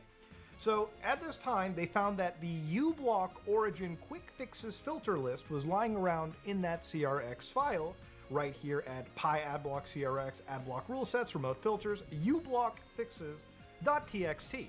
So whether they license it or not is actually beyond the point. I would say it's a little bit more disgusting because uBlock Origin, unlike a commercial project at this point, is designed to be a free open source ad content blocker. And again, this is a group of people that are creating this for the free and open source nature of it. It's not meant to just be grabbed, yoinked, and basically repurposed for what appears to be a commercial project. I mean, that is a pretty big ethical issue right there, and that's something that I hope that Pi can actually address properly. But to go back to YouTube and just how insane this situation is, right? YouTube has said ad blocks are against YouTube's terms of services, okay? Even when I cover talking about ad blocks, I have to be really careful because, again, when it comes to YouTube's terms of services and community guidelines, just straight up teaching you exactly how to block an ad will immediately just get my video taken down. And obviously, I wouldn't want that, and it happened to Linus, and I'm sure obviously he wouldn't want that. But the further I dug into Pi, for instance, from their I got teleported all the way back here. Pi.org, they actually straight up so basically boast that they're violating Google, right? They're absolutely violating YouTube's attempts at stopping ad blocking. So for instance, right over here, revival platform area thing I get is money so from dumb. them. I got money from them to say that people got money from them. I don't know if that counts. And of course, Pi.org actually says, we absolutely have never paid anyone to pretend they get paid for seeing ads. I mean, that's a pretty serious claim to make, and obviously they would discount that. So look, we're new in town, but we are an experienced team with a history of building one of the most popular extensions, Honey. The most popular ad blockers have acceptable ads on by default when you install them. Not really. From what I understand, uBlock and a lot of the most popular ad blockers that people use typically just wipe every ad, all right? There's never really a idea of let's just play some of them through, so all of us can make quote-unquote money. And by all of us, you, the user, makes like a few cents, while we, the people who, or the company that has millions of users, make a substantially large commission just off of our user base for injecting fair ads. Like, that's really the business model here, right? The business model is to get millions of people to use your product so you can basically make tons of money off of the backs of people who are making maybe pennies off of you, okay? You get like a tiny crumb of the actual piece of pie that these people end up getting, no pun intended. So of course, what they actually have over here is kind of insane. So this won't be for everyone, but we think it's time users had another option. And we're very good at the ad blocking part. Okay, as we have a dedicated engineering team updating our rules every day to stay on top of the latest anti-ad block tactics, especially from YouTube. So wait a minute, it's not okay for the user to talk about, you probably want to get ad block on YouTube, okay? The experience is kind of unusable sometimes. Yep. I mean, shit, there's an ad like every 30 seconds. But for Pi, they can basically just say, yeah, this YouTube, by yoinking it from the competitor, say is not okay to promote. Not only are we promoting our shit on YouTube through their ad network, we're also just very open about why isn't this telling door YouTube open? basically in this fashion that, yeah, we're gonna be fighting your we're gonna be fighting your ad block with no problem. I mean, it's kind of insane. It feels like you can basically pay YouTube for any set of ads and just promote whatever you want, okay? It seems like the ad network on Google literally probably doesn't appear to have any form of content moderation whatsoever. Now I would like to show you the actual Pi ad block page on Google, but unfortunately it's not showing up because of an error on Google's end. But one of the things that I saw was apparently Pi is not so privacy and security focused. Apparently it can read users' web pages and whatnot, which again, I want to just kind of demystify. When it comes to a lot of extensions, many extensions require the ability to read through your computer's or read through your web page, so that for an ad blocker, they can actually scan what's going on, identify ads, and remove them. There's nothing necessarily super duper shady on there, but from what I've seen with Pi ad block in regards to sites like All About Cookies that have kind of reviewed this, they've said that, yeah, Pi ad block is actually kind of legit when it comes to blocking advertising technology. But when it comes to trackers, it's not exactly that great at letting you stay anonymous on the internet. So currently, if you're worried about your privacy and your security, which obviously you should be, probably should be using a different solution than these guys. Now, according to Pi's actual FAQ, they say they do not sell your data to advertisers, data brokers, or anybody, and you can read about it in their privacy policy, yada, yada, yada. They only collect data that directly powers features designed to benefit you. So again, whatever that means. Saying, but I feel like obviously for the sake of transparency and the sake of, fairness, when it comes to reporting on something, obviously they say don't sell your data, but like I've always said, you really do have to trust every product whenever they say this. So really, download at your own risk. This goes for any extension that can read into your device's data and possibly manipulate it, okay? So generally speaking, when it comes to how this setup works, I really feel like with an organization like Pi and their fair ad system, if they're paying you, the user, to watch ads and earn money from, there's a healthy chance that obviously if they have millions of users, like I said, the general grift here is that if you can get 1 million users to download your extension, and let's say that you're injecting fair ads, right? Yep. The fair ad basically has them dealing with actual advertising companies, injecting their advertisements, and as long as you watch the fair ad, Pi makes money. So let's say they make I don't know, 10 cents or something, or let's say they make 30 cents off of an ad that you, the viewer, watch. Well, if you get 10 cents for that ad, that's 10 cents that's adding up for every time you see an ad, and eventually you'll get to that $10 payout, and that might be cool, that might be awesome, but you can kind of see the obvious problem here, right? Let's say that they're taking a commission off. Even if the commission is, I guess, in your favor, remember, you're just one person that's earning a few cents at a time.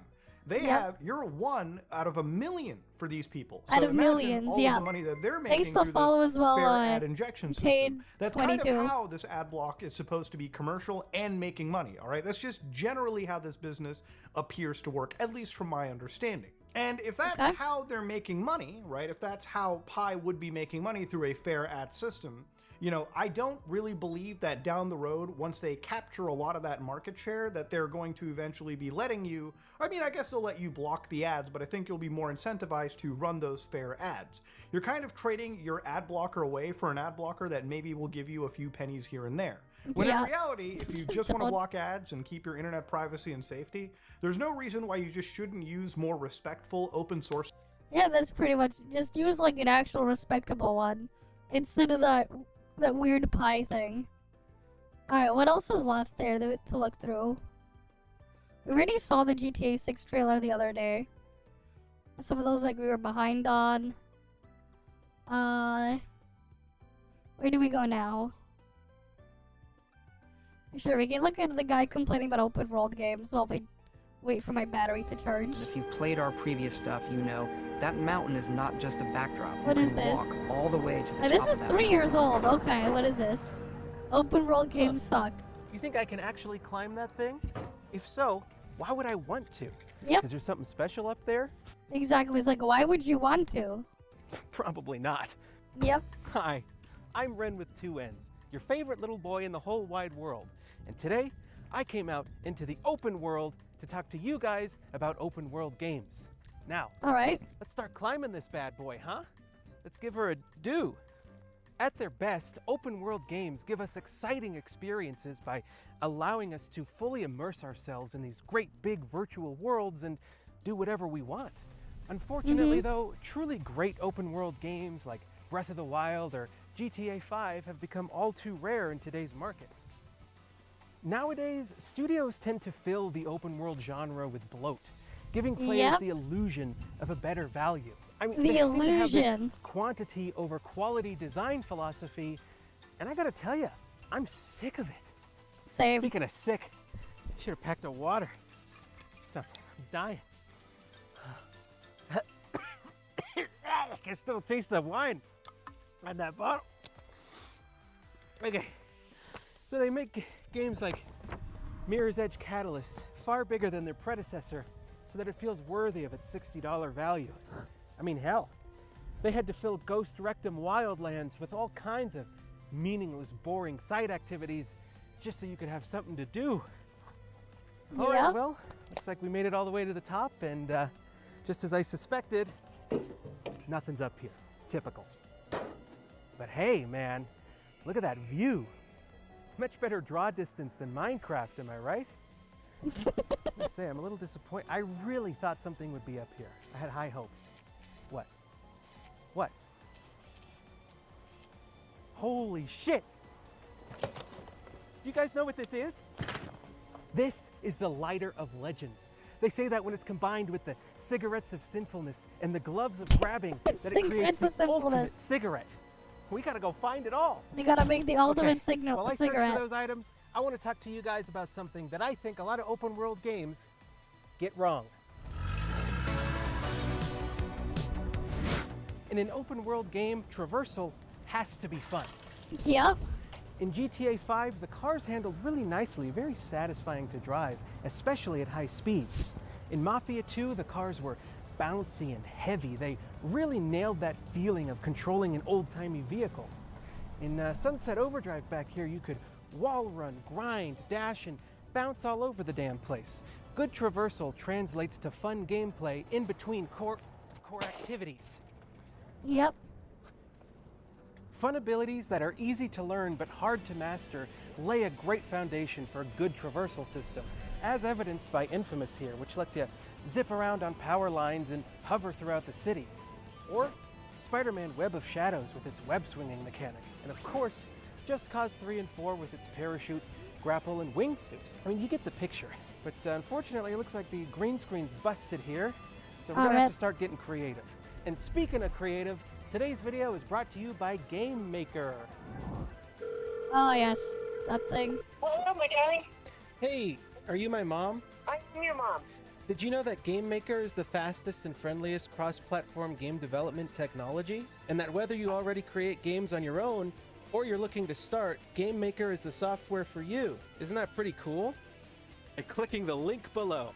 Now let's get back to the video. We skipped. If the game is more vehicle-focused, then the vehicles need to handle nicely and have some sort of consequence for crashing at a high speed. In GTA 5, you ragdoll out of the car. Yep. In Mafia 2, you flat out die. This gave the transportation a wonderful sense of risk-reward. There's something inherently disappointing about Paul walkering into a tree at full speed only to have the car receive minor damage. No consequences for speeding means that you don't have to put too much thought into driving. So, if the traversal isn't any fun, then neither is a large chunk of that game. Take Ghost Rectum Wildlands, for example. This game had cars that handled so sluggishly, and they're so imprecise. It made driving no fun at all. Luckily, though, you could hop into a boring old helicopter and take to the sky rim. A game where literally all you do is just walk from A to B, and it got pretty boring. So boring, in fact, that it made me want to fall asleep being dogs. A game where the cars controlled so weightless and they were so flighty that it made driving at high speeds feel pretty frustrating sometimes. It made me want to rage too. A game where you could literally be driving down a straightaway in your motorcycle with overworld and instead of spin playing out with for no open damn world. reason at Yeah. all. Pissed me off so much. Especially because they don't do anything with it, man. Dead Redemption 2. A game where the horse handles realistically enough, but it's still just not all that satisfying to ride. Ah, yes, Barbie's I Horse find that to Adventure be the case 2. with most video game steeds, actually, that they're just not all that fun to control. Yeah, I don't like using horses in a lot of them. While there are a handful of Assassin's Creed games like Unity and the Ezio trilogy that had a bit of depth to the free-running mechanic, in the newer Assassin's Creeds, you need to ride an assassin's steed because the maps are so large indeed, making the game's iconic parkour mechanic a little bit redundant. Even then, some of the entries in this series like Syndicate just had you holding the right trigger to mindlessly free run everywhere, while also mindlessly grappling with a hook mechanic that was no different from a QuickTime event. Good traversal is an absolute must for an open world game. Yeah, they just end up being checklisting, exactly. That's what I've said before many times. Game, the developer can Take a control how the checkbox player for is meant to marketing. feel. A big bombastic set piece is usually followed with a slower moment. Maybe it's an emotional scene that drives the story forward, or maybe you're just given a nice little area to explore. Doesn't really matter what the scenario is. All that really matters is that they give the player room to catch their breath before moving on to the next big moment. Even in the best open world games, the opposite is true. After completing a story mission, it's possible that you can go hours and sometimes even days before starting up the next story mission. It's all too easy to become distracted by miscellaneous activities, side quests, collectibles, and even environmental landmarks, like that little house back there. Actually, you know what? I think I'm gonna check that thing out. All those distractions can make it easy to completely forget about important plot points, big story beats, and character motivations. Yeah, we did. We saw it earlier. The gloves of grabbing, they were in here all along. The gloves of Hell grabbing, yeah. And when I find those cigarettes, I'll be smoking like a king, baby. But it gets worse. Maybe you can't focus on a cutscene because you're too busy thinking about the fact that you're only 1,000 florins away from upgrading your main outpost. Maybe a cutscene is kinda broken and background characters are freaking out a little bit. As a crew. Hang in there, man. We're getting close. Or maybe you're still laughing about that fat chick you ran over on your way to start the cutscene. In a world where anything can happen, it's far too easy for the game to accidentally undermine its own heavy emotional moments. I couldn't shoot him, so I pulled the gun to the front tire and shot it out. I didn't know what I hoped was gonna happen. I only know they crashed, and that little girl died. I killed her.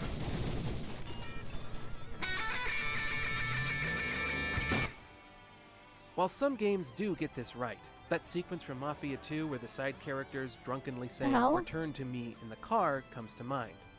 I find that most open world games fail when it comes to successfully telling a good story. It's far more difficult to create a tangible story that manages to elicit an emotion from the players due to the endless distractions which often take away from the main story and characters. Please, over here! Over here! God! God, help! I'm gonna die here!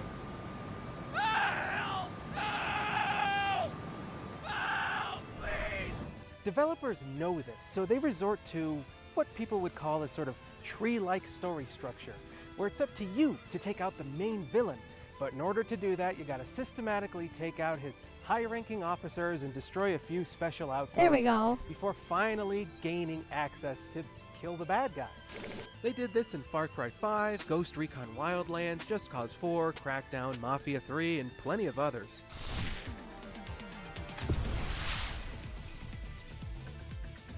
Now let's talk about Just Cause real quick, a game with a superbly written main character. Since we saw Rico last time, he's just a burnt out old agency agent slumming around South America looking for the next shot of tequila and a loose woman.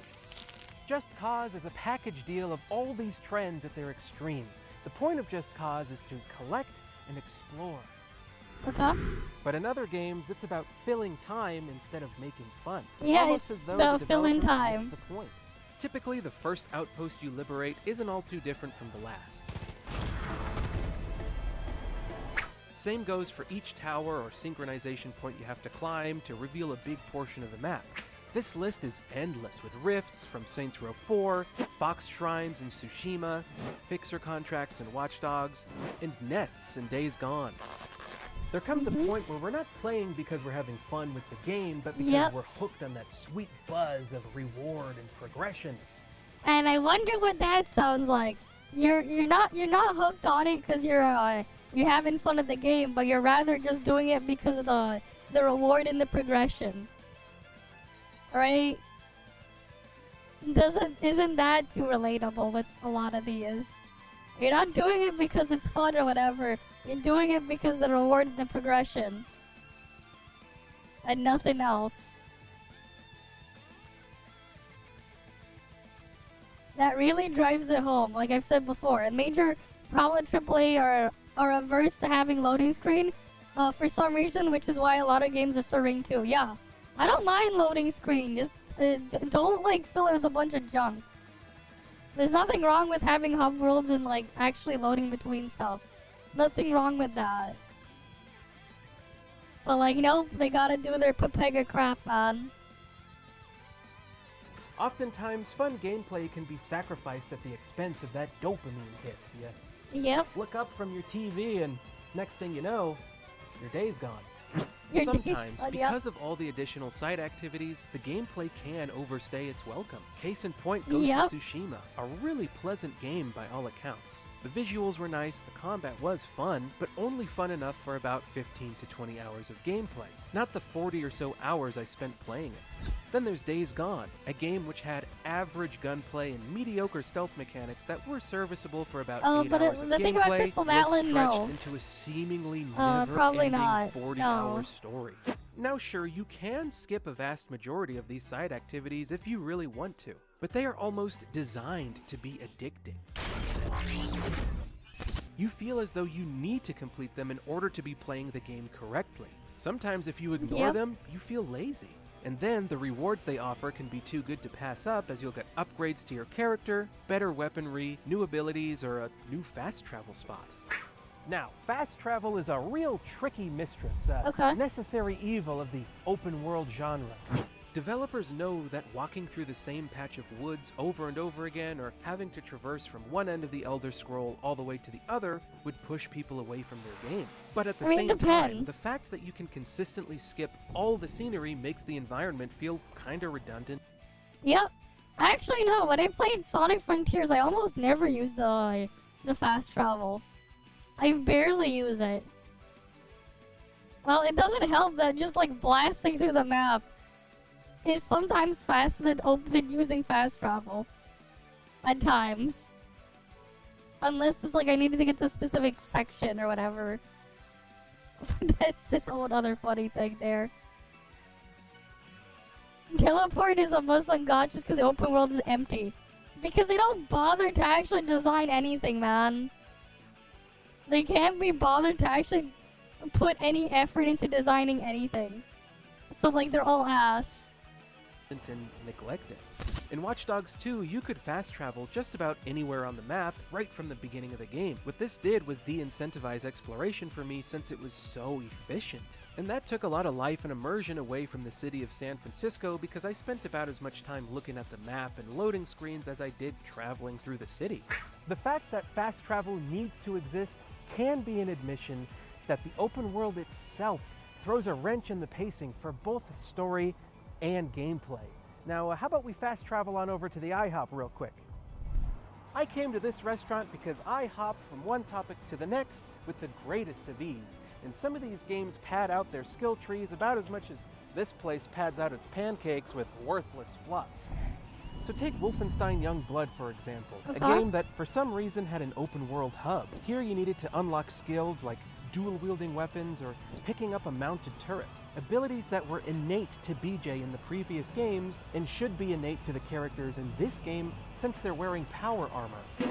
Mirror's Edge Catalyst wasn't much better, as you had to unlock abilities like the skill roll, the coil, and the quick turn, which again were innate abilities to Faith in the first game.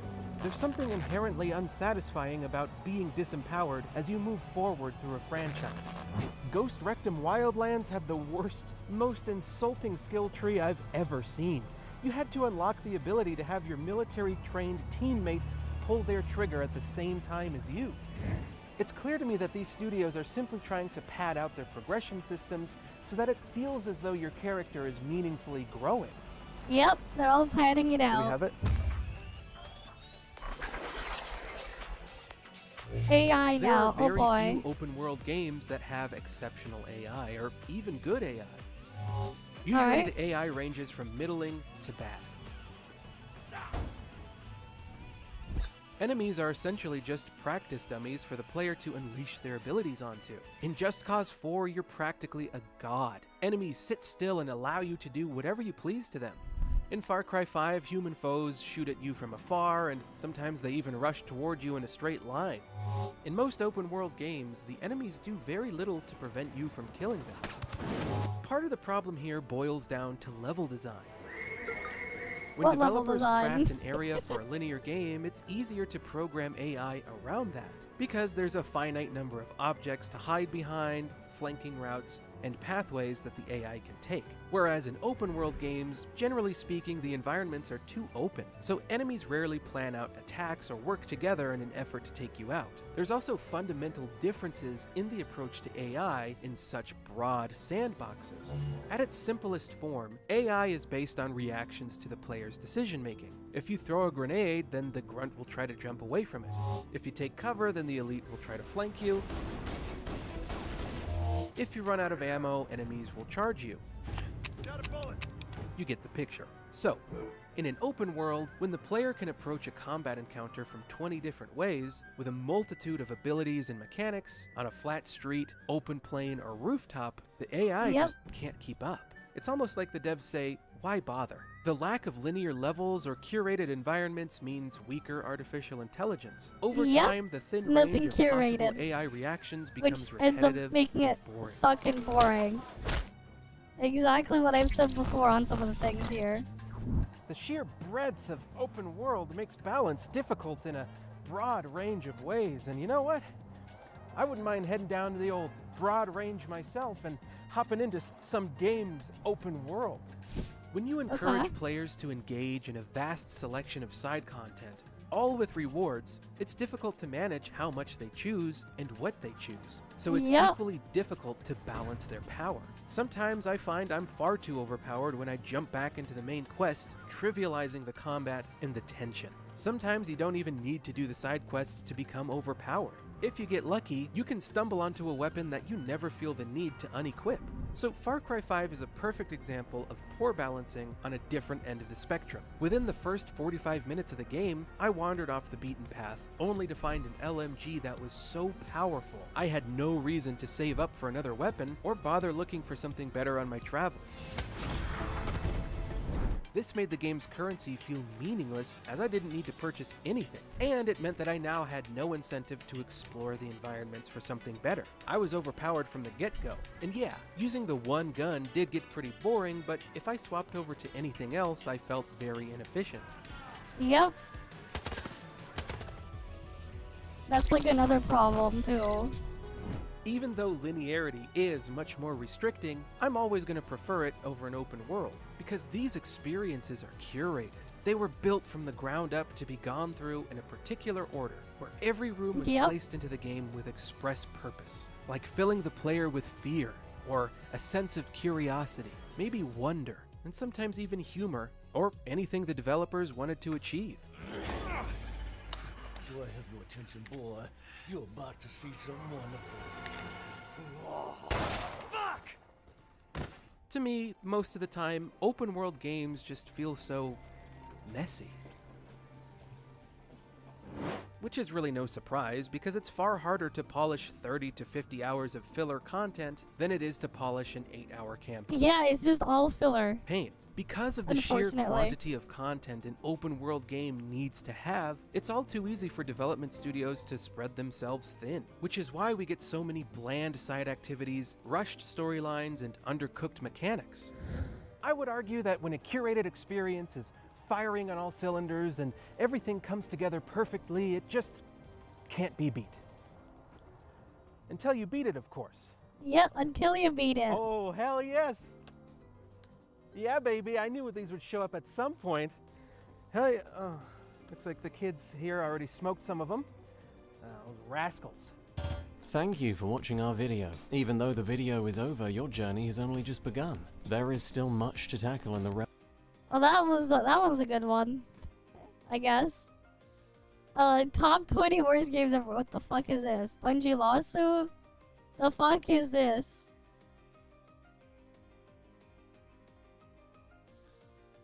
Okay, yeah, sure, we'll see the guy on the news. You know, 8 years ago, I made a video called Weeaboo Screamer Cringe, where at around two minutes and 56 seconds, so 3 minutes into the video, there was a point where I literally like had this laugh, this laugh reaction to one of the crappiest screamers that I've seen on the internet. Now, back in 2016, 30th August, I do remember distinctly just coming home from work. I had a bad day, so I needed to laugh at something. Little did I know the laugh in this video would take a life of its own. Because, to be honest with you, ladies and gentlemen, I've been hearing this laugh since, like, you know, I've been hearing this ever since it went viral, okay?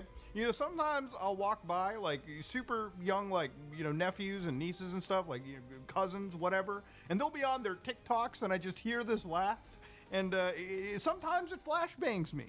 Now, the reason why I'm talking about this laugh on what is a pretty serious video, actually, is they got me on Pakistani national news, okay? It seems as if India, the Indian news, has used your boy to react to Pakistanis. Now, of course, immediately on this, my dad had told me about this. We were basically watching the news from every angle, and I guess at 6:40 a.m. Pakistani time, they're basically playing Indian television, talking about war on the line of control. So you've got like the Hindi written over here. And of course, they've got Pakistani politicians laughing. So right here, ladies and gentlemen, your boy is being brought up inside what is one of the most high escalating tensions between both nations at this point in time. I never once would have thought Weeaboo Screamer Cringe recorded 8 years ago would lead to that laugh being overlaid on national news headlines in South Asia with the words war breaking. All right, so for anybody that can't read Urdu, okay, and mine isn't that great either, but I'm gonna help translate what's actually written here, okay? I want to try, like, kind of cutting through the wildness. So the top part of the headline basically says that India lies about the attack on Karachi and Islamabad. So Karachi is one of the biggest cities in Pakistan. I've actually been to Karachi. Beautiful city, by the way. Absolutely wild shit goes on there, okay? You want to talk about dense, wild stuff? It's Karachi, okay? Crazy stuff. Again, the bottom headline is government rejects the lies and accusations of Indian media. And they also do talk about the foreign ministry as well. So obviously Pakistan is trying to roast us back. It's roasting going on, okay? The Star Wars ain't fucking around at this point, all right? Let's be completely real here. Now, of course, ladies and gentlemen, I don't mean to make jokes and take light of a situation like this. Obviously, this to me is kind of a coping mechanism because over the last, I want to say like week, ever since this has been happening, I have been genuinely fearful, okay? For a lot of you that don't know, I am not a born Canadian, okay? My brother actually is. But I'm from the old country. I'm from back home. You know, at one point I can go to my kids and be like, I remember what it was like back home. Not really. I came here when I was around 1. But the point of this is to tell you guys that most of my family, I would say 99% of my family is from back home, okay? So, you know, a lot of kids that I grew up with over here, you know, they got to see grandma and grandpa, uncles and aunts, typically whenever they felt like it. But for me, getting to see my grandparents and my direct blood relatives was kind of like landmarks in life, you know, like, you know, I got to see them when I was kids, and honestly, it's kind of disgusting to say, but the last time I ever really got to see family, you know, or had the chance to, was probably around the time when I'd actually went for a pilgrimage, right? Like, you know, that infamous photo of me in front of the Khaneh Kaaba, right? That was the last time I took the real flight to see family from both sides of the Iron Curtain. Now, India and Pakistan are countries that are not that old. You're talking probably back in the 40s. India had achieved independence from the British Raj. Yeah, they got. So India used to be part of independent Britain. from Britain. We got our independence, and my dad was like, you know what? I miss the United Kingdom so much. I'm going to immigrate to Canada and become one with the Commonwealth again. No, there was a lot of reasons why my dad ended up moving here. It was for a better life, which I am eternally grateful for. My dad is my goddamn hero when it comes for that. But to give you an idea, the actual conflict has started long before then, okay? India used to be one nation with tons of diversity in it, okay? You know, you had people from all walks of life, all walks of religions. And unfortunately, back in the 40s, when India became independent, there was a massive partition that had occurred at the time. And I don't want to say it's unfortunate that the partition occurred. Obviously, I feel like a lot of the parties that lived in this nation, I guess, tried to end up getting what they wanted. But the partition wasn't easy, okay? The partition was a point where you're talking like 15 million estimated people were effectively displaced, right? Like, you had a whole bunch of my family who, you know, my family roots back to like Lucknow, India, so that part of India. And when the partition happened, it wasn't as simple as, all right, guys, let's get on the Greyhound and go to Pakistan, if, you know, if you're Muslim, right? Because that's the country that was made for the Islamic, you know, population of India. And, you know, obviously it was a situation where no matter where you lived on, right, you had to take trains or buses or transportation to go from newly made Pakistan to India and vice versa. And I do remember distinctly my grandmother, God rest her soul, she passed away a long time ago. But, you know, she definitely painted the picture in the most realistic ways possible, right? No matter which angle you were at, there were moments where people who were on their way from both nations to their new nation, you know, a lot of people just picked up their stuff and moved. Like, they had you know, their properties, they had their lives, they had their communities that they built up. And they were just like, they packed up a suitcase or two, grabbed their family, and just marched on over. And it wasn't even a guarantee that you would even get to your destination alive. My grandmother told me there were times where, you know, you could open up some of these trains and it would just be death and destruction. Like, you know, extremists on every angle just decided to give their one last fuck you. You know, men dead, children dead, women dead or possibly taken, and, you know, God knows what happens with it. It was a really scary, tumultuous time, okay? And again, you kind of have to be from that region. You have to have lived it to know, you know, to have witnessed the horrors that never get recorded in history about it. But obviously, decades have passed, and Pakistan and India have not been the best of friends, okay? To put it mildly, after the partition had happened, there was literally a war between them, okay? And there were a couple wars that came after that, too. But one of the most sought-after questions between both nations has been about one area called Kashmir, right? Now, you probably heard is my battery charged? Kashmir, so okay, free it is. Kashmir. But to give you an idea, this BBC paragraph probably puts it the right way. I'm not an expert on this, but I can explain this in the best way possible, okay? Kashmir is an ethnically diverse Himalayan region famed for its beauty of its lakes, and it is actually quite beautiful, okay? The Nanga Parbat is absolutely beautiful to witness. It's one of the highest mountains in the world, by the way, okay? You have the actual Pahalgam Valley, okay, which is beautiful, okay? This is a very beautiful region. I'm doing the exploration at the same time. It's dangerous to be in because it's actually controlled by both India and Pakistan. Like, they have different sectors. Wait, why are we even watching the rest of this? The guy was on the news, whatever. There's a Bungie lawsuit. What's this Bungie lawsuit? You guys Bungie's sent these engaged to in me. a lawsuit right now that I find extremely interesting, and I tickled it a little bit last night on stream, but I want to get into the actual spaghetti and meatballs today. Now, obviously, this isn't Bungie's first rodeo with lawsuits. They've been involved in a couple high-profile ones I'm sure a lot of you have heard of, but I wouldn't necessarily call them seasoned veterans, that this is just, you know, business as usual. Not like Nintendo, who has more lawsuits than Elon Musk does children.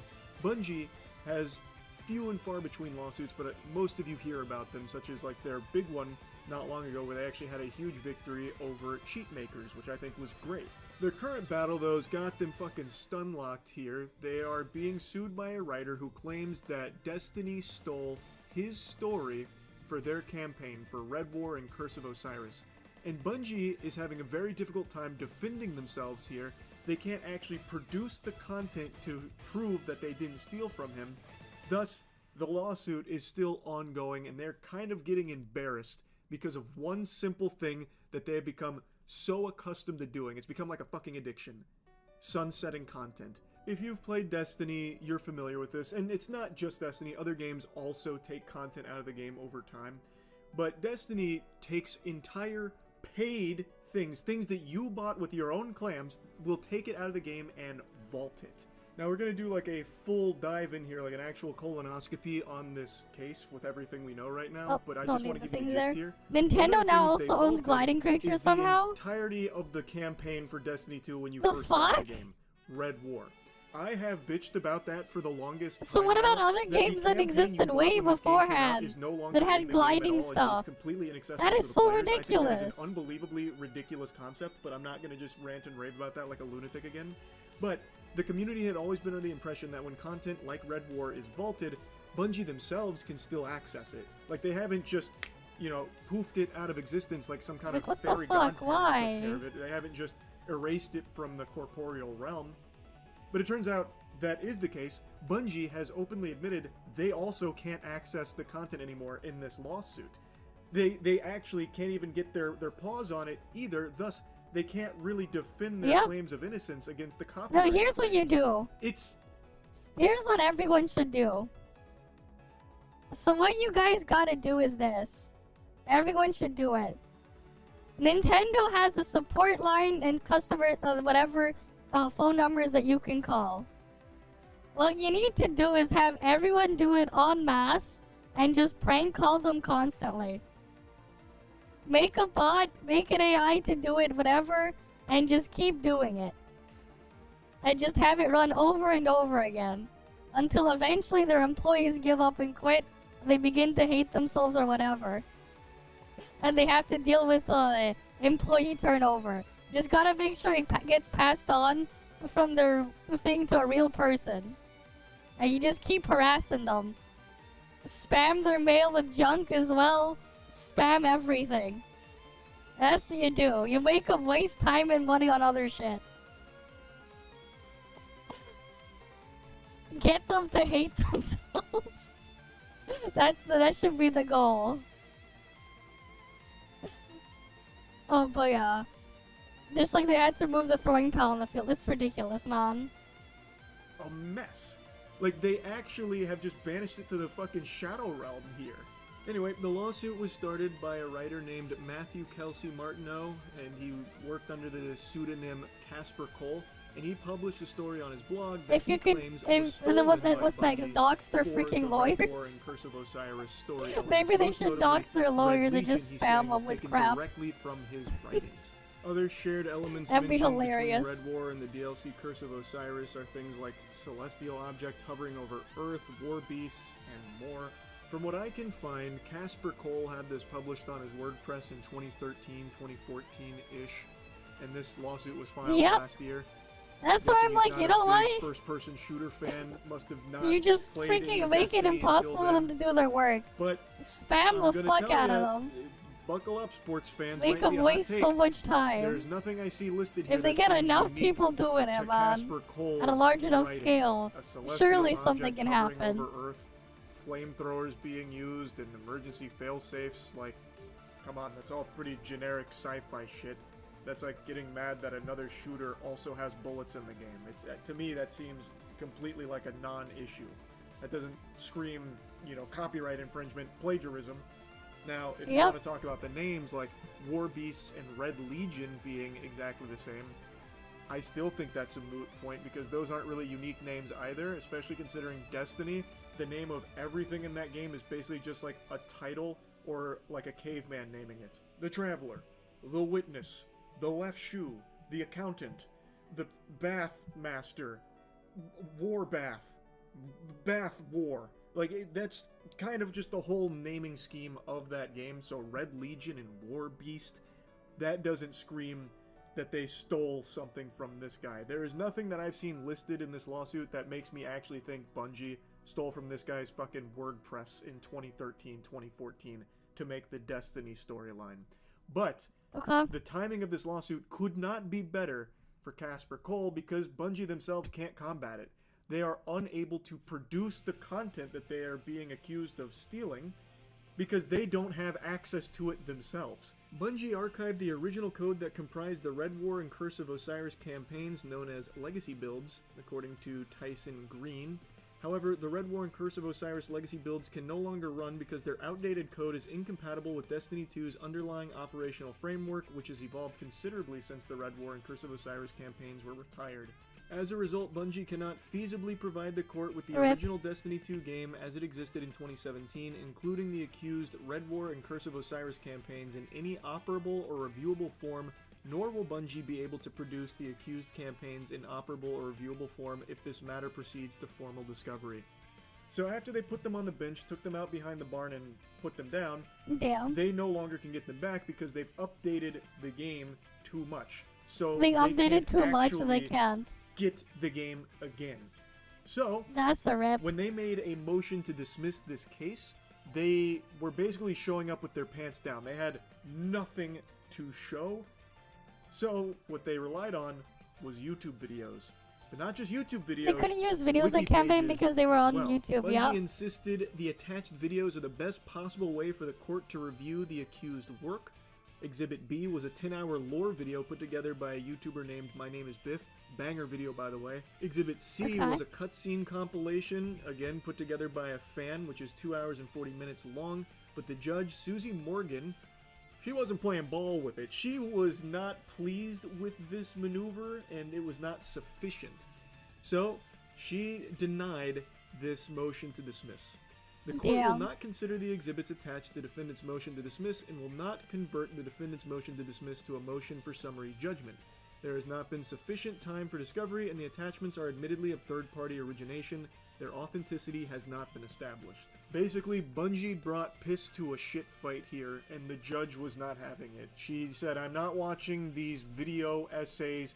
You scram with this. Wipe it in your ass and get out of the court with this. Thus, the lawsuit is proceeding. The case is going forward. And I really don't know what Bungie is going to do.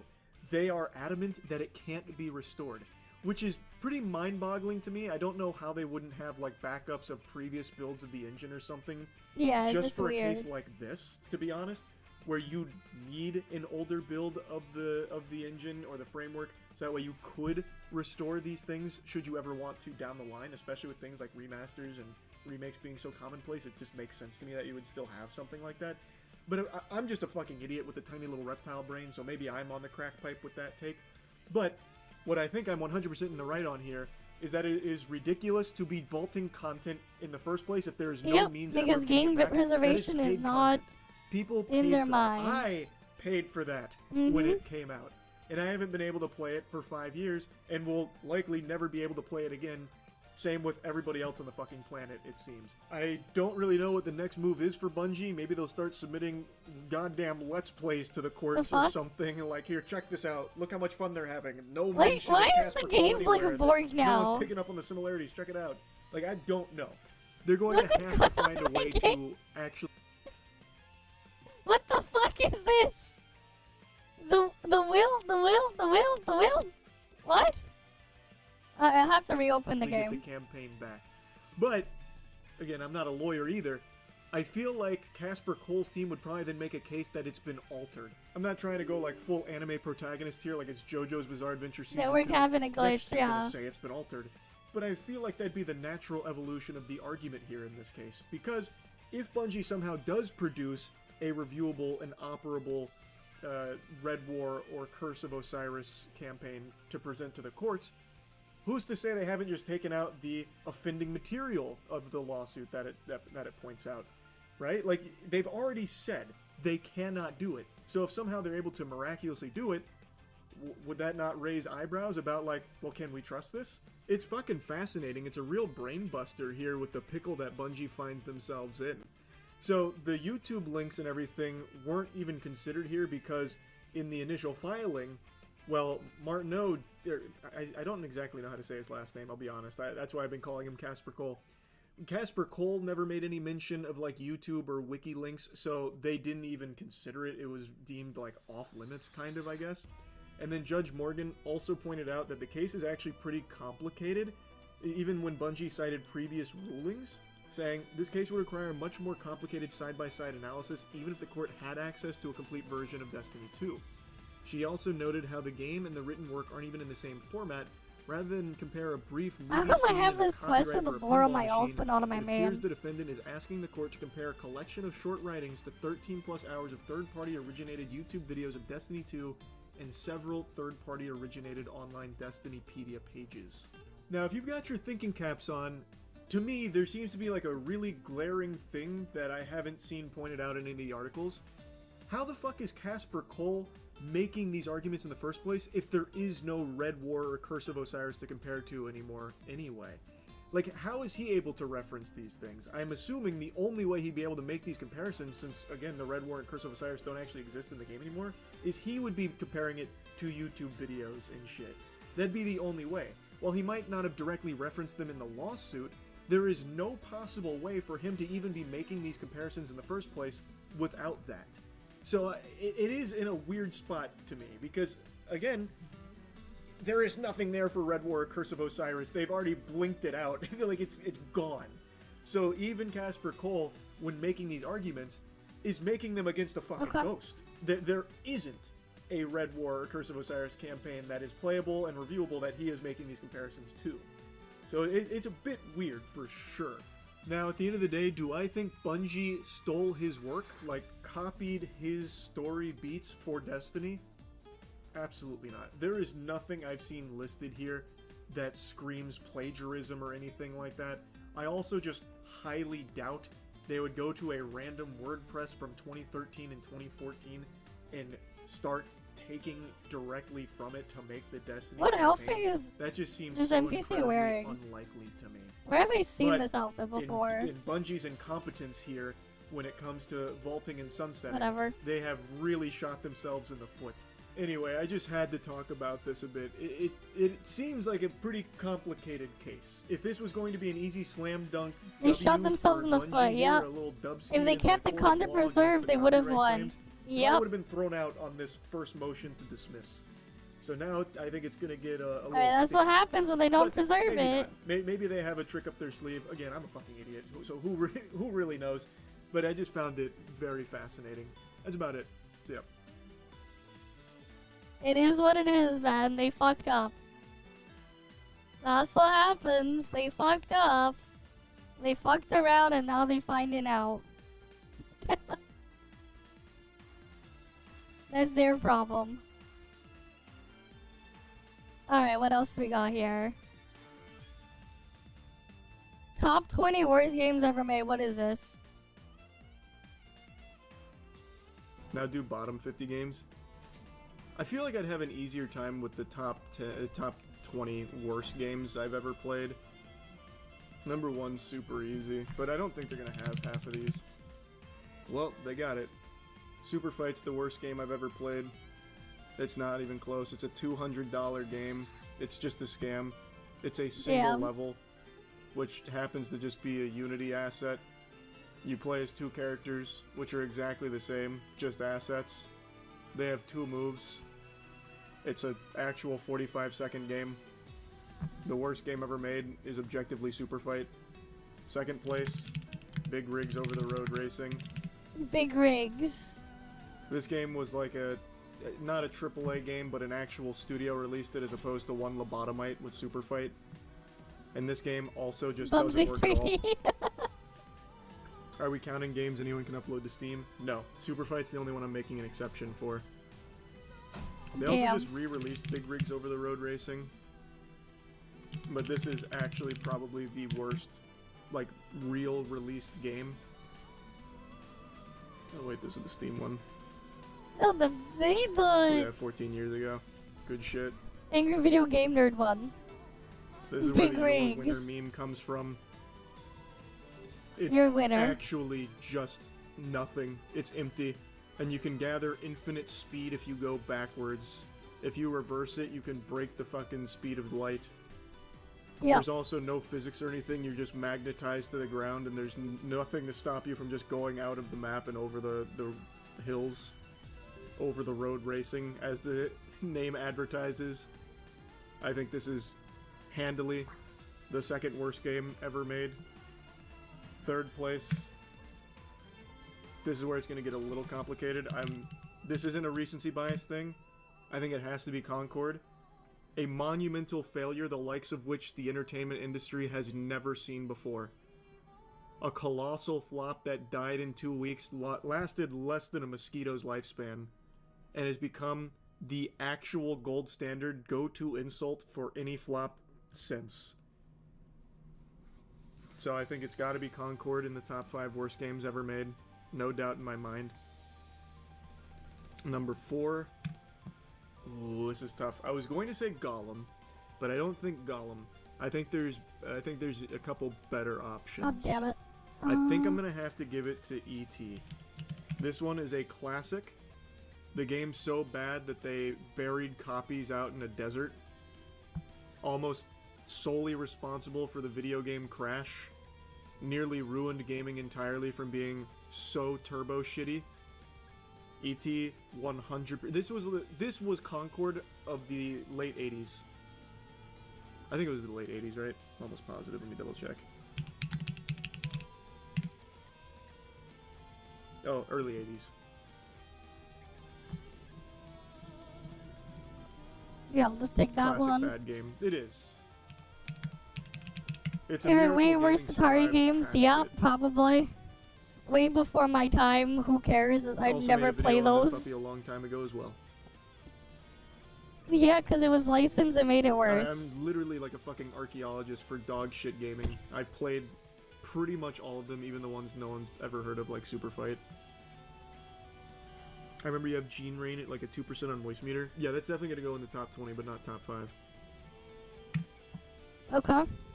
And probably at the number 5 slot would have to be Superman 64, I think. Another classic bad game. Infamous. This one, I think, was most people's first foray into poop. Like, this came out on the N64. Everyone loves Superman. Kids are big Superman fans. Hey, you got Here good comes art. a Superman They got game, good and art out everyone's of it, excited. though. Turns out, it's unplayable. It is just horrible.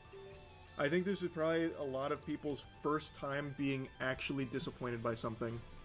Like, since the day you gained sentience, this was probably your first experience of just being, like, actually let down. It's, yeah, most people's first awful game. Their disappointment What is I will put this immeasurable is and their actually day is Gollum. ruined. I think Yep. there are worse games than Gollum, but Gollum is a pretty special one. I think Gollum was also ahead of its time. Now we get shitty games that flop catastrophically every couple of months. When Gollum came out and embarrassed itself, that was pretty special. Everyone was shooting spitballs at it. It is mind-numbingly boring. It is actually a chore and torturous to play through. And it was so bad that the studio shut down before they ever even got the chance to try and fix it or expand upon it. And it was a studio that, prior to Gollum, actually made pretty well-received games. But this one was such a blemish on its record, they terminated the studio. Ride to Hell Retribution. Yeah, Okay. I think you're onto something with that. Ride to Hell Retribution, I think, was YouTube community's first experience with, like, a trendy shitter. This was a game that a ton of YouTubers made content on solely because of how bad and silly it was and how cringe it was. It is a horrible game, and I think it was kind of the start of people, like, playing bad games for the sake of them being bad as, like, the entertaining factor for it. Like, outside of Angry Video Game Nerd. Okay. Yeah, outside of James Rolfe. The Day Before absolutely counts. Redfall and Duke Nukem Forever. Ooh. Duke Nukem Forever before Redfall.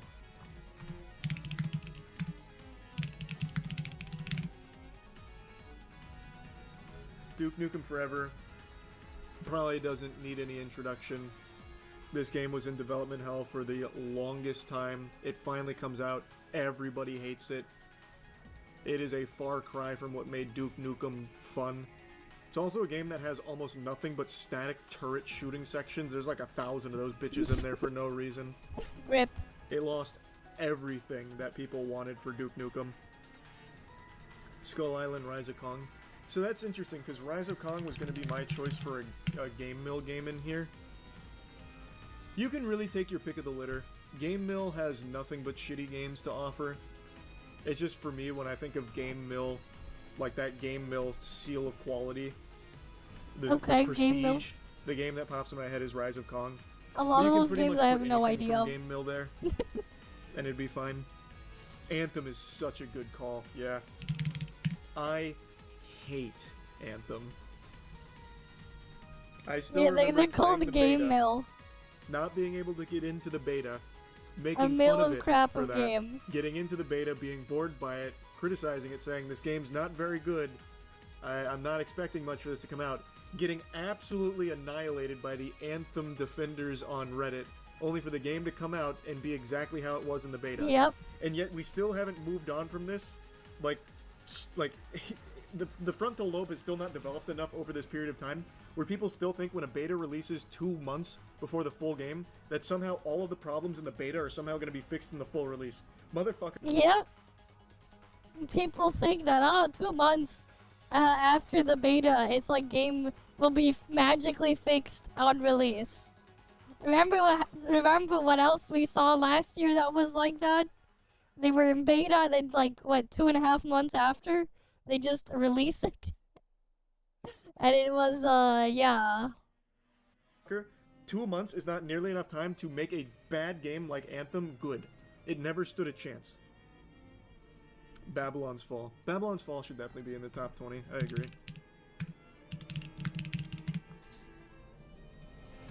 I'm one of the few people that ever even played this game, Dankin and myself, and Scoots. Scoots hopped in with us as well, I believe. This came from one of my favorite developers, Platinum Games. It's a live service game, or at least it was supposed to be. It was. It only lived for like a month, and what was its peak player count? Let me pull it up. Its all-time peak player count was 1,188, but within like the first week it was down to like 20 players. 3 of them being me, Dankin, and Scoots. It was just a really bad game across the board. There was nothing good about it. The Culling 2. That's why it Culling fell. 2 100% has to be here. This is a game that actually just didn't work. This game flopped in such like a big way that Don't you worry, it's couldn't just 3 more even days. play it because there weren't enough players 3 more to days, fill the lobby, man. thus the Is it game 3 wouldn't days? start. Yeah. I 3 love days the and a story couple of hours. the story of the Culling 2. And that one's also pretty special. It's a shame too because the first Culling game was actually really good. It was pretty ahead of its time with the whole Hunger Games Battle Royale style. And then Culling 2 rolls around. It's unplayable. Nobody wanted to play it. You couldn't get a game going. Day Before used a bunch of fake trailers and fake gameplay to become the #1 wishlisted game on Steam. The day game eventually before. comes out after a And lot then the of day hoopla for after. a long time, and it is absolutely nothing like it was advertised to be. Not even the same genre, looks completely different, barely functions as a game. It's fraudulent, borderline criminal, and the rest is history. Probably Skull and Bones. I don't think Skull and Bones is the worst. Like, it's not a top 20 worst game ever made. I think the only reason I would put Skull and Bones here, and I'm not confident I'm going to do it or not yet. Right now, it's just lingering. But the only reason I might do it is because of Ubisoft calling it the first quadruple A game when it is yes, actually probably the quadruple A. worst ship combat game on the market. But there are significantly worse games than Skull and Bones. I don't know if that'd be a top 20 worst game. I think we have to go for the like actual landmark dog shit games like Sonic 06. Easily the worst Sonic game. Yep. Barely works. It's just a downgrade of everything Sonic up until that point. They had good Bad level game. design, but like, yeah. Hunt down the Freeman. Oh my god, I forgot all about that. Quadruple A rip. I Yeah. totally forgot about this. Another borderline scam game. Holy shit. This was the game where like they had YouTubers voice act for it. And the game is just terrible. I streamed this game, didn't I? Mitch, look.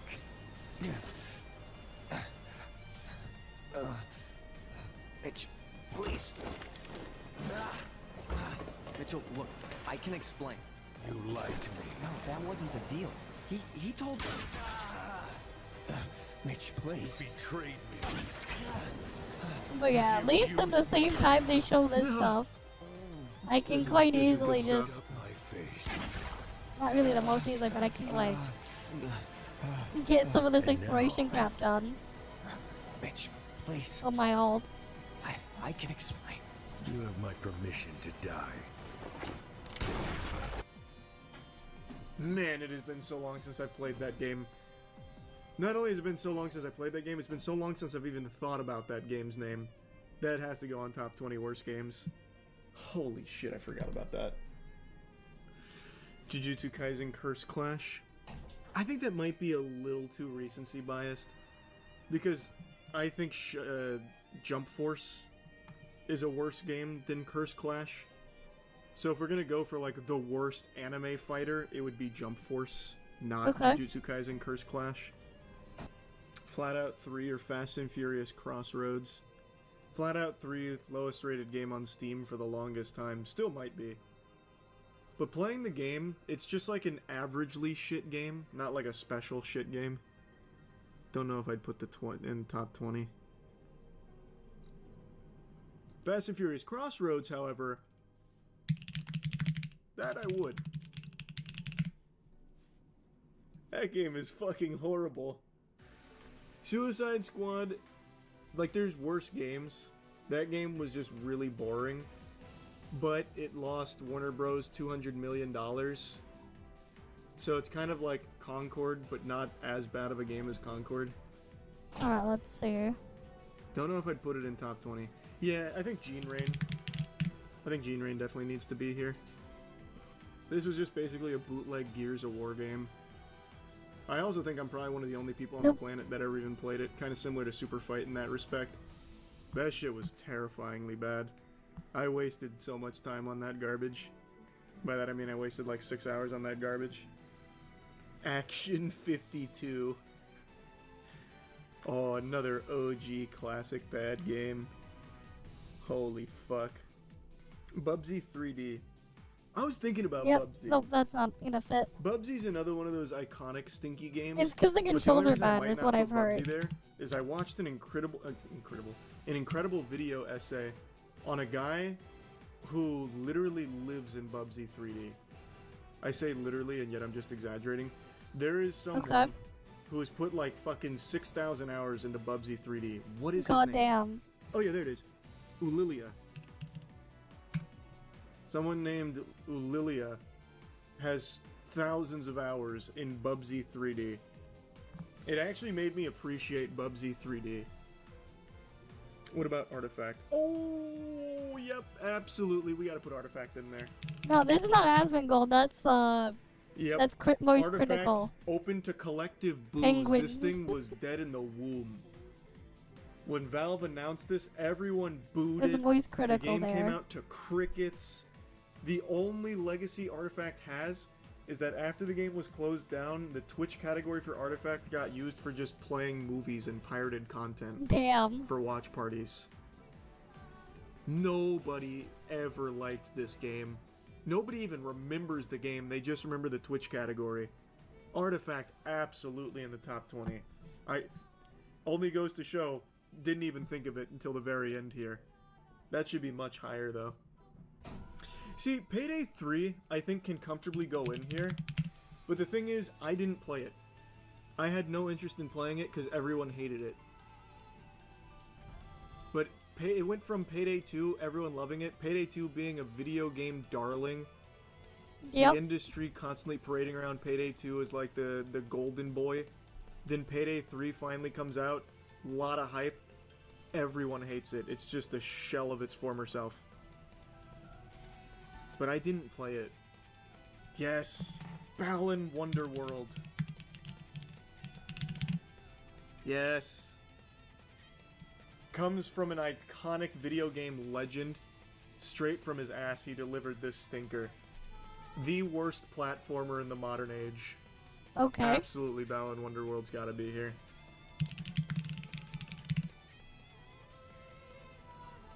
We got one more spot, and it's gotta be another, In like, jail for insider trading, damn. really meaningful shitter, I think. Because I feel like we're definitely missing something. Connect Adventures. We cannot have this list without Connect on there. Can we all agree the Connect in its entirety would be the top, like, the number 20 worst thing ever made for gaming?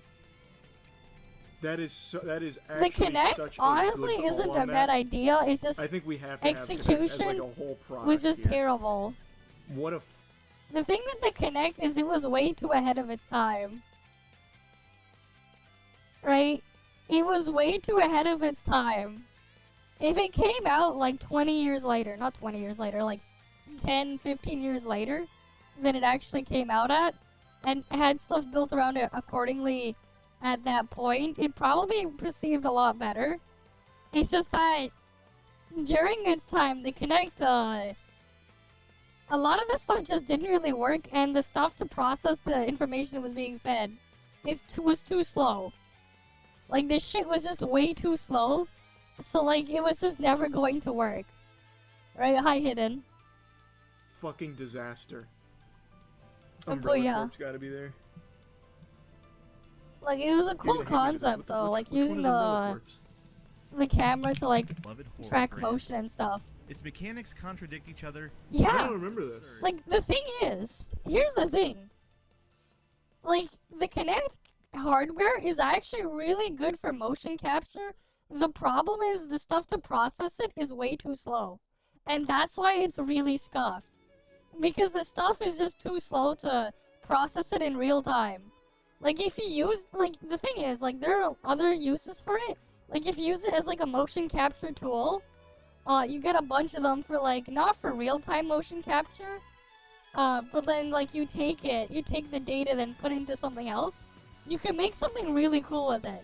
The problem is, they were trying to force it into a real-time application, but it's definitely not capable of it. Like, it's just not. And then, what's the end result? Well, yeah. They forced it into a real-time application that it was just not ready for. It was just way too ahead of its time. Controls are clumsy, and it does almost nothing with Resident Evil's lore. Umbrella Corps simply feels lost. I will say though, watching that made me have to shit. That put a whole poop in my butt. I'll be right back. Give me 1 sec. You forgot Daikatana. It's the first game that really overmarketed itself. Oh! I did forget Daikatana. Yeah, that was the first game that had a huge marketing push and everybody hated. You're right, I did forget to put Daikatana here. Hey Chase, this is the top 20 worst games list. My top 20 worst games list, so the only accurate one.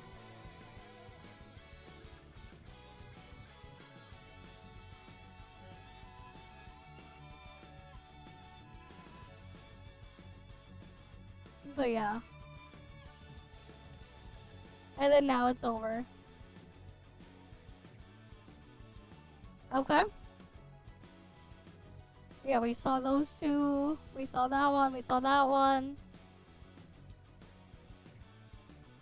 What's this news that we've been waiting for since 2022? Unexpected great news today. We have a PV trailer for My Dress Up Darling Season 2 that came out literally at this time of me recording. Okay, that's cool. Oh, it's just a trailer for that. I'm not gonna play it. That's cool.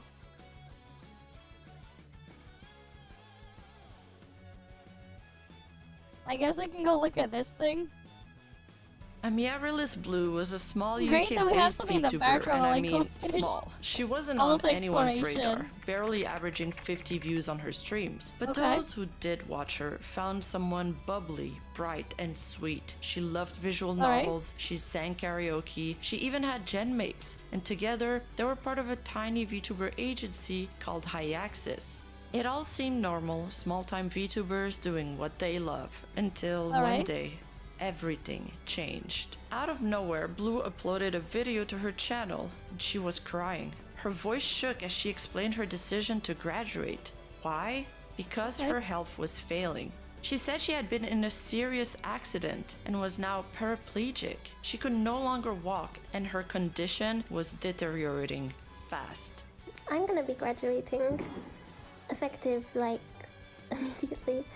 One of the reasons is that I can no longer get back access to my Twitch because, well, I don't have that phone number anymore and they're refusing to help. So the other thing is my health, because there's been something that I've been keeping secret for a while that I haven't really told anyone except close friends, but I wanted to go public now that a few months ago, I don't remember how long ago, sometime in the summer, I got into an accident.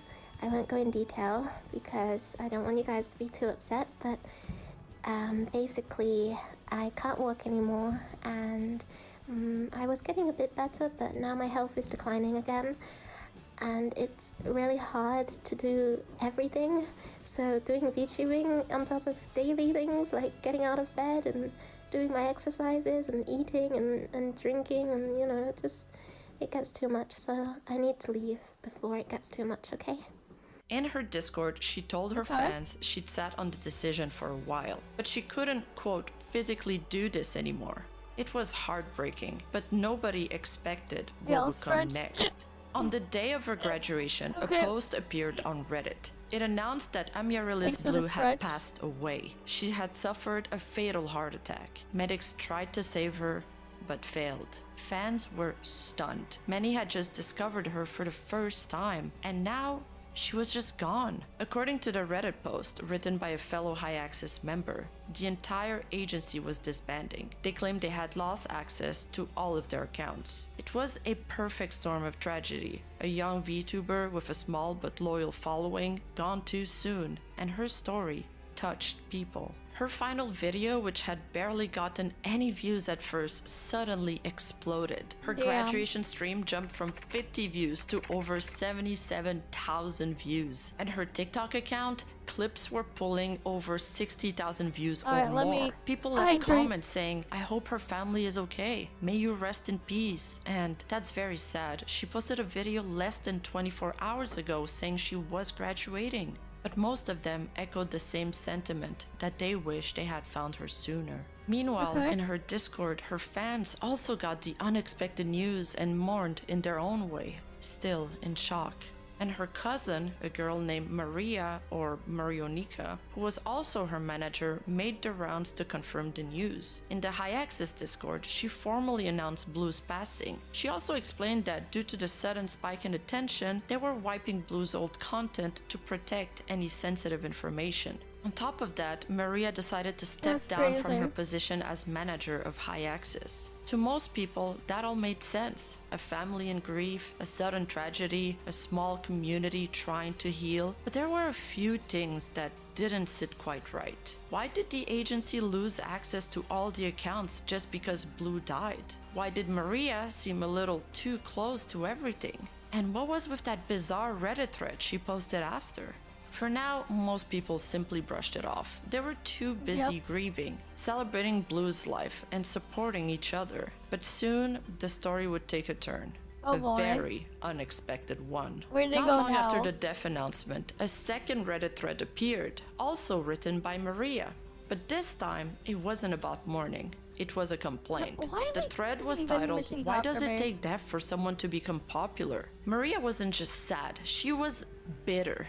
Angry even, that Amaryllis Blue hadn't received this level of attention before her passing. She wrote, "Why does no one pay attention until someone is gone? Earlier today, I posted the announcement that Amaryllis Blue died. Now, mere hours later, and she's gone semi-viral. The post had over 1k upvotes, and her graduation video now has 1.8k views. I just don't understand why the algorithm works this way." But when that post got downvoted, Maria complained about it in Blue's Discord server. It's gone back up now, but the fact it immediately got downvoted made me cackle. People hate me speaking the fucking truth. Like, the fuck is this? She's gone, That's just how and the world only works, now yep. people are caring. I've lost all hope in humanity. A user tried to gently explain that it's Imagine having normal for hope in the people to first become place. curious after someone passes away. He said he understood her frustration, Imagine but having added, hope in the first irregardless of your place. disclaimer at the start, an unfortunate amount of people would take this the wrong way. But Maria wasn't having it. She replied, "I mean, yeah, I get the curiosity, but it shouldn't have blown up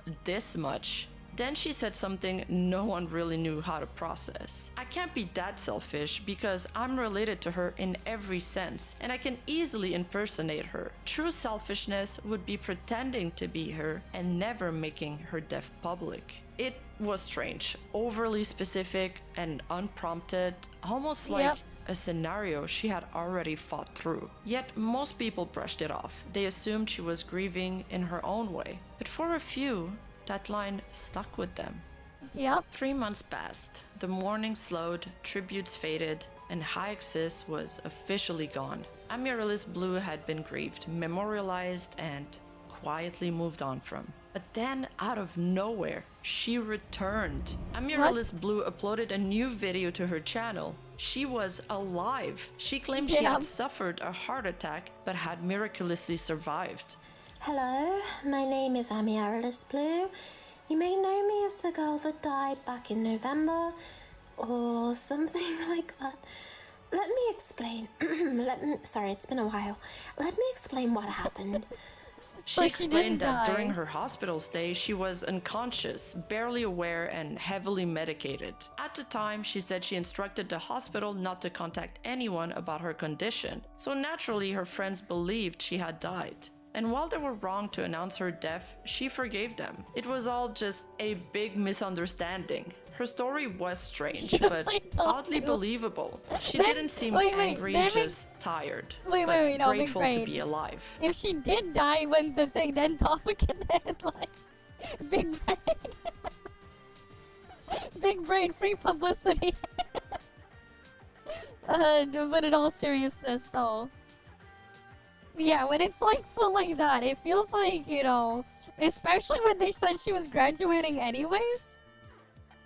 You think, like, yeah. And unsure if she ever Undead wanted to come back to zombie. the internet. But when she finally did, people welcomed her back with open arms. Many had missed their chance to support Blue the first time, and they weren't going to make that mistake again. Her story, surviving a heart attack, battling chronic illness, and coming back from the brink touched people, and especially those struggling with health issues of their own. Tribute videos were made, supporters gathered. She was no longer some unknown VTuber, she was inspiring. And then her channel blew up. During one of her live streams, you could literally see her subscriber count ticking up by the hundreds in real time. She was finally living the dream. People loved her and they wanted to support her. 6 days after her return, she debuted a new VTuber outfit. And it wasn't just a new model, it was a gift. An artist named— Wait, that's way too fast. 6 days later? That is way too fast. That's crazy. That is crazy for it to be 6 days later. Think about it. That's kind of crazy. named Midas had been deeply moved by Blue's story. Midas' own mother— I guess they worked like crazy for those 6 days, but damn, that's fast. had battled serious heart issues, and hearing Blue's story hit so close to home that she dropped everything to help. Even though Midas herself was sick and exhausted at the time, she poured her energy into making Blue a custom model. And like, they would, like, that's why I'm like, 6 days is insane. 6 days is crazy. Usually you'd expect like a month or at least like a month at the very least, if not more, for them to like work on this shit. But 6 days? That's just crazy.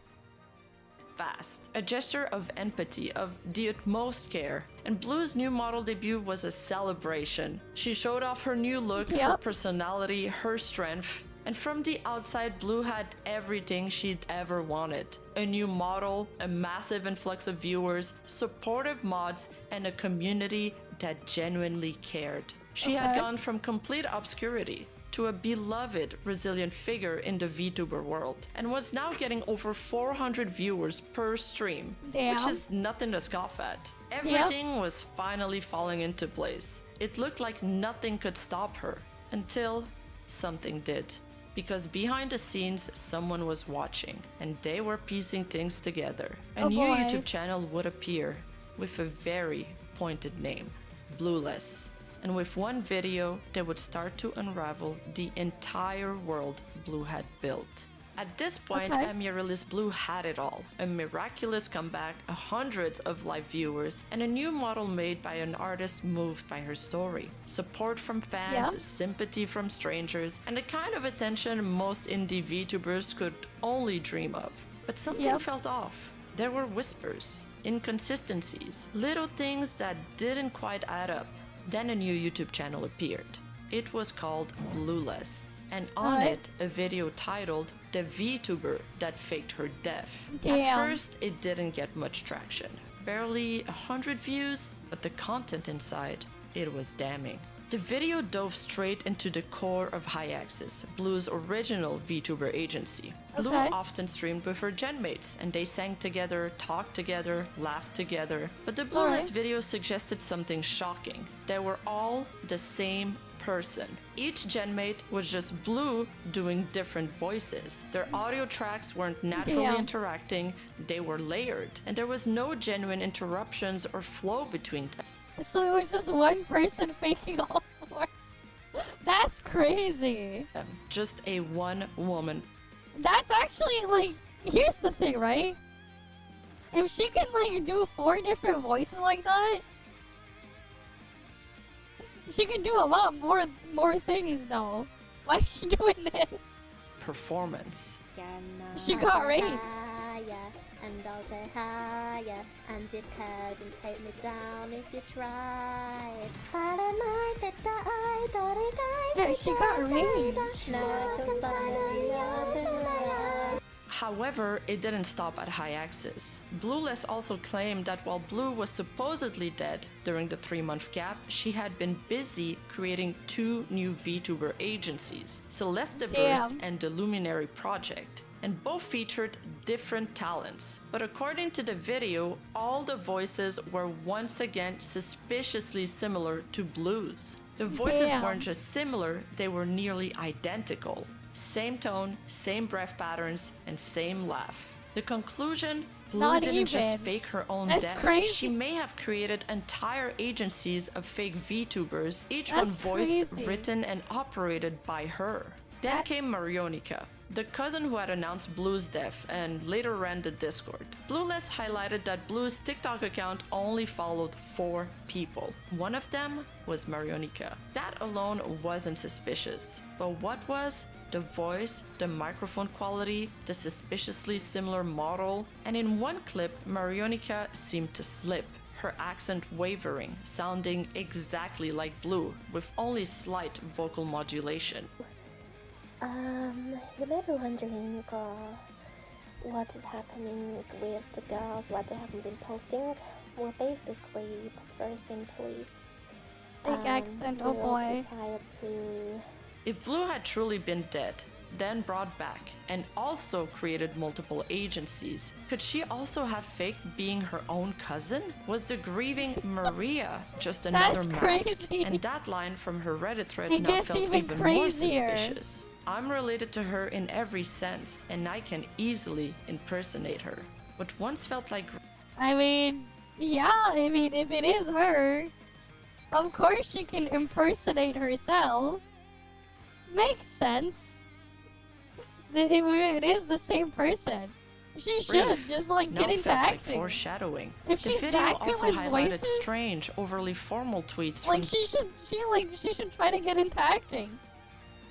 Having all that range and everything. the agencies. Fake feeling Discord messages welcoming new talents, all written in the same tone with the same grammar quirks. Welcome. Thanks. Welcome. Thank you. Welcome, cat. Thank you. The interactions felt fake, like someone talking to themselves in a mirror. It was hard to prove, but nothing felt quite organic. It was almost like people felt like something was off, Wrong but industry, couldn't quite put their exactly. fingers on it. With And a though voice most of the range like internet that, in the hadn't caught wrong on place. yet, a growing few were starting to whisper.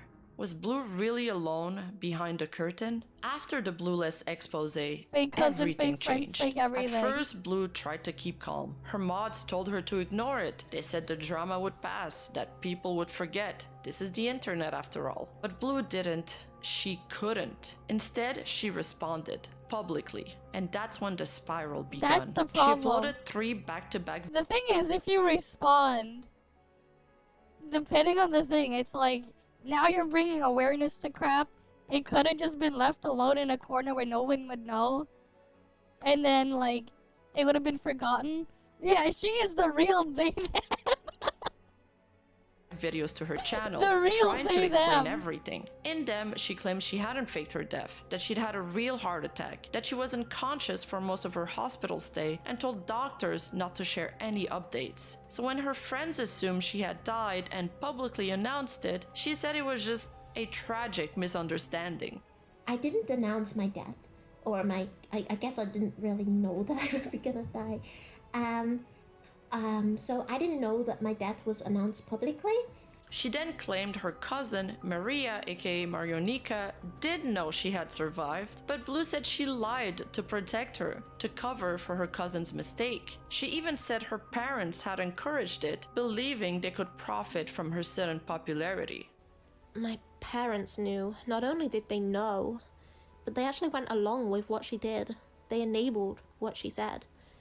And why? Because, surprise, there was money involved. They saw an opportunity to monetize my channel once it had enough views, collect sympathy donations if that didn't work out, and of course all the attention. It just turned into a way for them to profit. In one video, she said she felt guilty, not because she lied, but because she didn't get popular for the right reasons. And that she wished her growth came from her content and not the We got tragedy. communities with But agendas, the more yeah. Blue tried to explain, Sometimes the more maybe people started defending yourself asking, can't hurt. if all of this was true, why did it sound like she was improvising? Up until that point, much of the controversy was contained and buried in obscure YouTube videos and small Discord servers. But when Blue brought the allegations onto Twitter, that's when things started to truly unravel. Because by doing so, she had unintentionally alerted her entire fanbase to the drama. People who had never seen the Bluelist video Most started people wouldn't watching know. it, and it changed everything. Now even her biggest supporters were starting to question what they believed. And according to her own community, that was how many of them even discovered the Bluelist expose in the first place, because Blue tweeted about it herself.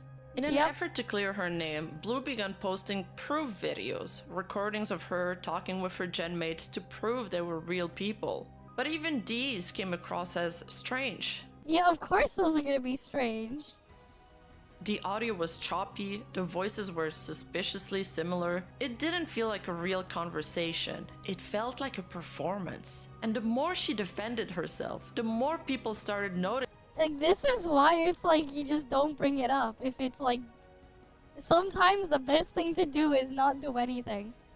And just have everything die down, eventually people forget. The problem is she brought awareness to it. in this situation. Just don't.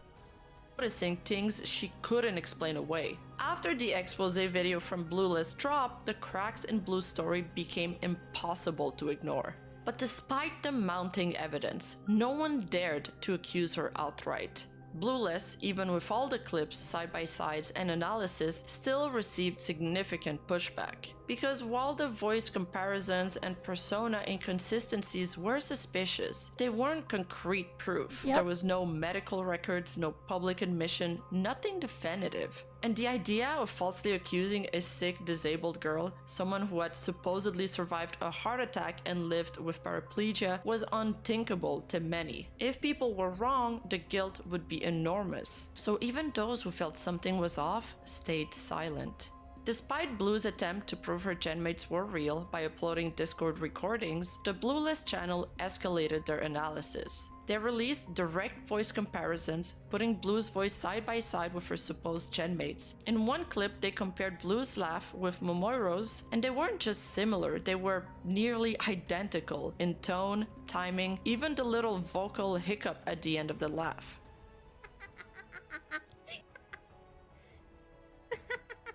I'm sorry. Why am I laughing so much?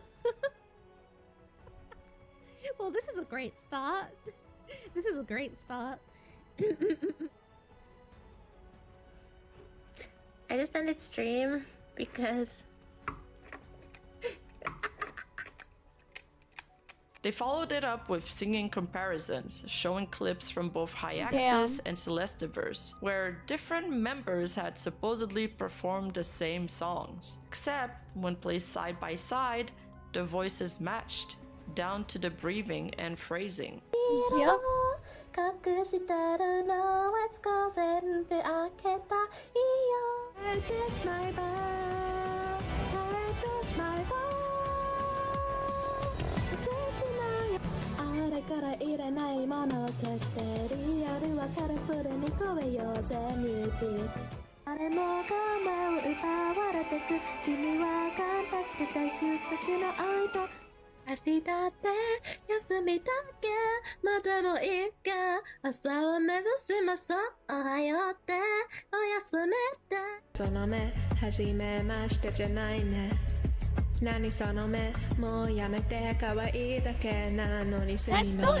It's still pretty crazy, her vocal range.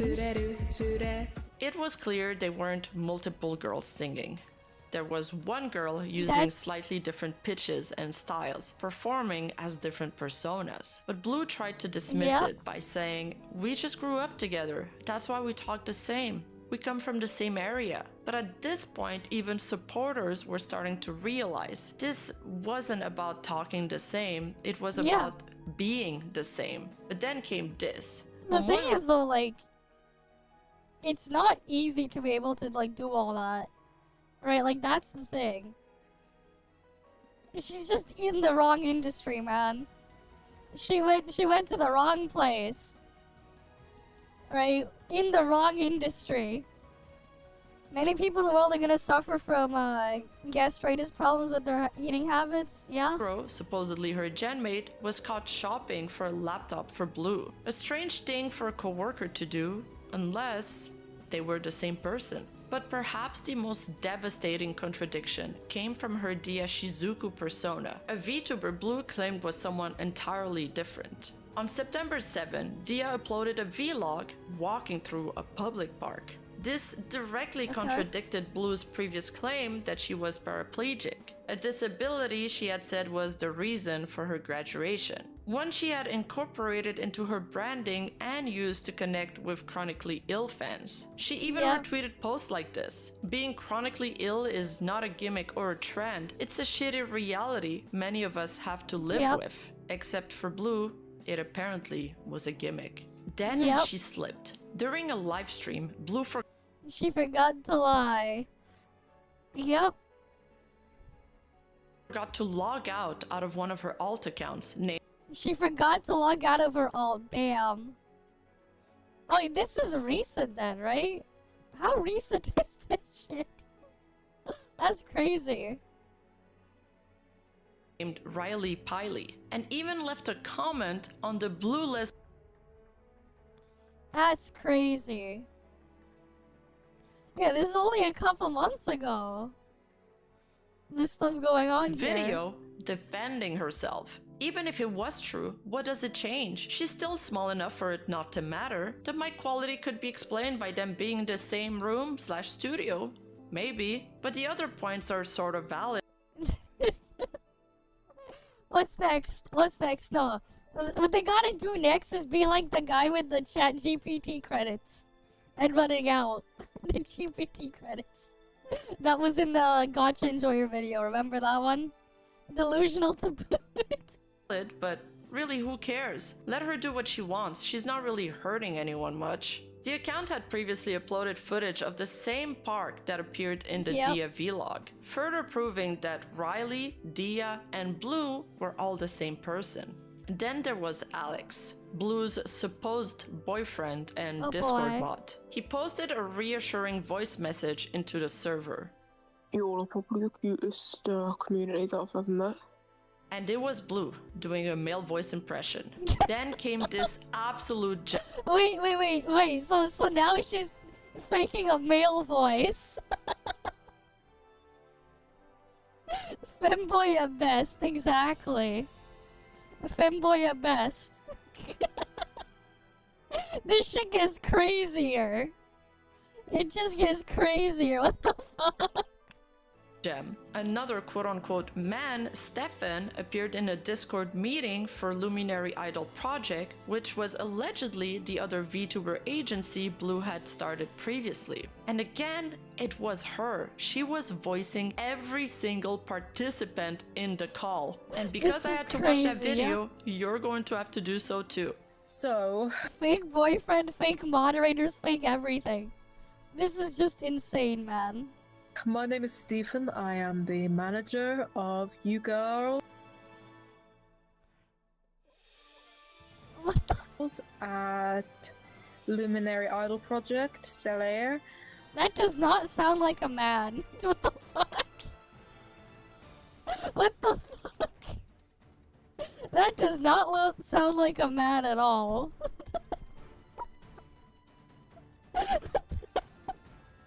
It's either sad or she's having fun. Yep. Hello, my name is Julia Amaris Blossom. Wait, why is there a video of a Discord call? Of all things. Yeah. She had 50 viewers before all this crap, but she wanted more.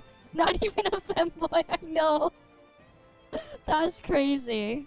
And I am a new VTuber. I haven't really done much yet, but...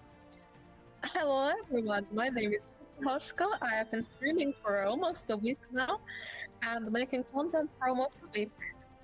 And then a different accent on this voice. Yo.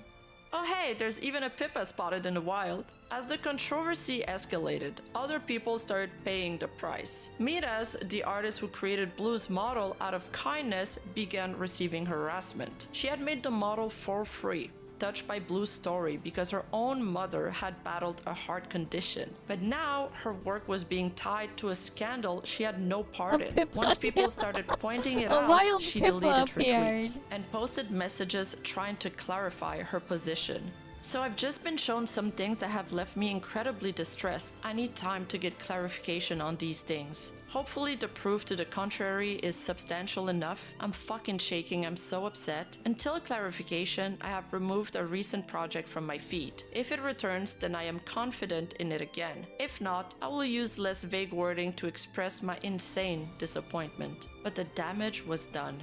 A gesture of empathy had been turned into a source of anxiety. Then she decides to tackle the allegations head on. There are allegations against someone I made a model for. As such, I have pulled down my advertising tweets for them until a final resolution is reached. I have not disallowed her from using the model, and regardless of the outcome, bad or good, the design is so specific I wouldn't be able to reuse it, so if I pulled the rights, it would be wasted work. Circumstances of the model. I made it in 6 days, in various Discord voice calls, and I have whips I sent people in DMs to substantiate my claim with timestamps. I reached out because she came back from the dead, because her claimed heart issues are very similar to that of my mother, and I felt incredibly emotionally incentivized to offer support since I can't support financially. So with her artistic direction, I kinda went sicko mode and made a model in blind speed mode. Of course, I spent a few days so engrossed in this project I neglected my own health myself, and I am currently now ill. When I posted publicly about the model, I was then bombarded with messages, DMs, and links to the allegations. If they are false, I don't regret supporting someone who has heart issues. But if they are true, I was a naive fool who didn't see past surface level presentation. Because in my mind, seeing my mother struggle daily, who would fake that? Regardless, false or true, it is not in my character to retract a gift made in earnestness. I just hope my blind faith is not misplaced. As the situation escalated and more eyes turned towards the Blueless expose, Blue entered panic mode. Tension were rising and people were starting to enter her server to dig. Then came what she described as a dog scare. According to her mods, the panic began when people uncovered a registered parent company in the UK, one allegedly linked to her, complete with an old address still attached to it. There were rumors that the company name was traceable, though details on that were murky. To make things worse, someone had allegedly found a LinkedIn profile that they claimed was hers. Again, no hard confirmation, but it added to the rising pressure. Then a user joined her Discord server, said nothing, and immediately left. She's like the VTuber girl that's playing the VTuber girl disguised as another VTuber. Troop, dropping under me. Yep. She should have her own gimmick. Yeah, she could have made it a gimmick, right? And just been like, wait. Where is that thing? Could have easily made it to a gimmick. I think I have the... Do I still have that source?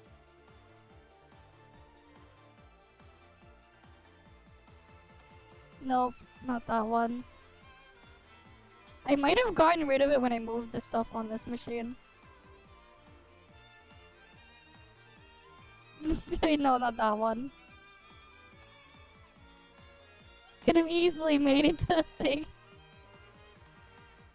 No, I have not watched it, no.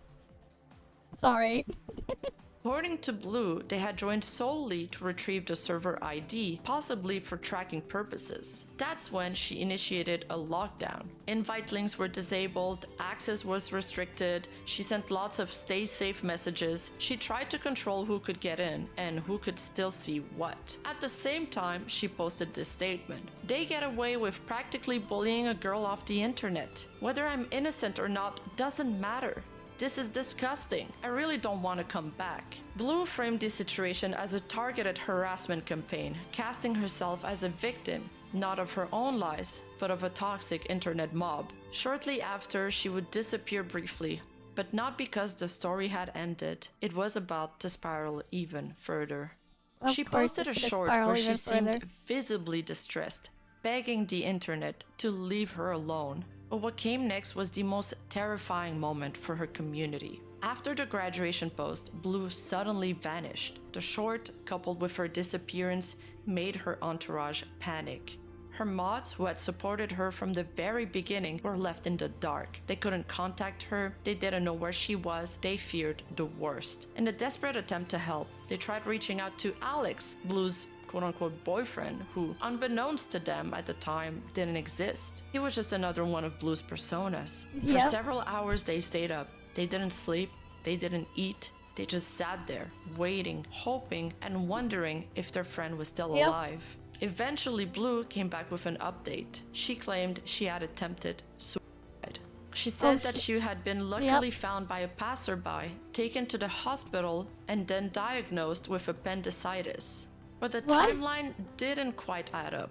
During the first hour of her supposed suicide attempt, she had been messaging her artist Midas in private. But in their conversation, there was no mention of suicidal thoughts. There was no emergency, no panic. But when Blue was pressed with questions, she would often claim that she was too medicated to answer, saying things like, "Sorry, I'm really high on morphine right now. Let's talk later." So now the story just gets even crazier. I thought she was supposed to be disabled and shit. What the fuck is going on now? She censored the first, yeah, but then says it 2 more times. It became her go-to explanation, a kind of catch-all defense. And while pain medication can use confusion, it did raise questions when she was still posting on YouTube and Twitter during her supposed hospital stay. But for the mods, people who had just spent hours fearing for her life, the emotional damage was real. They would later say this moment shattered their trust more than anything else. Later on, she decided to announce her graduation. She was completely done. At this point, there were just too many inconsistencies to ignore. Her moderators finally reached their breaking point. They decided it was time to confront her directly. First, the mods tried reaching out to either Amy, short for Amiarilis, or Momoiro. Both accounts allegedly active at the same time, but only Momoiro responded. They asked her to join a voice call to discuss the allegations from the Bluelist video, specifically the Riley account and and then farming viewers with fake illness. Few others. They call her Amy and make it clear that they want straight answers this time. Because like usually what happens if it's like really that bad and you can't do anything, right? There were 2 times where I took an extended hiatus from streaming, remember? There was that time like early last year, and then the year before that around the thing. But it's like I basically I couldn't do anything because it was really bad. And I'm like, yeah, no, I can't. But this is just like, what the fuck? Alright, you have all this shit going and time. This probably isn't going to work through text. And like the thing is, unlike the thing that they're bringing up here, I don't have any disabilities. And this is supposed to be on someone who has a disability. At least that's the story. That's just crazy, man. You just joined a call? But Momoiro refuses. The walls here are really thin, she says.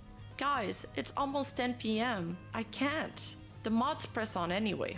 Spectre, one of the few remaining people trying to get clarity, replies, "We're a bit done with all. We just want honesty from you." Momoiro suggests maybe they could add Amy to the call, but claims she's probably sleeping. Spectre isn't having it. Then can both of you call tomorrow at the same time? I've stopped being convinced. Then the questions start to hit harder. How real is Alex? Momoiro responds with deflection, claiming she has proof, and sends a screenshot, supposedly from Amy's account, meant to show she was sharing YouTube Premium subscription with a real friend.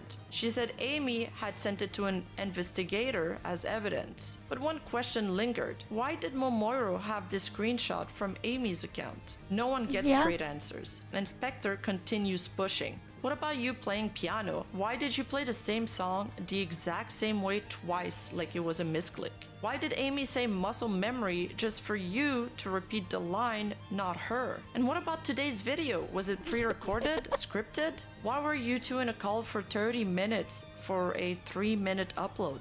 Why did Amy bring up the hospital beep so many times like she wanted to sell the idea she really was there? Momoiro replies, "You're all overthinking too much. I understand, but please take a moment to calm down." But Spectre's done playing nice. Amy, Momo, whoever you are, I want to, but can we get a truth? I've been fed lie after lie after lie. I'm so done with it. We all are. The free mod really needs some closure. It's just stupid. Momoiro finally snaps. Amy isn't going to come back on her account. She didn't even want me to tell anyone, but I have to now, don't I? Someone close to her has been fully doxxed due to the situation, so she's shutting down everything. She's never coming back. So none of it matters anymore. Whether it was true or not doesn't fucking matter. But it did matter. It mattered to the people who had spent weeks supporting her, defending her, worrying for her. All they wanted was one thing: the truth.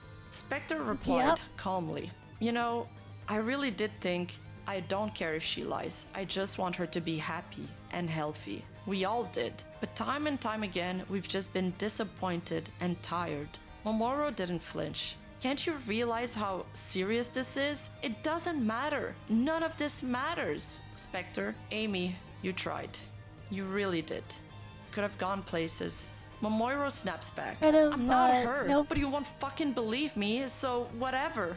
Spectre stayed grounded, still searching for something honest. I just wanted to hear, hey, I'm sorry for lying about this, but isn't it weird? You haven't both talked at the same time in a live call with multiple people. That alone could have proven something, could have shut us up, could have not misclicked, could have not fed us more lies. Also, what about the suicide attempt? Why didn't Amy show hospital papers? Why is your birth certificate date incorrect? I don't care, I want to hear it.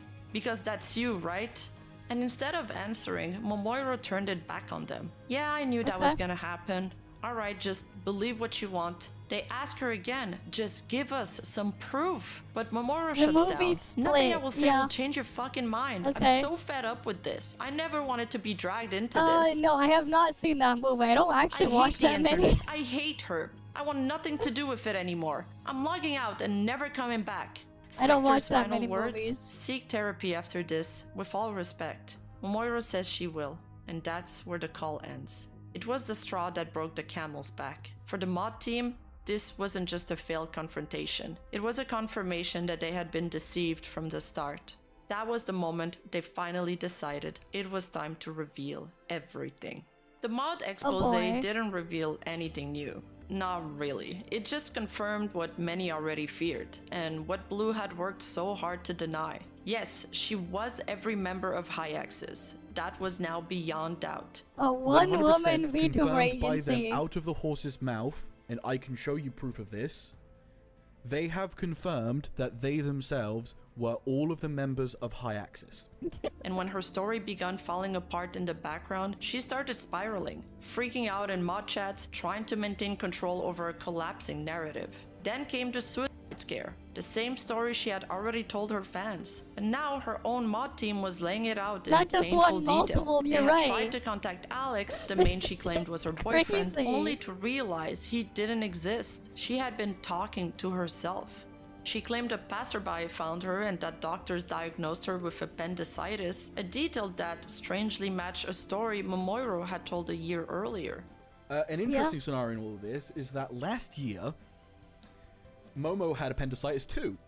She had also once claimed to be on an oxygen tank, and this was a huge point most people defending her would rely on, though even the mods admitted they had no way to verify whether that part was true. What they could confirm was that she created numerous alternate accounts, commenting under her own videos, defending herself on Reddit, and even making threads on 4chan to control the narrative. In one case, she even made up an entire persona who was supposedly dating Momoiro, a character that, again, she was also playing. This is the other person. This Noir individual. I'm gonna pin this. That's another one to get into. Yeah, Noir's not real either. The cousin, they're also not real. It sounds Apparently like they someone were dating Momo. Multiple personality disorder, terminally online. But Yeah. Momo's Amy. The emotional fallout was one thing, but there was financial consequences too. Over £1,000 has been raised through Ko-fi, much of it during her resurrection arc.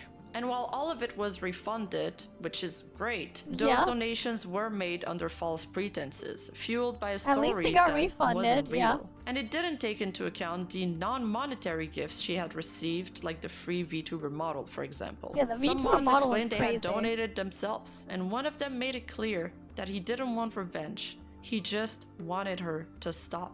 I truly do feel bad for them. They seem very unwell. They seem very lonely. Life is in a position that they don't, seem great. And I just want them, human to human, I just want them to get the help they need to move on from all this and to go forward in life and flourish.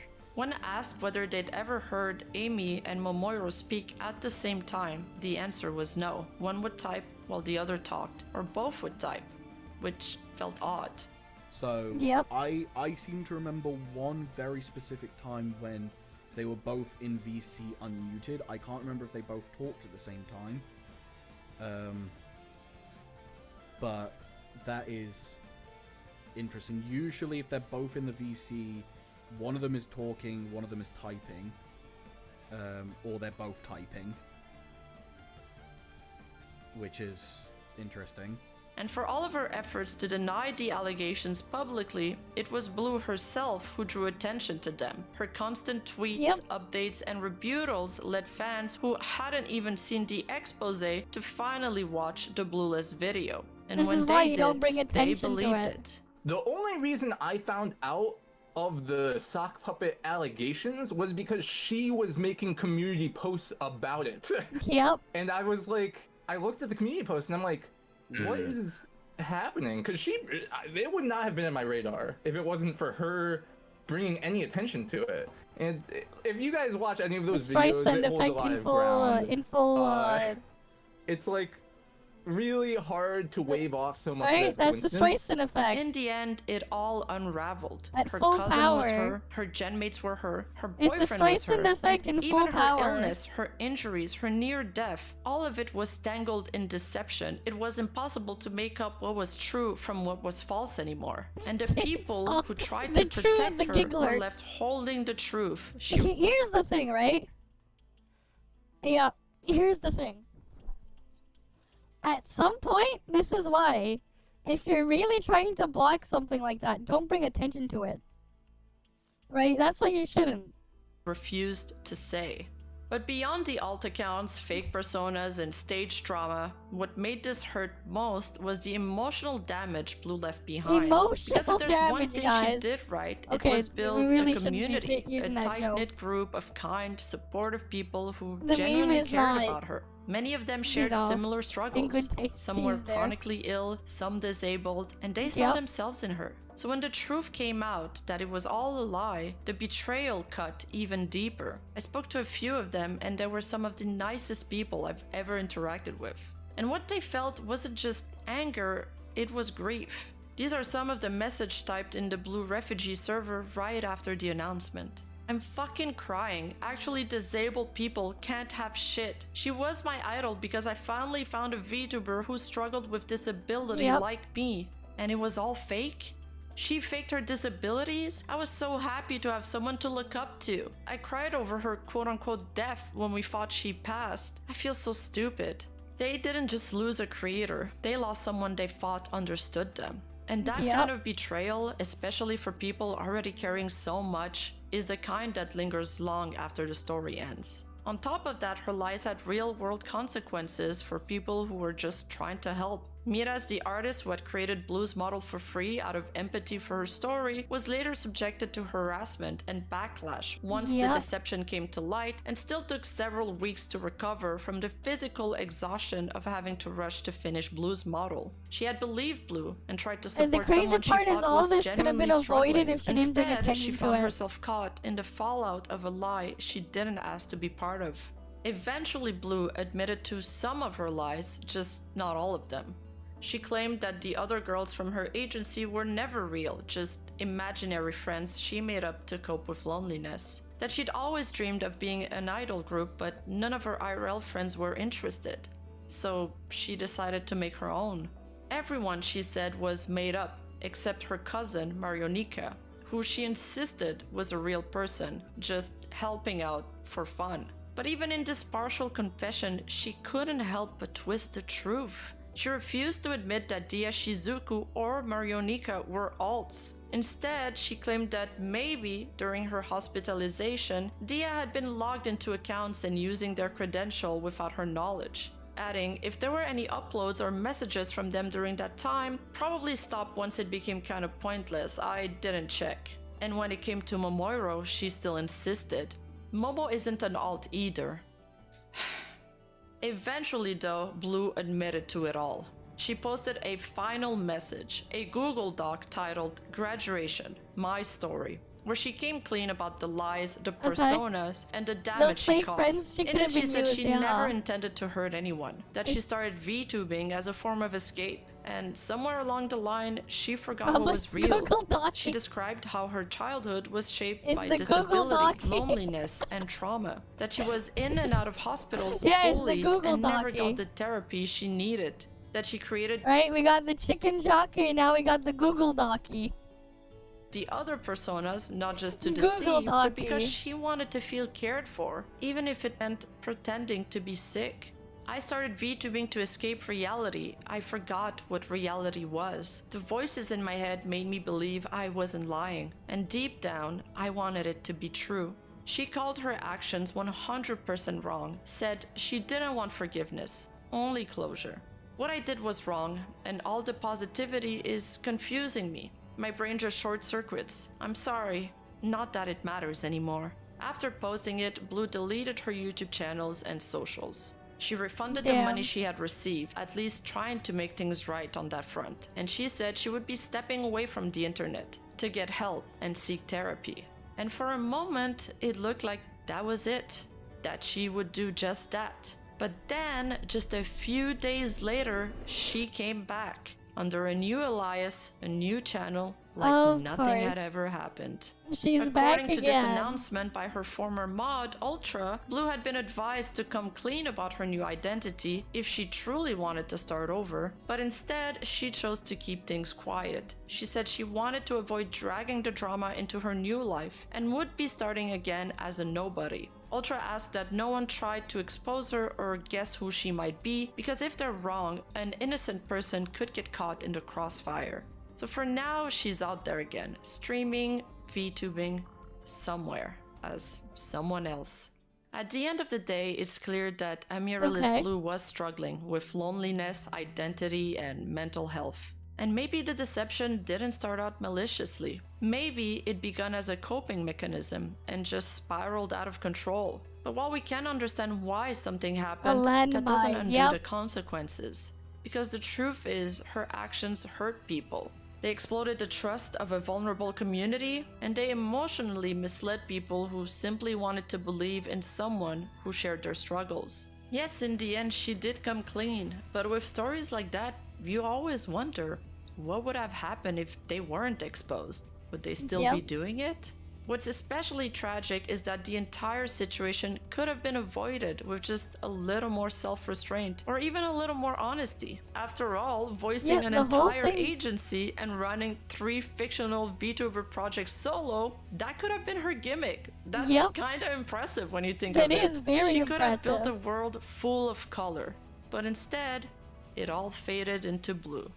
Thank you for watching. Now, obviously, as stated before, don't go trying to harass her or find her. I'm going to do a quick shout out to the Blue Refugee Discord and leave the link in the description below if you guys want to join it, since they have such a wholesome community. However, please make sure you only bring the good vibes if you do. And thank you to everyone who helped put this together, especially the folks in my Discord. If you want to join the community, we're over at discord.gg/Rima, and it's honestly turning into a really supportive little space. If you enjoyed the video, hit that subscribe button, leave a like, and check out my Patreon for more deep dives, bonus contents, and help support the channel directly. Thanks for watching, and I'll see you in the next one.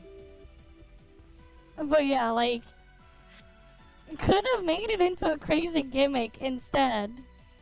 And like try to tie it all together, but nope. Missed opportunity there. Right, that was like a huge missed opportunity. You could have fused it all into like a crazy gimmick. A scuffed Fuamoko echoing her voice, yeah. She could have done all sorts of things, right? She could have. But then nope.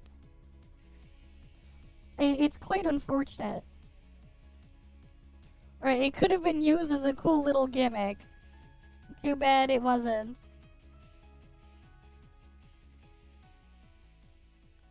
Right, it wasn't used that way. It is what it is. Is there like anything else you might have missed that's older?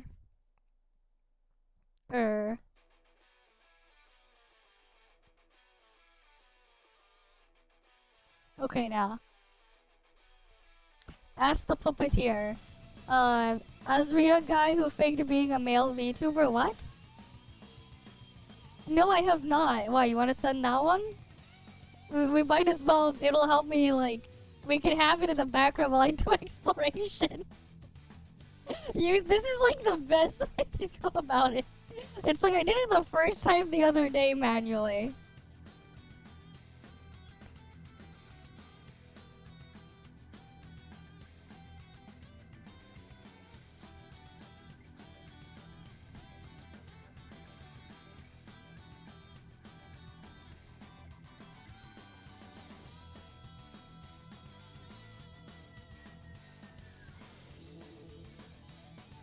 Where's the thing?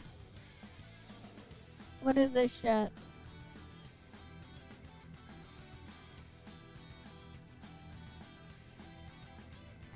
Oh, we saw some of those before already, those old ones.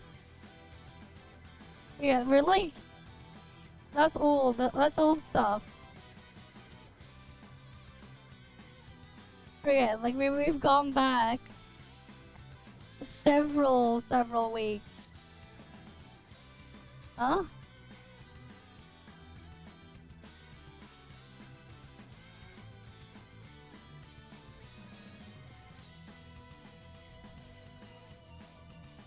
Alright, at the bottom you sent it? Alright, here, was this one. Mutant disabled, goddamn, another one. Back in 2020 when Vtuber... How does this work if you're supposed to be mute? Like, how does this really work? The fuck? No, we got one right here. It's this one right here.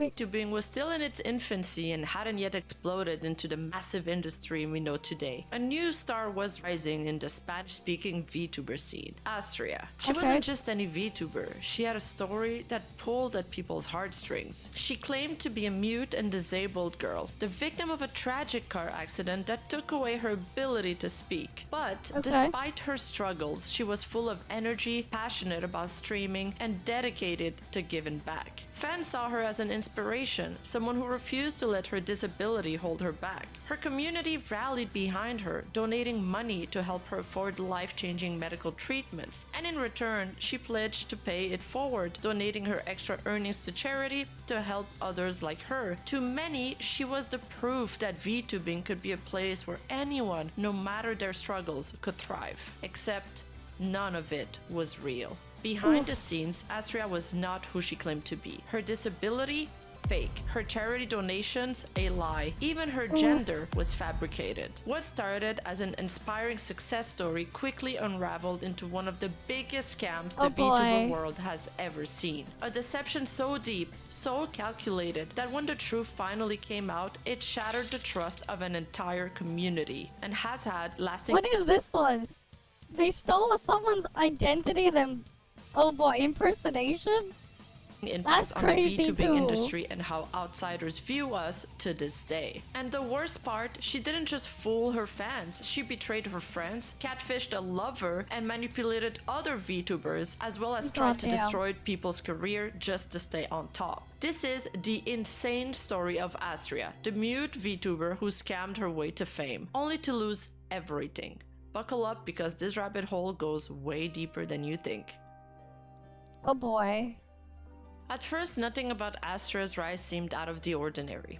She started streaming in early 2020 and gradually built a following. Her numbers were modest but steady, sitting around 15,000 followers with an increase of about 50 subscribers per day on her YouTube channel. She marketed herself as a mute VTuber who had lost her voice in a tragic car accident during childhood. And using expressive body movement, sign language, and text-to-speech software, she engaged with her audience in an interactive manner. This helped her stand out among other VTubers in the Spanish-speaking community. But what truly launched her career wasn't just her content, it was the sympathy and admiration she gained from her tragic backstory. She would often say things like, "I started streaming last year, I've been using my account for 11 months, although I did take 2 months of hiatus, so it's closer to 9 months really. I tried to stream every day without fail unless I don't feel up to it mentally." And according to her, streaming was more than just a hobby, it was a mission. She wanted to make a difference, not just in her own life, but for others. I've learned that to grow on Twitch, it's not only about streaming, it's about putting in the effort to expand your influence, take opportunities, make friends, and start projects and make a difference. Her words painted a picture of hardworking and passionate creator, but the reality behind the screen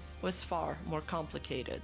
But everything changed in September 2020 when Drakeout, a well-known VTuber in the ESP community and briefly the manager of a popular VTuber agency named Owuzu, who's had his own set of controversy, made a video promoting Astria's channel. In this video, Drakeout shared Astria's story, presenting her as an inspirational mute VTuber who had overcome challenges to become one of the biggest names in the scene. The video gained traction, drawing massive attention to Astria's channel. Almost overnight, her growth exploded. What started as a small but steady audience quickly turned into one of the fastest growing VTuber careers in the Spanish-speaking community. With her rising popularity, Astria was hailed as a pioneer in both the VTubing space and the Spanish-speaking community. She credited her success to hard work, dedication, and engagement with her community. She said, "If my community grows, I'll grow too, and if I grow, I can help the community back. I don't really care about the money since those things always come to you if you put in the effort. You don't have to demand it." On the surface, her story was inspiring. She presented herself as a selfless creator, someone who worked tirelessly to provide engaging content, despite her supposed disability.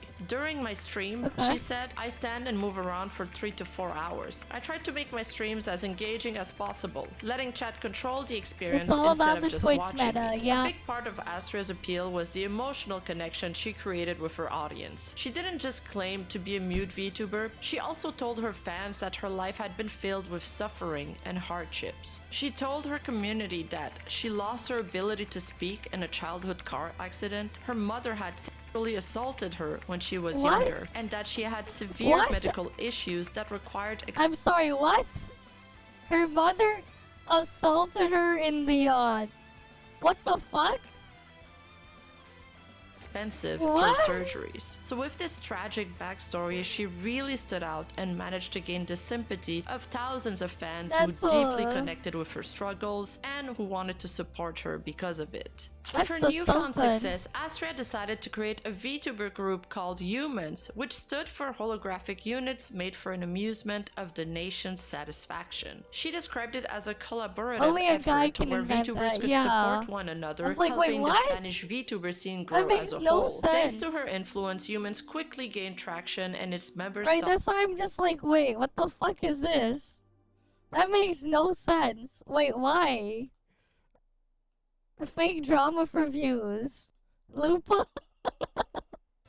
Their own viewership numbers rise. She made it sound like a noble effort, one that would benefit everyone involved. "I'm more motivated than ever to give it my all. I'm getting to know wonderful people and wonderful viewers that accept me for who I am." Her charisma and unique way of interacting with viewers made her seem like one of the most promising new faces of the LATAM VTuber community. Her future seemed brighter. That's true, they fabricated it. But I was just like, goddamn, at least I wasn't drinking water or anything. Than anyone else's at the time. But little did she know, her success would last less than a month. Indeed, despite her selfless image, cracks were already beginning to show behind the scenes. Astria was not the kind-hearted VTuber she claimed to be, as it turned out. Astria wasn't looking to uplift others, she was looking to eliminate competition. The first major sign that something was off came during a controversy involving another VTuber called NemuVT. NemuVT was one of the biggest Spanish-speaking VTubers at the time and got into drama when she accused a smaller VTuber, Sui, of stealing her model. While I won't get into all the details, this turned into a big controversy and Nemu received backlash from the community. But Astria saw this as an opportunity. Instead of defending her friend, she took this chance to ruin Nemu's VT's career. She sent detailed scripts to YouTubers encouraging them to attack Nemu and, quote, break her empire so other VTubers could rise. Basically, Astria was actively trying to take down one of the biggest names in the scene to benefit herself. Behind the scenes, like, it's just weird. It makes, like, no sense. Like, why? Why the fuck would her mother do it if it was supposed to be... I don't understand this shit. She started making snarky comments about Nemu and even leaked private documents to multiple YouTubers. This was the first time people saw Astria's true nature. But things were about to get even worse. The backstabbing move shocked many in the community, as Nemu was not only her friend but also someone who supported Astria financially. Nemu VT had even previously donated $170 to Astria, but later claimed it was actually $250. And this was supposed to help Astria afford treatments for her throat condition. What Nemu didn't know at the time was that Astria wasn't even sick. But backstabbing a friend and donor wasn't enough for Astria. She continued to actively badmouth Nemu behind the scenes. But this was only the beginning of Astria's downfall. The biggest revelation was yet to come.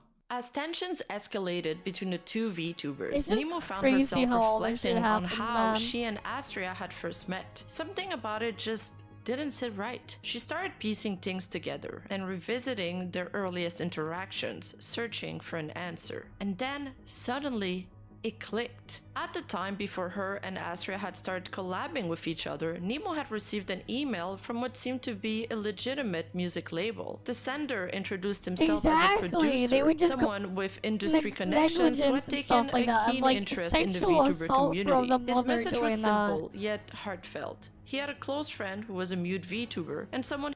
Alright, like, especially because it's like the mother doing it to what's supposed to be a daughter. Right, like, yeah, there are cases of women doing things to men like that. Very rare, but they do exist. I've heard of them. But like, if it's a mother doing it to their daughter, I just can't imagine that. It's just so ridiculous. He deeply admired and wanted to see succeed. That VTuber was named Astria. The so-called producer spoke passionately about Astria, describing her as a talented but overlooked creator who just needed a little push. He pleaded with Nemu to help promote Astria's channel, insisting that it would make her incredibly happy. Yeah, that's why I'm saying the story makes no sense. Never made any sense. Right? Because he's supposed to be pretending it's supposed to be a you know, thing. Right? But the story was, for the female character that's supposed to be mutant disabled, that they got sexually abused or assaulted by their... Not sexually abused. Sexually assaulted by their mother. There are horrible ones out there. You've seen it reported in the news. Oh... Yeah, there are things that you just don't want to know exist, man. Turn. The sender claimed to have a crush on Astria. He wasn't just a supporter, he was also emotionally invested in her success. His admiration for her wasn't just professional, it was also personal. And if Nemu helped Astria grow, she wouldn't just be doing a favor for a fellow VTuber, she would be making someone's dream come true. At the time, Nemu had no reason to doubt the legitimacy of the email. It was strange, sure, but she brushed it off as just another devoted fan trying to help someone they cared about. But now, looking back, something clicked. As she started connecting the dots, Nemu realized the horrifying truth. The email had been fake. There was no music producer and there was no admirer. It was Astria herself. She had fabricated the entire persona just to manipulate Nemu into a collaboration. From the very start, it had all been a setup, an elaborate scheme designed to guilt-trip Nemu into helping boost Astria's career. The revelation was shocking, but it also exposed something even more disturbing. Astria was willing to go to extreme lengths, even creating fake identities to get what she wanted. Shortly after this controversy, YouTuber Terry released an expose which would ultimately bring all of Astria's lies crashing down. Terry's investigation started when he discovered a suspicious payment. While going through transaction records, he found that the email used for Astria's business payment was linked to another account called Shiro EDM. So Shiro EDM was a YouTube music channel with over 300,000 subscribers, supposedly run by a man from Mexico. Needless to say, the connection between the two accounts raised serious questions. When Terry dug deeper, he found something even more suspicious. The merch store linked to the Shiro EDM channel sold products featuring Astria's VTuber model called RoboNeko. So this begged the question, why was Astria's model being sold through an account she had Yeah. never publicly mentioned. But it got worse. In an old interview, Astria Why had is claimed it to be a being so manager for a weird? discography and frequently used electronic music similar to the tracks uploaded on Shiro EDM. So there was a few recurring elements here. Oh At this boy. point, the evidence was undeniable, and Astria was connected to Shiro EDM, and the person behind both accounts wasn't a mute girl, but indeed a man. But the investigation didn't stop there. Terry found an official Facebook page for Shiro EDM, which claimed to be based in Tijuana, Mexico, the same country Astria was from. Even stranger, after a fan meetup, people created fan art of Shiro EDM's owner, and in every single drawing, the person depicted was a short-haired man. Then there was Astria's inconsistency about her backstory. She had told her fans that her car accident happened when she was 6 years old. This was something she repeated often and even had it in her Twitch bio. But later, she changed the story, sometimes saying it happened when she was 10, 11, or even 12. In this tweet, for example, she claimed it was 12 years ago, and the constant contradiction made it fairly obvious that she had made the entire story up. As the pressure mounted, Astria made one last-ditch effort to salvage her reputation. She decided to prove her identity by doing a face reveal on stream. The idea was simple. If people saw her on camera, they'd believe she was telling the truth. When the face reveal finally happened, audiences were momentarily convinced. After all, the girl featured on stream was cute, and she was even wearing an Oculus headset, which is something Astria had used in her streams. Her fans breathed a sigh of relief. But it also meant that the YouTuber who had done an expose on Astria, Terry, started getting a lot of heat due to his video and ended up privating his video on Astria. But then, in a monumental plot twist, audiences found out that instead of actually showing herself on camera, Astria had actually gotten the help of one of her friends to pretend to be her. And how was this discovered? Well, Astria hadn't properly briefed her friend about what was truly going on. Probably because if she knew, she wouldn't have accepted to go live for her in the first place. So after learning about all of Astria's accusations and fraud, the same friend allegedly ended up spilling everything to Serpias, who was Astria's longtime online boyfriend, who went public with all of this information. And that's when another layers of lies unraveled. Serpias had been romantically involved with Astria for over a year, believing he was in a relationship with a mute disabled woman from Japan who had suffered immense trauma. To make the relationship seem real, Astria had sent him intimate photos, which she claimed were of herself, but when everything fell apart, it was revealed that all of those images were actually brought from Fiverr. Serpias even tried to reverse search the images on Google, but nothing came up. They weren't linked to any public profiles, which only made them seem more authentic. And that was intentional. Astria specifically chose those images that couldn't be traced back because they weren't hers to begin with. Serpias had never actually seen Astria, as they were online dating, and he had been in a relationship with a completely fake persona from the start. So for over a year, Serpias had unknowingly been in a relationship with a man. And when Serpias finally learned the truth, he was devastated. He had spent months emotionally invested in a person who didn't even exist. What's sad is that the internet being the internet, and people thought AI is people bad. made fun of Serpias once the truth got revealed. It's also been said that Serpias made a response video, but most of the footage of his reaction has been lost or deleted. To this day, there's no confirmed archive of what he said. However, he does end up commenting on the situation via tweets later on. But what we do know is that he was one of Astria's biggest victims. And unbelievably, Astria still wasn't done. When Astria finally confessed, it wasn't just an admission of guilt, it was the confirmation that every rumor, every accusation, and every suspicion about her was true. She had fabricated everything, including being a disabled mute woman, she could speak the entire time, needing money for an expensive throat surgeries, there were actually no medical bills, being a victim of sexual assault, a fabricated trauma for sympathy, losing her mother to unknown circumstances, her mother was never dead, and hosting charity streams for hospitals and disabled individuals where all the donations went straight into her pocket. In her statement, she said, Good morning, everyone. The truth is, I want to say sorry to the community, the viewers, and VTuber followers in general for this polemic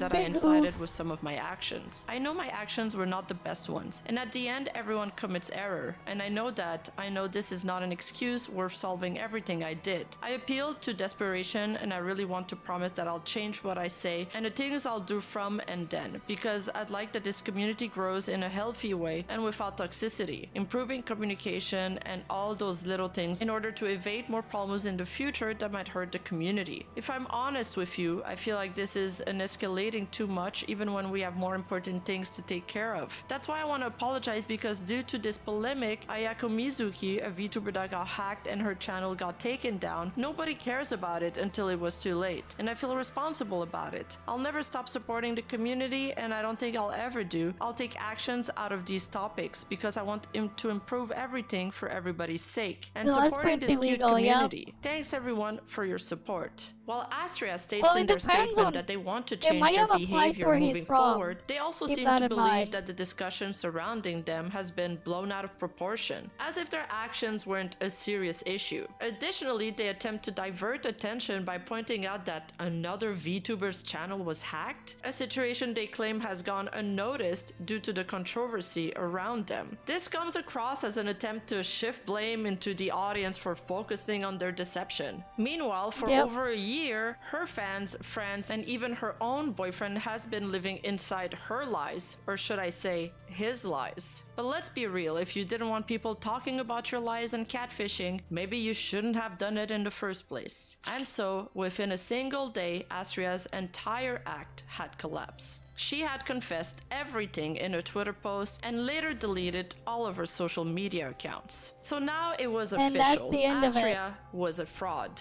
But wait, there's more. After everything fell apart, Astria attempted one final act of damage control. He came back and posted a video apology, though most footage of it has now been lost or deleted, and this greatly upset many of his former victims who took to Twitter to voice their frustration in the matter, seeing the person who hurt them attempt to come back once more. The boyfriend he catfished, Serpies in particular, tweeted a slew of comments. I have a lot of anxiety. I have to talk about this, but I don't want to. But if I don't, people won't stop bothering me. I feel too uncomfortable with everything. I'm not looking for any of this. I'm a positive person, but this is too much for me. I can't even sleep alone. I can't even read his name. For a week now, I've been anxious because a person who returned has made my life miserable for many months. But this has been unbearable for days now. It's either do this or leave forever. I can't find any other way to free myself. I tell you from the heart, I don't want any gossip. This life is shit. I come to the internet to have a good time, not for these kinds of things. I've been thinking about how to free myself, but I think the best way is to write this from the heart and be honest. Yes, I know I'm always an ironic and sarcastic person, but this is serious and I might get haters, or I don't know, they'll laugh at me and how I feel, but please, I'm asking all of you, have I ever done anything bad to you? I always try to be the best to everyone. Once I write this, I'll be going on vacation for a couple of weeks, although I'll delete this. It hurts me to put it there, and I'm sorry for venting publicly, but if I don't tell everyone, this won't stop. People will keep bothering I'll see you around then, Zenmeister. me, and I know that many of you will be able to understand and empathize with me. Right? The damage you have done to this community is immense,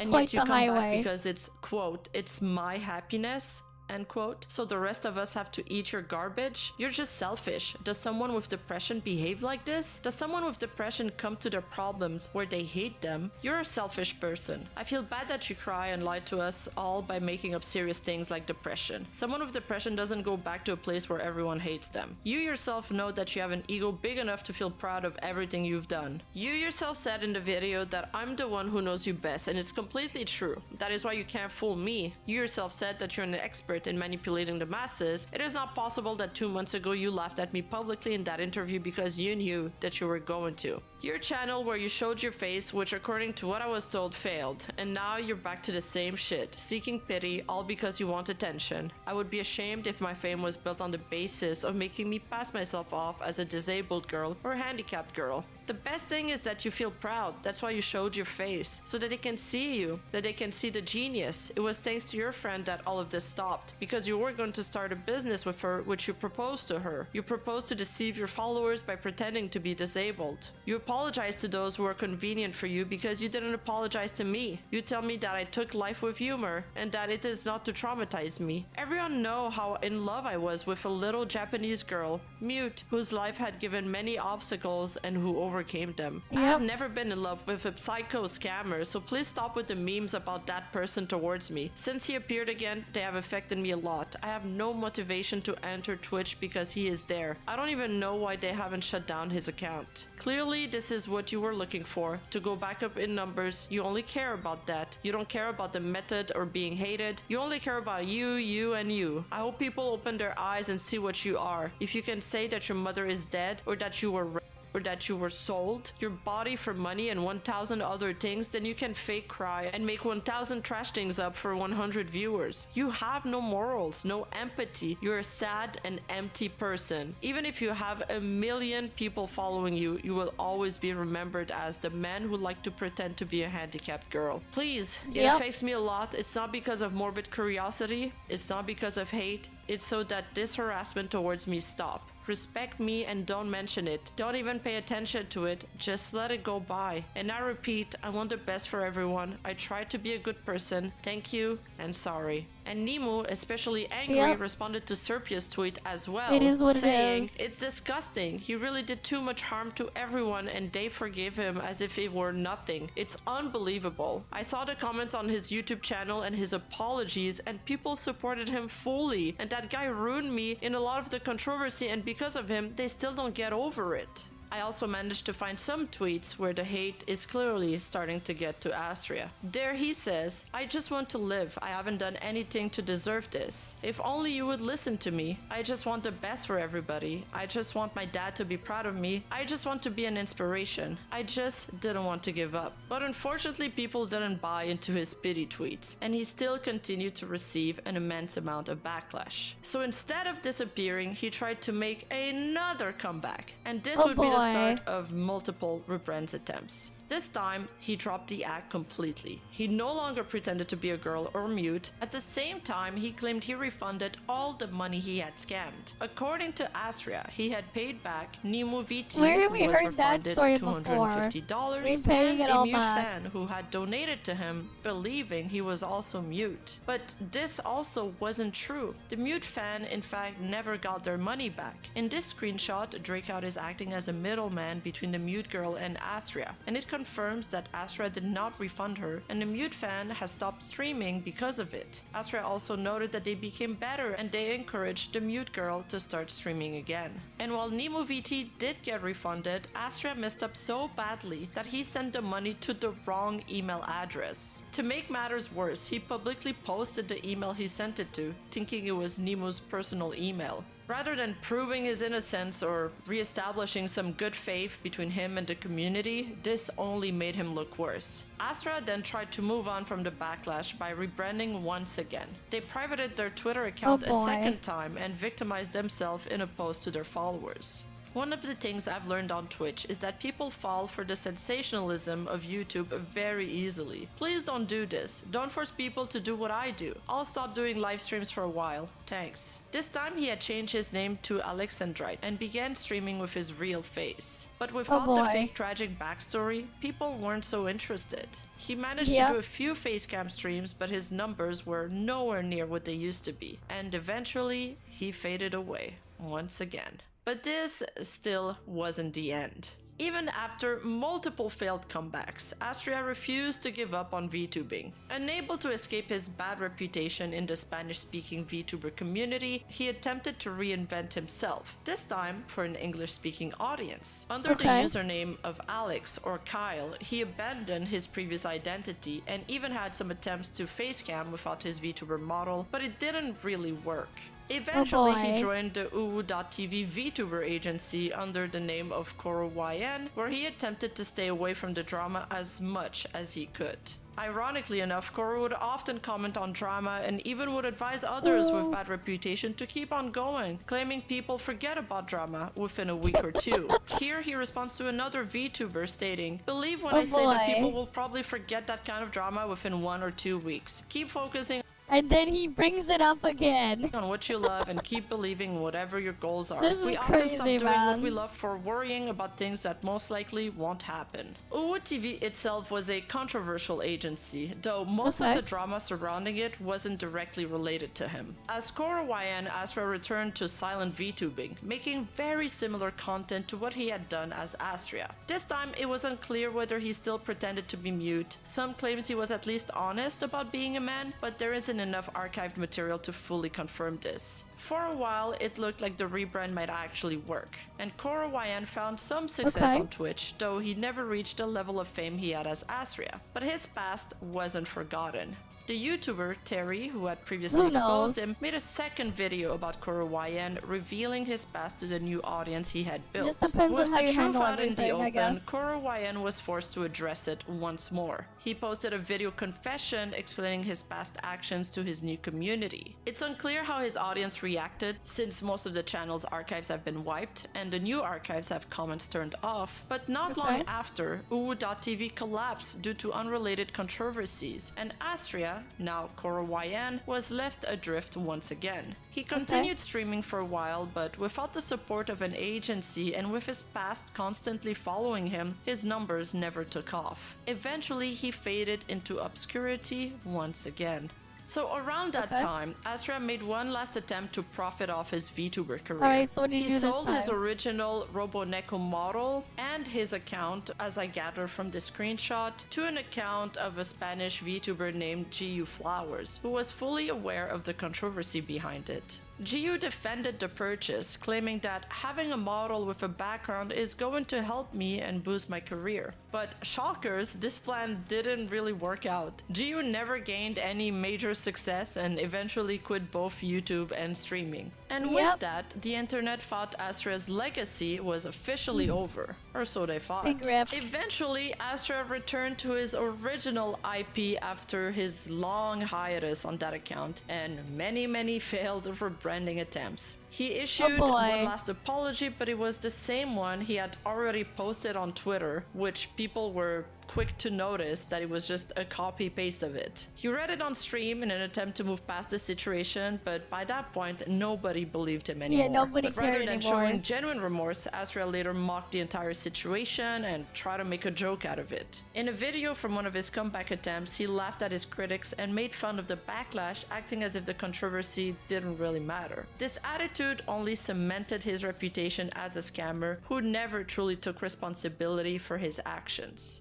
Indeed, Astra was always open about being from Mexico, but painted a tragic story of having a rough life as a disabled person. He frequently asked for donations from both his community and personal friends, claiming he needed money for medical expenses that didn't actually exist. In reality, this was a new behavior for him. Astra once admitted that before becoming a VTuber, he would frequently pretend to be a girl online to get free things, most specifically through this game he played called Terra. He admitted all of this in an interview with a content creator named Kaguya, and the exchange goes as this. Kaguya, the interviewer, asked, well, the main questions are, what besides the inspiration led you to do all of this VTubing? What led you to make the character with a disability? How did you end up with the disability? Was it intentional to be like this all of your life, or was it going to come out at a certain point? Astria/Kyle responds, this goes back a long way. I swear this goes back a long way. Kaguya, how long ago? Astria/Kyle, since 2013 because I played a game called Terra. 2013, Kaguya responds, Terra damn. Online, okay. Astria/Kyle responds, yes, Terra, and at that time I said to myself, wouldn't it be funny to play as a female character and pretend to be a woman? And when I did it, dude, I did it just like that. But before I knew it, I already had a bunch of friends and I was so stupid. I told some of them that I was a dude, and the closest one I told them that I was a dude, but others still had their doubts. And so I continued like that for a bunch of years, and now in 2019, when I started my channel. Kaguya responds, yes, like in the month of July, no? Astria/Kyle responds, yes, that's when I said it. That's when it became easy for me to continue with the lie. But there was the problem that you need to talk there, and I couldn't say, I can't. I guess this is what happens when these MMOs have trading as a feature. You're gonna get people doing this shit. You're gonna get all sorts of bad actors abusing things. I'm shy, ha ha ha. I mean, because just like what you see if you go at what you do. You go on WoW, right? You log on to WoW. You go on an RP server, right? You go to the Goldshire Inn in the human starting zone, right? And you usually find all sorts of things at the Goldshire Inn. You just go there. Give me free BP on Give me free BP on Nichan. I need 10,000 gold so I can buy this mount. Okay? Yeah, you just do that, right?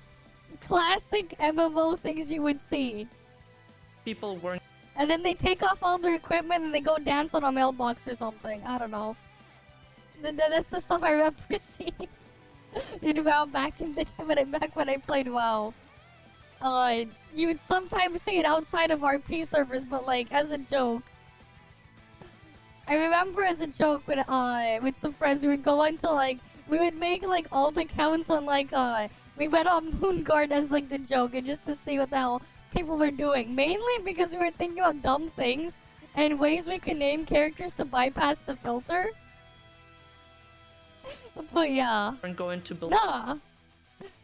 No, the most I've done is just as a joke with in a call with a bunch of friends. We made alt accounts on Moonguard, which was an RP server, just to troll around. But what we were doing is we were using it to test to see if we could bypass word filters. So we would have a thing to replace certain letters and stuff with just spamming shit. I don't know. I think it was 9 or 10 years old at the time. This is a long time ago. I was still in elementary school. But I remember we would do things like that as a joke. And then after that we'd just go back to play on the real thing. I mean the only thing you could ask for is just give me gold so you could buy mount or whatever. The problem was we never leveled up characters there. So it's not like we could have unlocked the mount anyways, because what? A regular ground mount was level 20 and that's not even, you get that basically for free. The shit there. It wasn't anything actual crazy mount shit that was expensive wasn't until much later. The whole RuneScape meme with buying girlfriend, nah. Never done that stuff. Nah. I never played RuneScape. I played WoW, but that was a long time ago.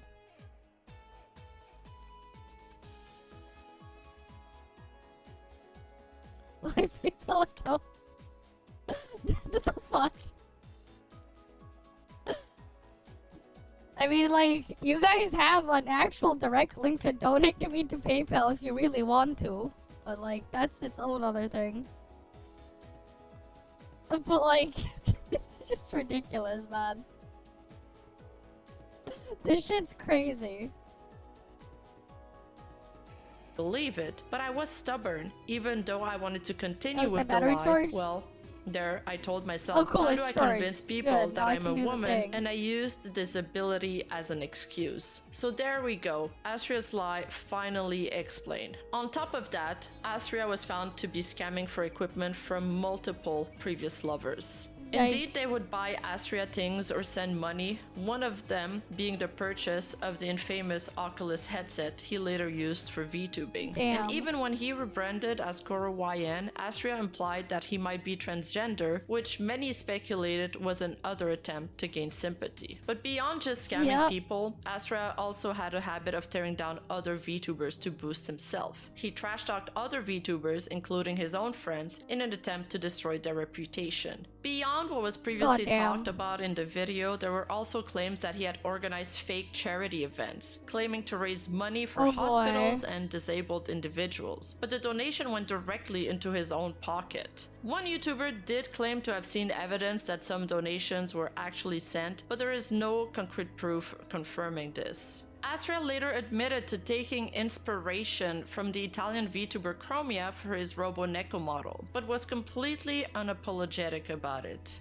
When people were speculating Yeah, that he this guy ripped off way the model, worse. he sent the VTuber a super Way chat saying, worse. Krobia is the inspiration for the Astria This model, is and way the worse avatar than has Blue. free rights, so anyone can use it, and that people should stop attacking Astria. One other manner where Astria was exposed for trying to pity bait in an obnoxious and vile manner was when he even claimed to be an Asian girl sharing photos of a throat scar to convince his friends of his story. But later, Oh it was boy. also revealed that the image was a flipped and photoshopped picture of a random Asian girl. Seriously Damn. messed up.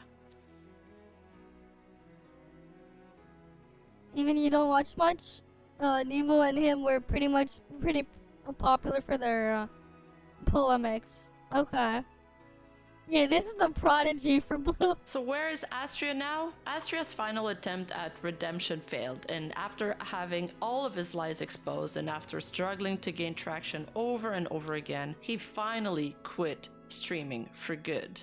At the Okay. end of the day, the Astria controversy isn't just about one person lying. It's about the damages these lies cause to the entire VTuber community. Yeah. When someone fakes a disability, a tragic past, or their identity just to gain sympathy and money, it hurts real disabled VTubers, real struggling creators, and the trust between fans and streamer. It's just- How many times yeah. have we heard there's a 30-year-old dude standing behind this VTuber avatar? VTubers already have so many people doubting who they are and what they are that we don't need more of this. We already see people questioning the legitimacy of disabled VTubers as well, assuming that anyone who uses a VTuber Wait, this avatar thing is is being locked off? dishonest Okay. about who they are. And this How kind do of we get in situation here? only fuels harmful stereotypes and makes it harder for genuine creators to be open about their struggles. And that Yep. is why stories like this need to be called out. Not to create negativity, but to ensure that the people who exploit sympathy for personal gain don't ruin it for everybody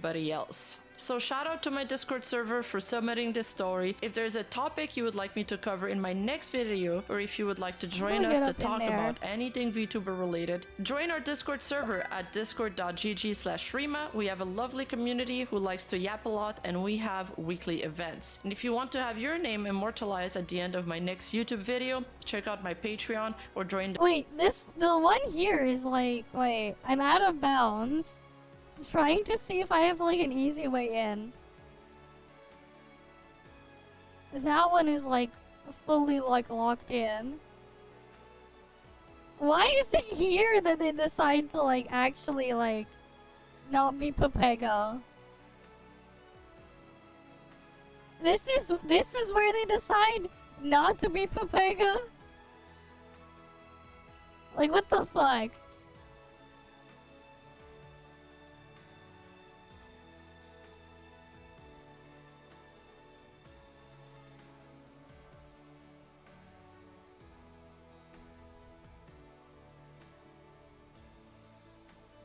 They decide not to Pepega the map thing there.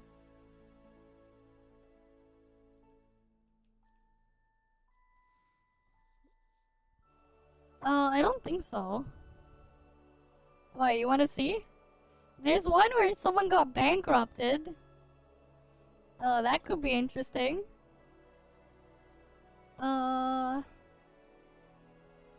Highest paid actor of South Korea lost his career overnight. What's this? Loses career over having a boyfriend. Damn. Yeah, no, nothing on Cinder. Nothing on Cinder. loneliness is I guess we could go with the one where someone stole someone's identity. a hell of a drug. People crave companionship, but without the Alright, awkwardness let me of try to human see if I can get interaction, anything like else making out of eye bounds. contact or, God forbid, engaging in small talk. That's why AI chatbots have exploded in popularity. Yeah. Just look at Amaranth's AI companion, which pulled a staggering $34,000 in a single day. And she's That's not alone. crazy. There are now entire websites dedicated to letting people talk to AI versions of celebrities. Although, I can't tell if this is supposed to be Miley Cyrus as a failed Barbie prototype, or Jennifer Lopez if she got deep-faked into the Eternals sequel that nobody asked for. While some are completely against AI Eternal clones, others sequel see it that as a nobody way wants. to control the inevitable. And AI isn't just taking over influencers. VTubers have entire bootleg AI clones with hundreds of thousands of followers. That's why some VTubers, just like influencers, are getting ahead of the problem by making their own AI versions. Not because they love AI, but because they'd rather control what's being said and done in their name than let some random creep profit off of them. And one of these VTubers is Fillion. Fillion is a very popular VTuber known for her high energy content and insane VR parkour skills. Sitting at almost 3 million subs, last year she was ranked 4th most popular VTuber worldwide on YouTube, ranking just below other powerhouses such as Gargura, Posho Marine, and Kizuna Ai. Fillion also has an AI chatbot, which whatever features it includes is something she's comfortable with and has control over. Unlike those bootleg AI clones, which are made without the creator's consent, Fillion's AI chatbot exists on her own terms. But what happens when a VTuber doesn't get to control their image? Because while Fillion was minding her own business, someone else was pretending to be her. A full-on impersonation scam designed to milk thousands of dollars from her fanbase. And the craziest part, a lot of people, including actual VTubers, fell for it. And then there's this account. At first glance, it looks like Fillion's secret not safe for work account. Maybe something she wanted to keep on the down low. A few content creators actually do this to separate their loot content from their main brand. Shy Lily, for example, has a separate space for spicier content, and Cinder has her own not safe for work persona distinct from her safe for work content on Twitter. The account seemed legit enough that even VTuber mutuals followed it, and I'm sure most of them had no clue it was actually Fillion. Honestly, I didn't even realize it was fake at first either. It was that convincing. To confuse people even further, this fake Fillion shamelessly replied to a tweet from the VTuber Awards, an event that Fillion herself was actually hosting. They even posted a video of themselves dancing, and somehow it racked up over 1.1k likes, which obviously means a lot of people genuinely believed it was her. When we look at this account, we see that it first started posting on September 27, and in just 1 month, it had already reached 5,000 followers. That's an absurd growth rate for an account with no verification, no official backing, and no connection to the real Fillion, aside from outright impersonating her. But why would someone go through all of this effort? Well, once you look at their Patreon, everything starts to make sense. Their tiers go up to $100, and even at their lowest tier, they were making around $3,820 per month. That alone is nothing to scoff at, but it gets even worse. It was later revealed that this account was earning between $18,000 and $20,000 per month from Fansly. And suddenly, the extent of their lies and manipulation starts to make a lot more sense. And how were they making that kind of money? By using Fillion's jingle model to post thirst-bait content and sell explicit material to her fans. At this point, this wasn't just impersonation. That's part of the problem of just using a free generic one instead of like actually getting your own that you actually own. Because like the thing is with Fillion's model, anyone can buy it. Not anyone can buy it. Anyone can get Fillion's model for free. Like it's for profit. Someone else made it and stuff. Fansly sets, which were Fillion doesn't even have the rights to the model. But here's the key difference. This like is that's nothing like a fun the fact content there. Fillion actually makes. Fillion has always pushed for family-friendly content, and nothing about this not safe for work material aligns with her brand. For months, Fillion VR was able to operate without any real issues since its creation in September 2024. But that changed when the account went on a brief hiatus right after losing their Fansly account. Then after some time away, Fillion VR returned with a statement claiming that their Fansly account had been permanently banned with no warnings due to an alleged breach of Fansly's term of service. According to them, this resulted in the loss of their entire subscriber list, all earned revenue messages, and content hosted on the platform. But conveniently, they had already backed up everything beforehand. They also claimed that Fansly support never responded, implying that the platform unfairly withheld their funds. And then came the dramatic finger pointing, shifting all the blame onto Fansly. They wrote, "I am deeply disappointed and concerned by Fansly's lack of transparency and accountability. Moving forward, I'll be using platforms that prioritize creators and their communities, starting with Patreon. This post went somewhat viral, but not just because people felt outraged. They also reposted it 4 separate times, which snowballed into making even more people aware of this account, including myself. The replies were mixed bags. Some people genuinely believed they were wrong, while others started to connect the dots. One user even suggested that if Fansly really did take their money with no warning, they could sue the platform, calling it a corrupt business decision that's taking advantage of you. Of course, there was one little problem with that argument, but we'll get to that later. The real crazy part is that this ban was completely predictable. I mean, of course Fansly is going to ban you when you're impersonating someone who is already on that platform. And not just a creator, but one of Fansly's official partners. But that's a tiny little detail that VillionVR conveniently forgot to mention to their fans. Now, I'm sure a small portion of their Fansly subscribers didn't actually care that this wasn't Villian. Some people just want anime titties and move on with their day. But let's be real, most of them were there just because of the likeness to Villian. So if VillionVR had actually been honest and explicitly stated, hey, just so you know, I'm actually not Villian. I just use her model, branding, and fanbase to sell my content. They would have lost a massive chunk of their revenue overnight. After the ban and this announcement, some people started picking up on their con. However, opinions were still divided. Some people defended VillionVR by arguing that since Villian hadn't adhered to her model maker's guidelines, it was fair game to use her likeness for profit. This situation echoed a controversy last year when a Nendoroid figure of Villian was publicly announced. However, the project clashed with her model's maker's terms of service, as Villian hadn't fully complied with the agreed upon terms. This led to a significant backlash, and ultimately resulting in the cancellation of the Nendoroid. Following discussions with the model creator, Villian and Jingo were able to resolve the matter privately, with Villian ensuring compliance with the terms of service moving forward. However, using that argument to defend the impersonators is an absolutely wild you have level to make of sure you copium. own everything. There's a huge difference between simply using the same free-to-use model and what VillionVR is doing. What they're engaging in is outright brand hijacking.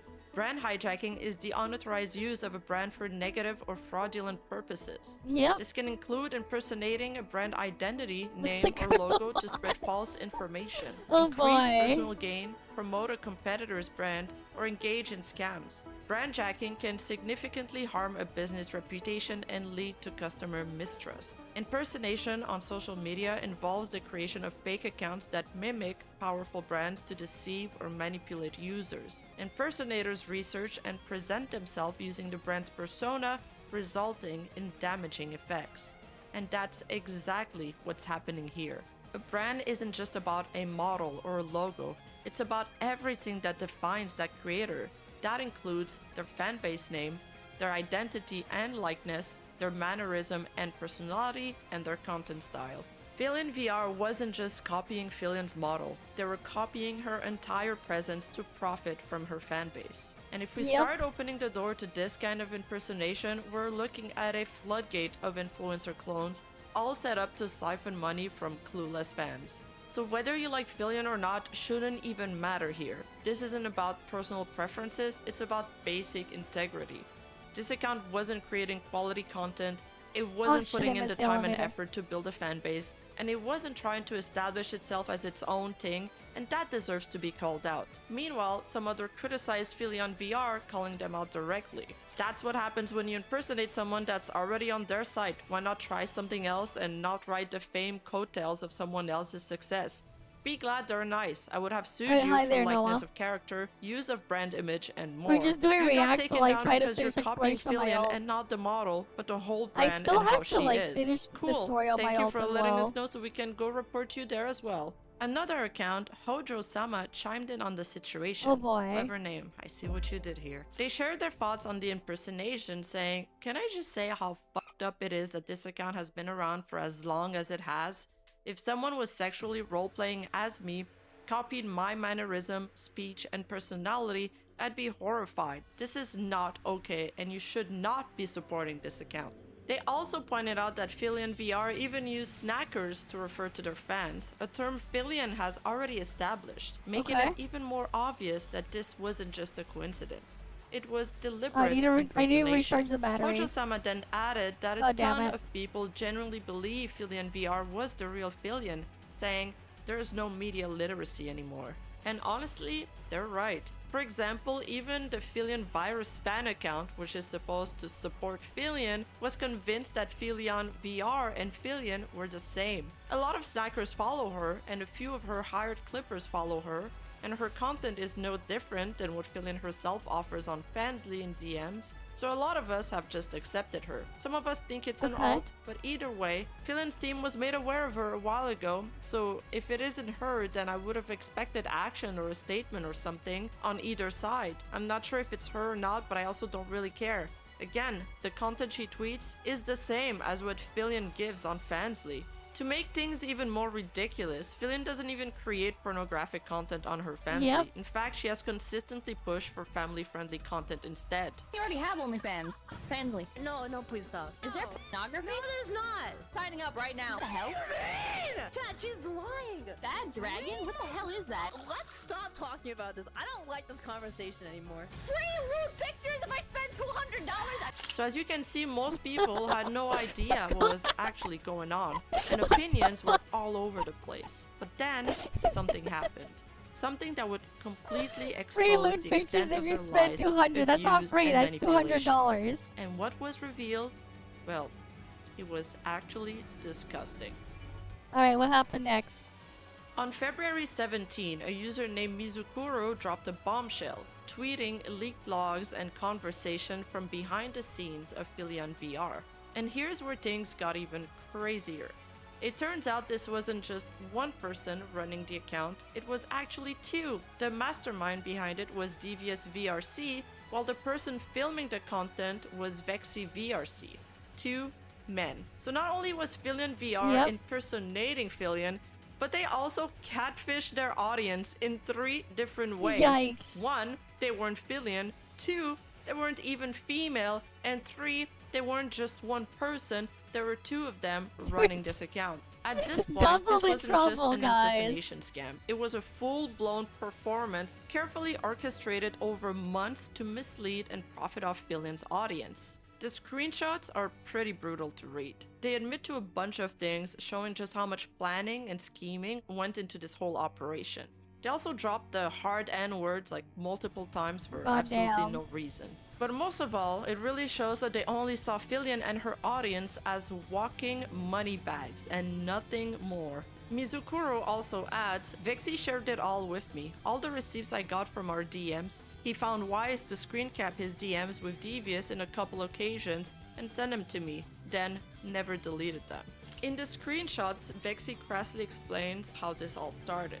He made a Twitter account under the name Filion with one clear goal, to make good money. Okay, so I recently made a Twitter by the name of Filion. I made the avatar in like 5 minutes and called it a day. I started posting pics with the intention of creating a Fansly using the same avatar Filion is using and a similar name. Oh boy. It blew up like crazy, and I think it could make some good money, XD. Then they went on to explain how they got to this idea in the first place. Back when the whole Filion drama was happening with her trying to monetize a model which wasn't even hers, it made me think, damn, if it's not her model, why not just make porn of it and earn moolah? And they weren't subtle about it either. Yeah. In another log, they straight up admitted their entire goal. Yeah, I want to give this one a shot and see if I could ride the fame of Filion. And if this wasn't blatant enough, in another screenshot, they proudly show off their 1 million impressions in just 7 days, adding, yeah, I think people like Filion, might as well make her look like a whore. This wasn't just some fan project, this was premeditated,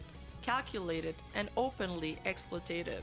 As if impersonating Filion wasn't enough, the duo also set up fake donation goals for things like full body tracking and face tracking, despite already owning everything they needed for VR. It was just another cash grab designed to squeeze as much money really as would possible have from everything, their audience. yeah. Literally as if they were little pay piggies. Mizukuro also points out, then drain their money with explicit content over Fansly. Mind you, Filion doesn't do that kind of content, but does have a Fansly page with no explicit content. Then we get to these screenshots where Vexy casually discusses their pricing strategy. They suggest charging $100 for 5-minute explicit video and $50 for a twerking video. At one point, Mizukuro asks how they plan to handle the voice, to which Vexy responds, I'm just gonna use PC's audio. I do have a Philian AI voice, but I think that would cross the line. Oh boy. Mizu chimes in, yeah, you end beating the impersonation allegations if you use her voice.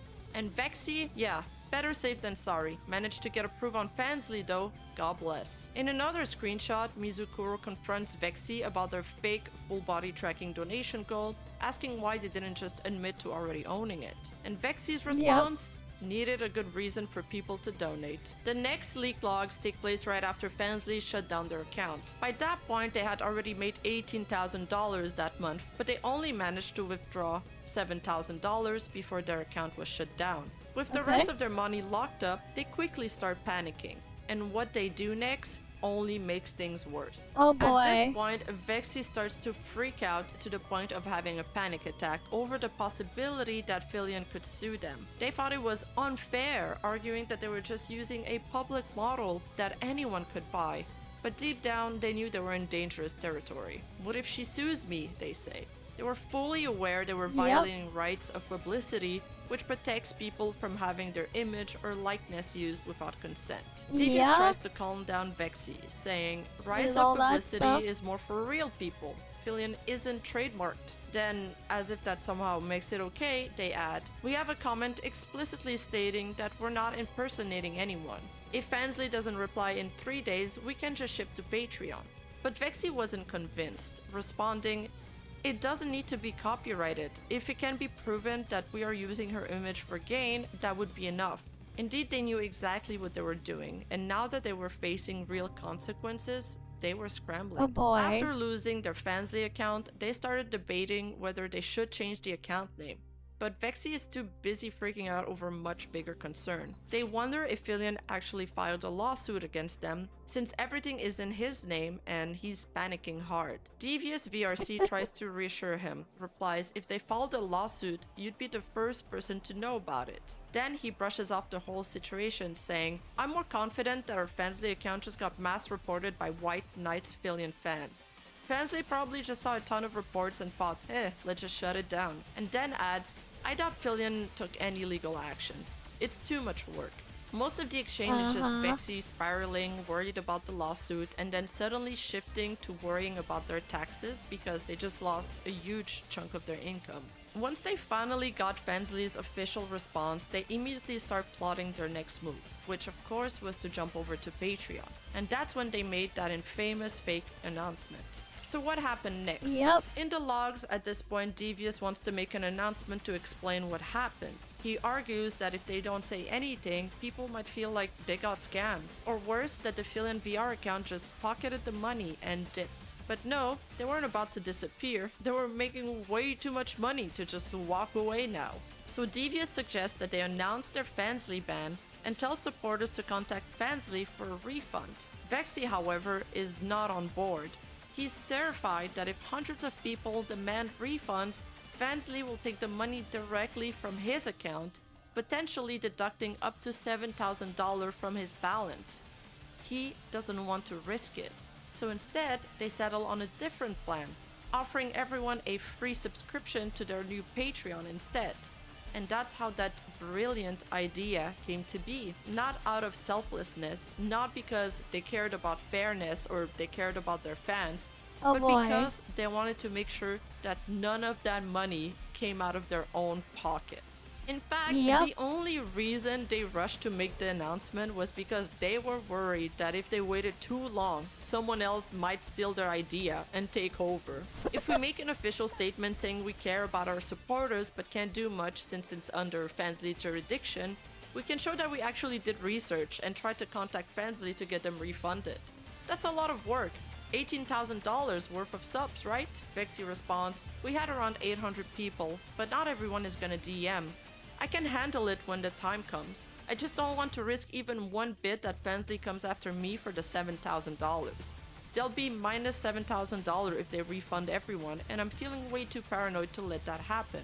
So in the end, they didn't even bother trying to get their fans refunds. Not because they couldn't, but because they didn't want to lose a single cent from their own earnings. Throughout all of this, they keep bringing up this idea of changing the account name, This shit realizing just that gets- keeping it's just Philia on ridiculous, VR man. might make them an even bigger target. Thank you. If we ever do a Patreon or OnlyFans, I would really appreciate if we could change Twitter and Patreon OnlyFans name. Okay, so to understand, you want it to be completely ready and set up by the end of the week. We would need to think of a new name. So this would explain why now their Patreon page is named Jillian VR. So they finally did go through with the name change, but basically they just ended up changing a single letter. Even after getting banned, they weren't about to give up their scam. Instead, they started planning how to keep it going, including drafting a fake statement to make Fansly look anti-creator, shifting all the blame onto the platform, even though they knew exactly why they got shut down. Oh Mizukuro boy. adds, at one point, they were even considering creating a fake company to generate invoices so Devious could get paid through his girlfriend's business. I personally don't know if they actually went through with it, but considering everything else they did, it's very likely, despite all the advice I gave against it. As the plan got more questionable, Vexy starts freaking out, getting increasingly worried about the idea of creating a fake company just to funnel Devious's earnings. He even complained about it to Mizukuro, sharing DMs with Devious to express how uncomfortable he was with this idea. At this point, they weren't just impersonators, they were actively brainstorming ways to commit fraud just to keep their scam alive. Mizu then has enough and directly confronts Vexy, trying to talk some sense into him. They scorn Vexy, telling him that he's blindly chasing money and ignoring the obvious red flags in this situation. You're still doing a shady business with shady people. A million things could go and will go wrong simply because this is shady at its core. But you're literally blinded by the money to the point where you're convincing yourself that this is gonna be fine. Vexy, of course, tries to defend himself. But we're not directly associating with Philin anymore. We're changing both the name and the model. We're not even using her likeness anymore since we're shifting away. He then insists that he would shut the whole thing down if there was a good reason to. Before turning the argument back on Mizu, saying, didn't you yourself say that you'd create a modified Rindo model with a unique name? In what sense would that be considered shady? I already explained to you in length what I think of Devious and his girlfriend based on all the conversation you've sent me. All the signals are there. The fact that you're still willing and somehow even trust them is insane to me. There's no debate here. I can tell you that you would be an absolute fool to put any trust on people as money hungry as those two. It's right there on the cards. Yeah, It doesn't take a psychologist to see that they don't care about you and that they see you as replaceable. This whole project is not something worth a debate. Don't deal with them at all. You are doing a shady business, illegal business. You are taking advantage of the earned popularity of someone else and actively trying to hurt their earning by taking advantage of the situation. These are facts. The question here is if you can live with yourself and the consequences of those actions. Vexy responds, this is why the idea I propose to them is going to be based on my terms and not theirs. If they don't like the terms I give them, they're free to leave, even if they see me as replaceable. They would essentially become the ones that are replaceable to me. I am the owner of the page. The income goes into my business account. I created a contract and made them sign it. If there is anything they do that I dislike, I can fire them. I might not be on best terms with them, but there's nothing they can do given the fact that they accepted my proposition. What is one thing they could do to ruin everything despite the measures I'm taking? It's just crazy. In my opinion, I wouldn't say it's illegal to create a persona which holds a unique name, completely unrelated to hers, with modifications done to the model so it doesn't look like Philian. If you do, I would love to hear why. It's funny to me that you think that just because you can fire them, they at the same time can't rat you out or anyone involved. If companies were that simple, I'm sure upper management would be super happy of being there so they can do their insider tradings and shady businesses, since, you know, if the bottom people complain, then you fire them and that's it, right?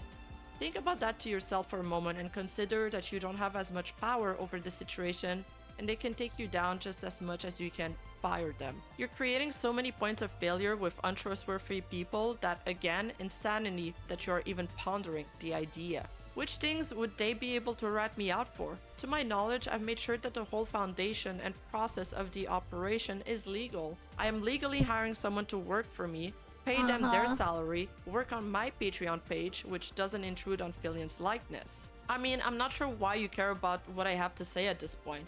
You've already made up your mind on doing shady business with untrustworthy people that call you an N-word while you're having a panic attack. You clearly don't care about what I have to say, so what's the point of this?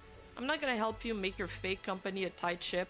I don't want any implications on that. I'm just telling you how it is, that it is shady, that the whole operation can be taken down, and that you're also hurting Filion even if you change the model. Vexy responds that he does care about his friend's feeling and that he does want to hear his side, but continues to maintain that he's not running a fake company, that it's a real, genuine company and as real as any other ones out there, and that he's following the legal process for a legit and registered company, and that he's going to have it in his name.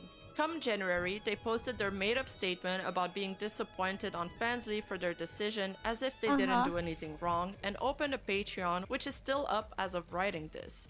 These two are racking in 15k to 20k a month from leeching off her success.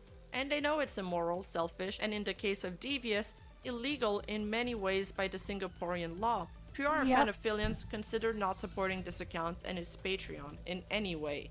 It's run by people that despise Filion, want to ride her fame with cheaply made explicit content, and by their own words, make her look like a whore. In the next part of the conversation, Vexy lists a few of the potential laws they would have broken if they went through with this idea. Distribution of porn, illegal in Singapore, falsifying documents, the invoices, double work, Devious working 2 jobs illegally, and illegal and undeclared work, Devious helping to work on Filion and not declaring it. Fraud, deception performed by them to pursue personal financial gain, and both of them would get these charges if busted, talking about Devious and his girlfriend. However, after Mizukuro's and Vexy's heated exchange, Vexy still reflects on the argument, saying, "In the context of the conversation, you said I was spinning to deflect criticism and trying to justify my leeching, which I feel wasn't the case. I know that it's immoral and selfish." But then he adds, "If you feel like this choice has set us further apart, then okay, I don't intend to stop you. While I do value friendships, I also value opportunities that can help me reach my current goal of moving out and being able to sustain myself while I study full-time." By this point, Mizu had already spent weeks trying to talk Vexy out of this whole situation, especially after the Fansly ban put them in hot water. So when Vexy jumped back into it without even telling them, it was a breaking point for their friendship. Their conversation kept looping, Vexy insisting that there was nothing wrong with what they were doing, while Mizu felt like all the time they spent trying to talk sense into him had been completely wasted. I actually managed to confirm this part myself by speaking directly to Mizukuro, who explained how their friendship kept growing more distant after that argument. Even after this, they didn't immediately cut ties, but in the days leading up to the expose, Mizu gave Vexy one last chance to address the situation. We can imagine how that last conversation turned out. So then, Mizu had seen enough and decided to expose everything, dropping the tweets that would blow this entire scheme wide open. After the logs were leaked, Devious changed his Discord profile and username to "You Found Me" as sort of a taunt to audiences and Mizukuro. Shortly after, they attempted to change their Discord profile picture again and name, seemingly in response to the situation. On top of that, Devious has gone into hiding and even privated his Twitter account. But even so, let's take a look at the pictures he shared in his bio, the ones he so graciously wants his followers and defenders to see. Remember guys, if your friend is successful, make sure to be jealous and not to celebrate. Share whatever your friend trusted you with. Private messages are public messages. Backstab them for your clout. This is key to a genuine friendship.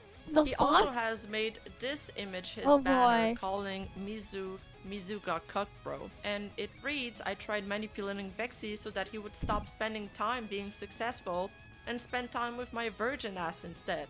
But that didn't work. I'll leak the DMs he trusted with me. That will surely make him come back to me. Anyway, my basic asset will be out tomorrow on Booth for $5. What? Why is my Pookie still talking to that manipulator Devious? Why would Vexy pick Devious over me? It's not like I backstabbed my best friend and needed to always be in control." And then followed with a picture from his Twitter statistics saying, "Lol, thanks for the free marketing." Then he picks apart the logs between Mizukuro and Vexy, making fun of Mizukuro and adding, "Yes, Vexy, please learn to have better companionship. I'm the perfect friend who you trusted and totally didn't publicly shame you with screenshots. I exposed everything for your own good, not because I'm jealous or wanted to advertise my low-effort assets on Booth. I'm waiting for you, Pookie.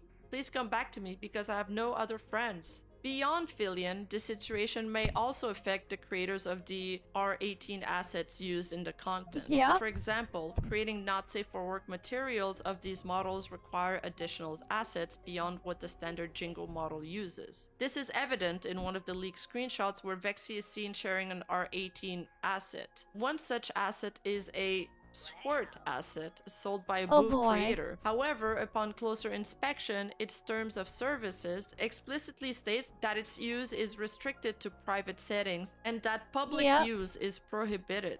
Given these restrictions, Vexy and Devious may be in direct violation of the asset's creator's right by using it for public content on social Oh media boy. and Patreon, which is also considered a social media platform. Since the expose, more people have started pushing back, using community notes to flag posts and bring awareness to the fact that this isn't actually Filion. Additionally, several people have been referencing Mizukuro's tweet in pinned replies and under announcement posts, but those replies are now actively being hidden by Devious and Vexy. Even now, they're still trying to control the narrative, hiding any evidence that could expose them further. The big question is, will this con keep going? Let's see if their disclaimer about not Yeah. impersonating anyone that is only accessible if you click see more in their bio Oh will boy, be enough you to gotta shield see them more, from yep. legal troubles, or if this is just delaying the inevitable. And honestly, I have to wonder, how many of Filion's Patreon subscribers are going to keep renewing their memberships after finding out the cute anime girl they were jerking off to was actually 2 men?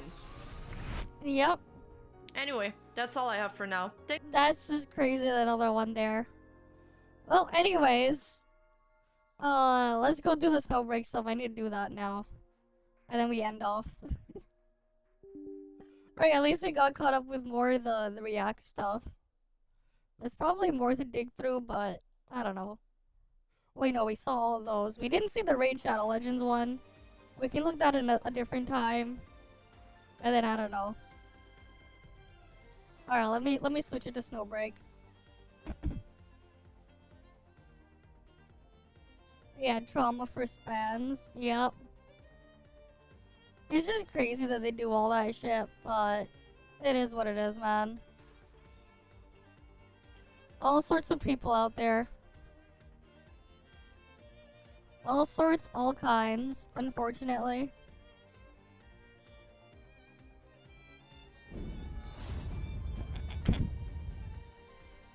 Alright, let's get Snowbreak stuff done. Right, we just need to do our daily quota duties.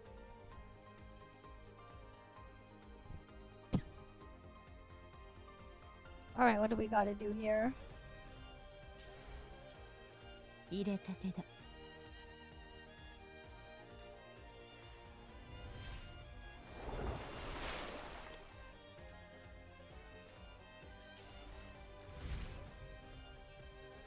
Let's go dump it in our material stage this time.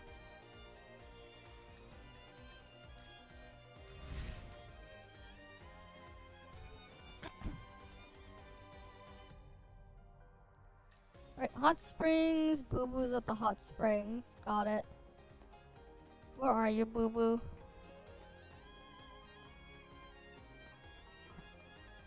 Okay, she's not there. Maybe here? Yep.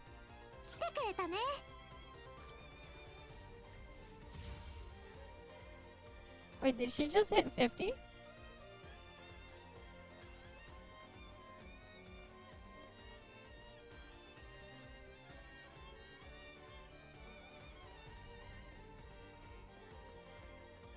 Where's Boo Boo now?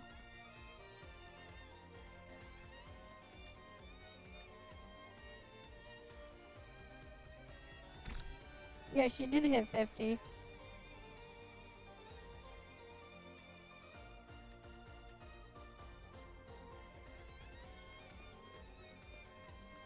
It says she's here. Oh, she went back in here with Nita.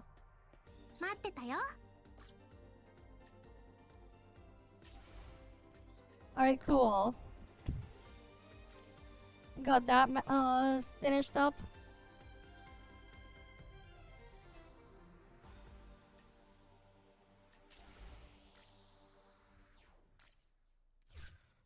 over here, personal file.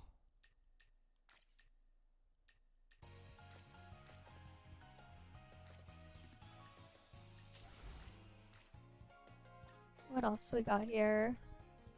Claim all of those. Oh, さすが分析員だな。教師 And then we can go do a manifestation tick there. Alright, why is the thing doing this now? Oh yeah, these things. There we go. Now the dot should go away. Yep, now the dot is gone. Good. Oh, they opened the next stage of that one too. Alright, cool. Alright, what other things do we have to do? Okay, we have underground purge to do. There's neural sim stuff there too.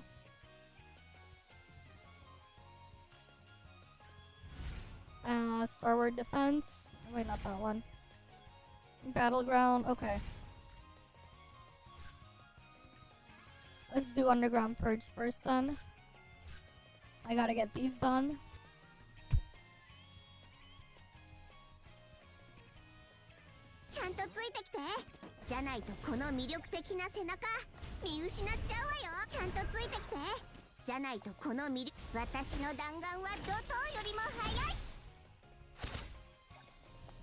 Right, on to the next area.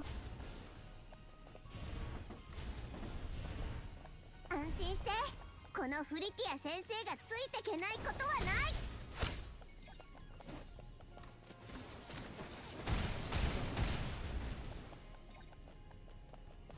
火力のショータイムよ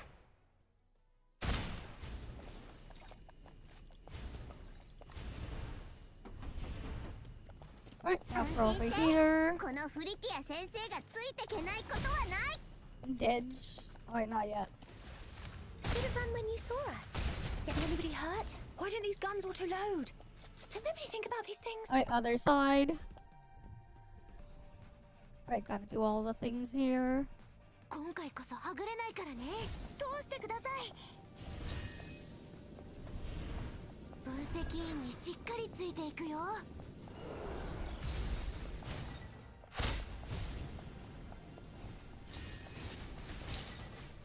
止められないなら目標達成指示を待つ Right, into the next room. 今回こそはぐれないからね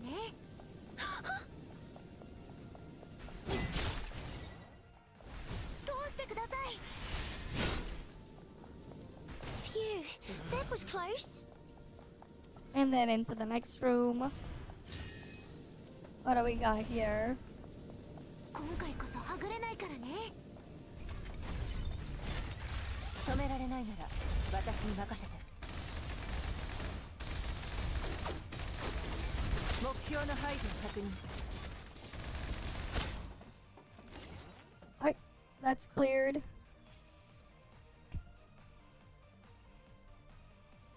On to the next one.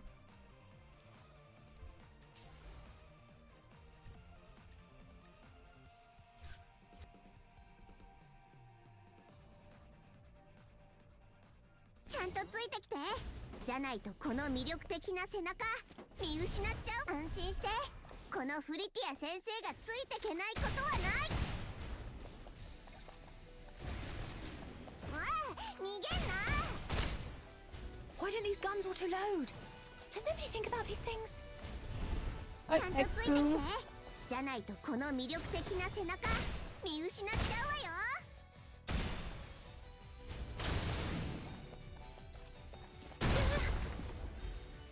That's their weakness. Noted. Alright, next room. ちゃんとついてきてじゃないとこの魅力的な背中見失っちゃうわよ Don't worry, I'm present. Objective complete, all according to plan. And cleared. Next side. 今回こそはぐれないからね。 Alright, over here. 今回こそはぐれないからね。Easy, easy. You can do it. すみません。Phew, that was close. Alright, next room. 分析員にしっかりついていくよ。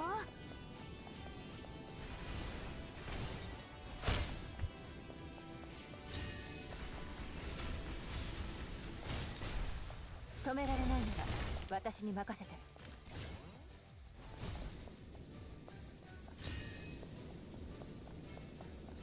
Then over here. I mean, there's only one archer, and that was the previous banner character. 分析員にしっかりついていくよ。 But yeah, definitely strong. す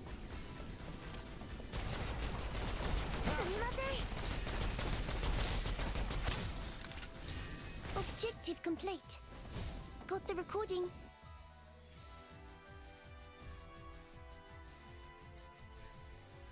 But like also this is the easy mode. This thing is in easy mode.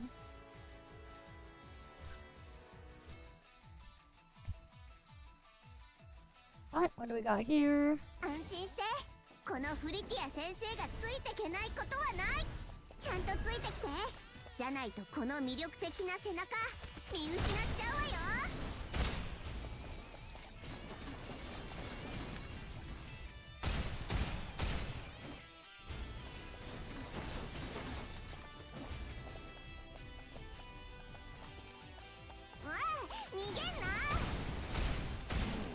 Why don't these guns auto-load? Does nobody think about these things? Alright. 安心して。このフリティア先生がついてけないことはない。私の弾丸は怒涛よりも速い。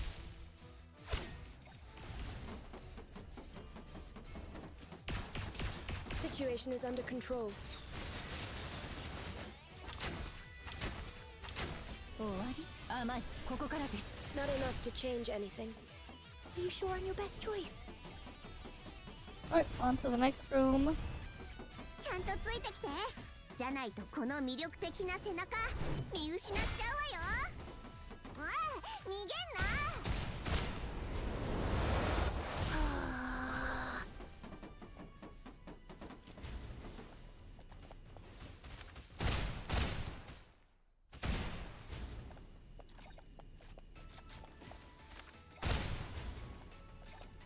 Alright, next side.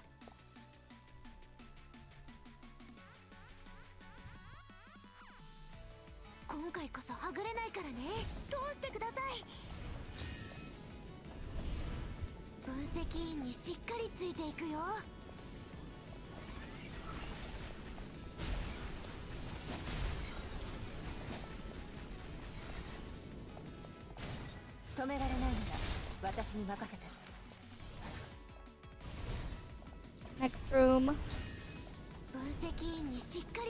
All the way up there.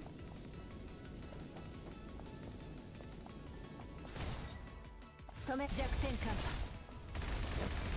パ。また出るだろうからよく覚えておいて。 And then on to the next room. 今回こそはぐれないからね。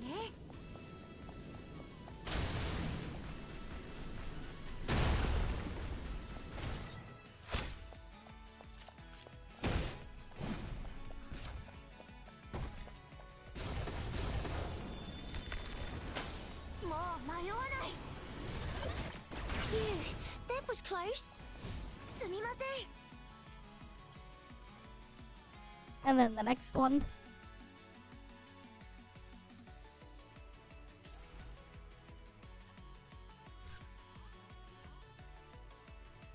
Right, gotta get this one done too. ちゃんとついてきて。じゃないとこの魅力的な背中見失っちゃうわよ。ちゃんとついてきて。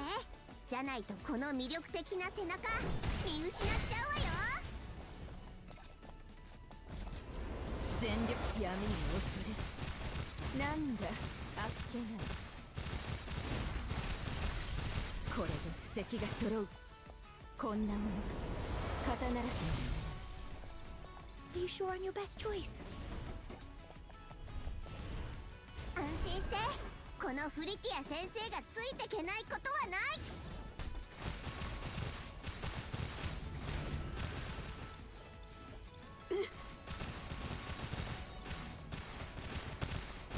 They saved it from EOS? I don't know. They have things that are a bit of a mess here and there. It is what it is. I can't promise anything, okay? Well, we're in Snowbreak right now. じゃないとこの魅力的な背中見失っちゃうわよ。火力のショータイムよ。 That's their weakness. Noted. I could consider being a EU-hour streamer. True, true, true. My sleep schedule is, yeah. Just shifted a little bit more. Easy EU hours. I can do it.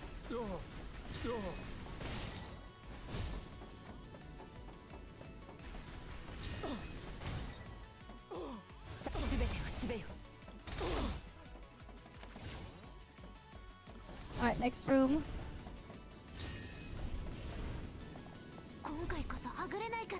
Alright, what do we got in this room? Ah, yes, this thing. 止められないなら私に任せて。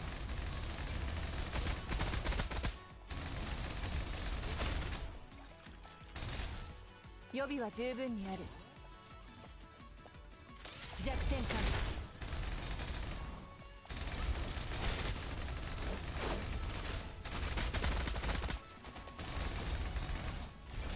また出るだろうからよく覚えて。My turn? Right, on to the next room. 分析員にしっかりついていくよ。 They're all the way over there. 止められないなら私に任せて。また出るだろうからよく覚えておいて。すべてをすべよ。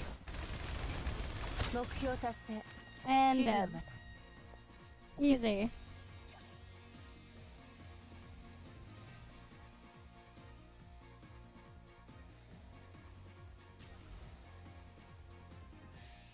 Right, all that's done.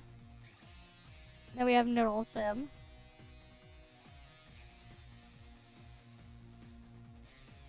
This is chaos resist. Increase HP, max shield, and max energy shield of enemy by 35%. Why does it have chaos resist though?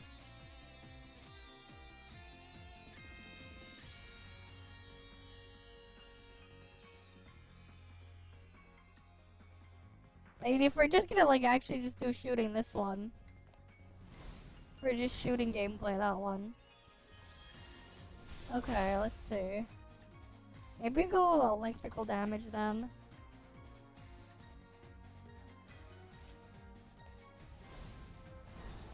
Wait, what's the other side boss? Abyss Watcher.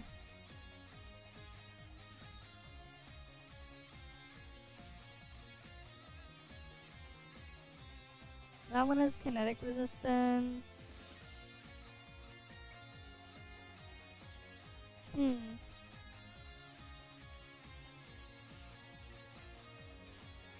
I think for the second side, then we use. Oh, where is she?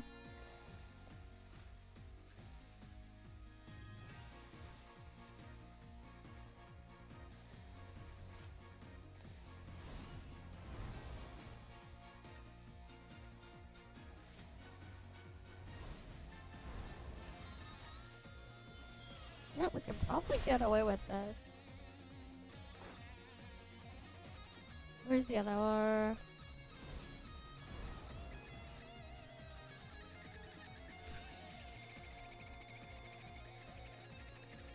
スティクスの渡し森の実力。ようこそステスの魔法の世界へ。全 supplies are in place。闇を恐れる。よくやったね。ではさ、汚れを葬ってやる。これで布石が揃う。よくやったね。では傷は強くなった証だ。よくやったね。では作戦を再開しよう。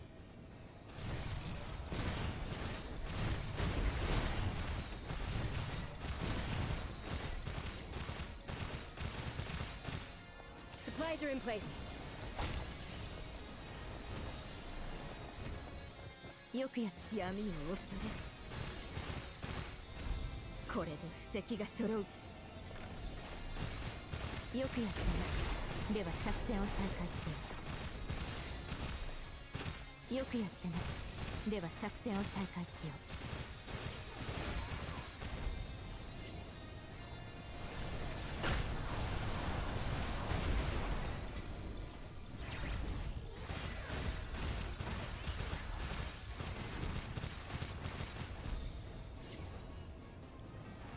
Supplies are in place. よくやったな。では作戦を再開しよう。傷は強くなった証だ。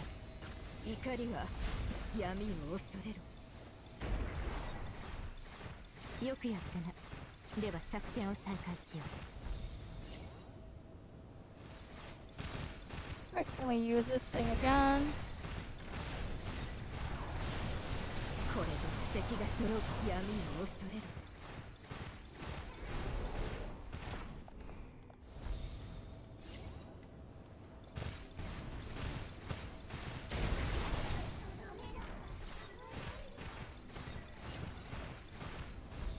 怒りはもう一つの檻に過ぎん。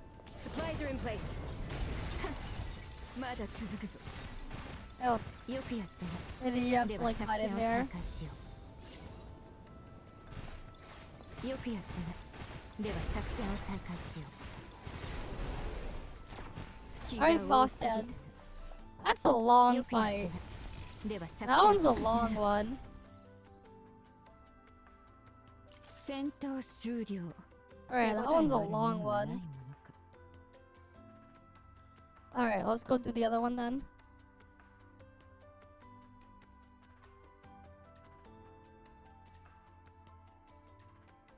I'll just put... Yeah, I'll just put Riptide and Edgel here.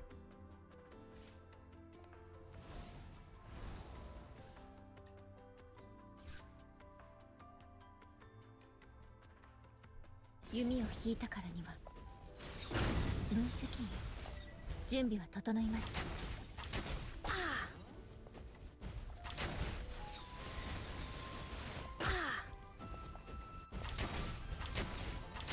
戦車番宣。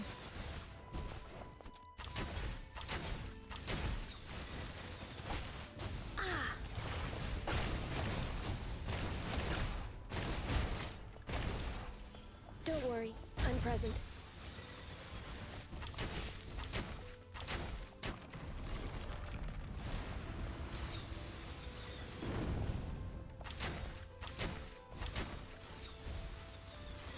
Alrighty. 甘い。ここからです。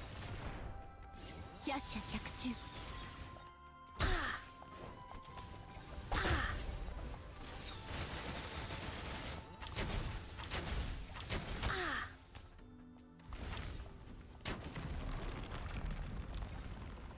ここからはお任せください。Situation is under control. I saw how it would end for you. Double weekly reset, yeah.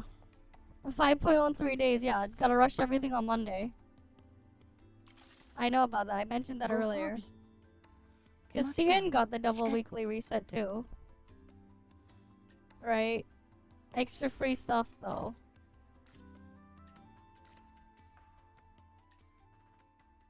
And besides, free is free. More free shit, better. Who doesn't love free shit? Yeah, we have to speedrun everything on Monday. We gotta make sure we also get Break from Destiny and other stuff done too.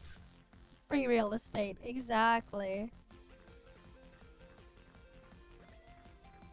Alright, let's just go farm a couple more buffs here. And then we end off again.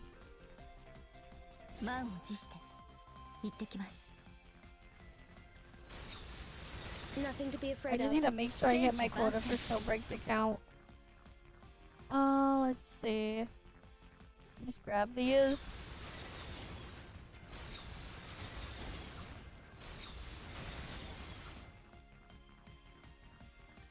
This should be quick.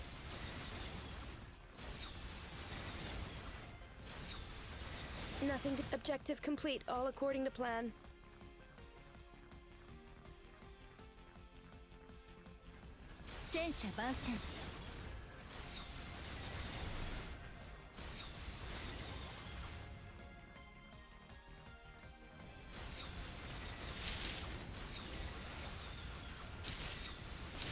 Nothing to be afraid of. This should be quick.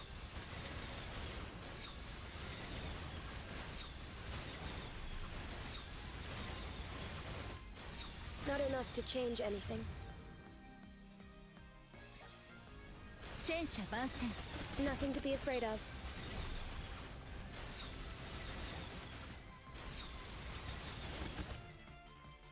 Alright, then we can get that one. Another new buff unlocked.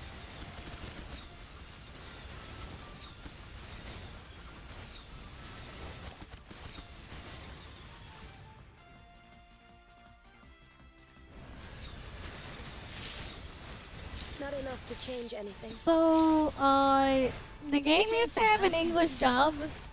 Then stuff happened, and they stopped dubbing it in English. But some of the characters, right? They had English voices, some of the older characters. But, a lot of the new stuff on them does not have new voices for English. And it's Japanese only. Not enough to change anything. So you have the weird, switching. Because, if I have it set to English. And, if there's an English voice, it'll play the English voice. Otherwise, it plays the Japanese voice. And they tried to get the voice actors back, but they refused. So, that's where we are at. Yeah, it's just weird shit, man.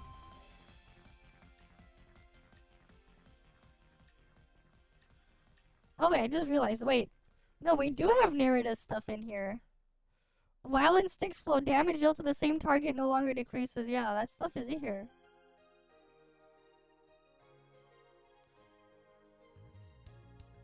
Oh, okay, so she does have stuff in here. Neat.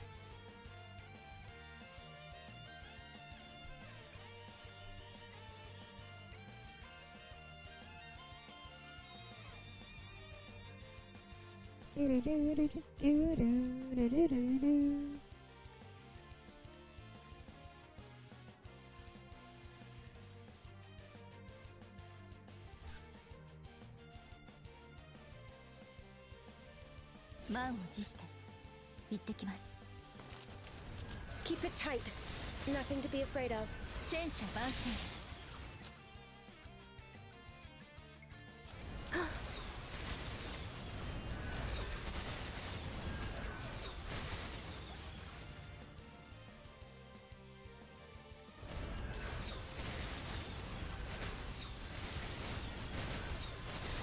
Nothing to be afraid of.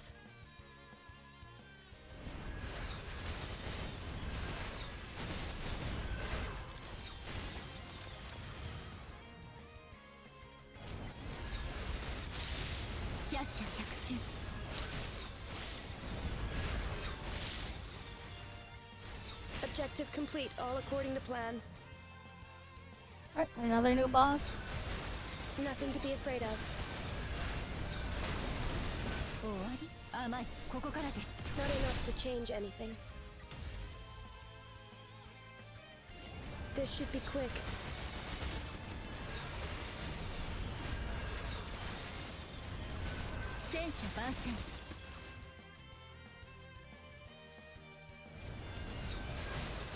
Nothing to be afraid of.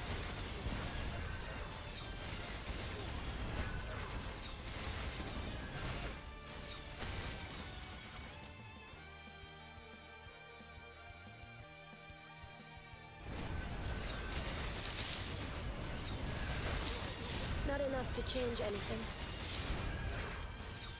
Nothing to be afraid of. Get another buff here.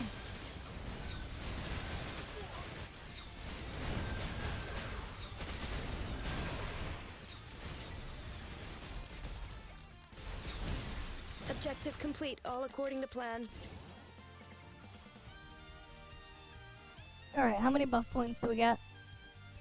820.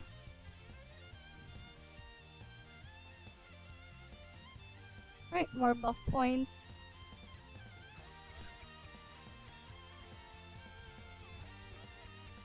I'll just do a couple more of these. Just so we can meet the quota.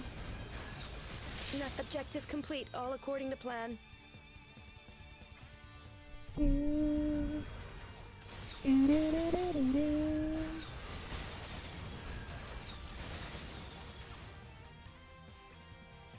This should be quick. Nothing to be afraid of.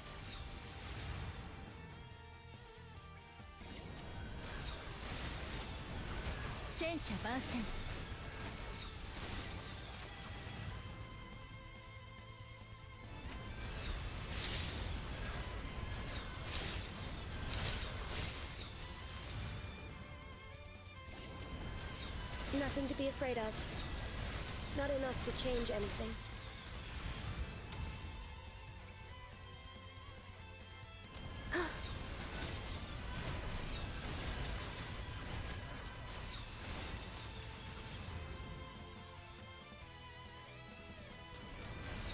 Nothing to be afraid of. At least we got like another extra buff there. Objective complete, all according to plan. Not enough to change anything.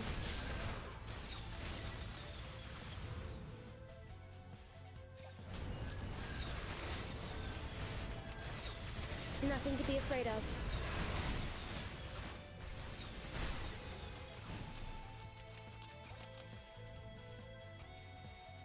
Right, even more buffs obtained.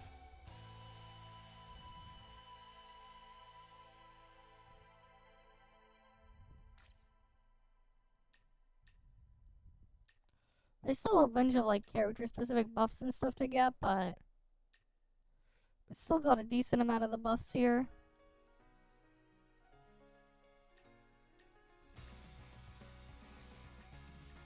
Yeah, there's like a lot of buffs you can get here.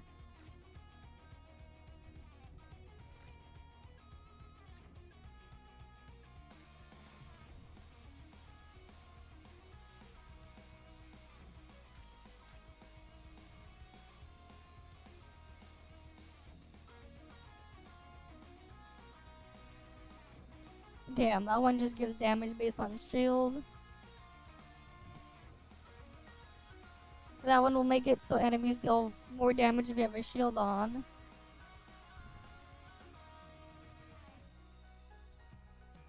Okay. Aptitude damage gets an extra bonus there. This one makes it so you take less healing. So they have like different rules on each of them, I guess. And you just get all your buffs in there to bring across. Neat. That one doesn't open until the 12th. So that's in 2 more days. This one. Alright, that one's in 2 more days. And then the rest is like after still. Right, we got like none of the other shit available yet. And there's still 18 days left in the patch.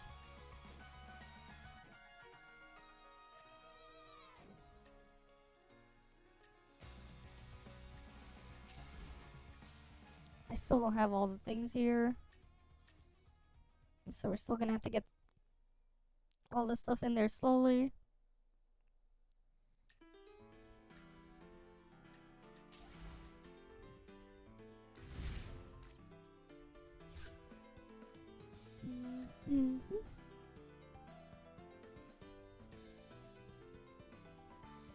Hi, Dark Side.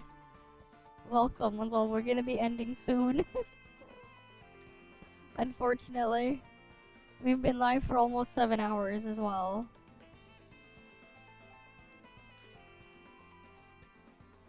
I'm doing fine otherwise.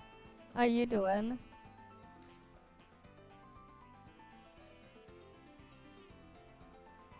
I guess those new buffs don't show up in here yet, even though they're in the other thing. Oh wait, no, they're here. Narrative's buffs are here. That's cool. That's good that you're doing fine at least. But yeah.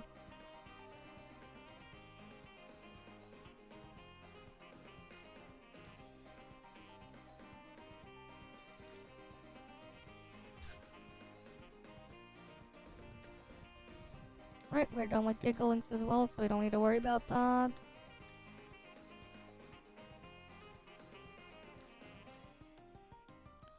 I don't need to worry about other shit there, because we have, like, everything else elsewhere done. Right. Do I have this stuff here done?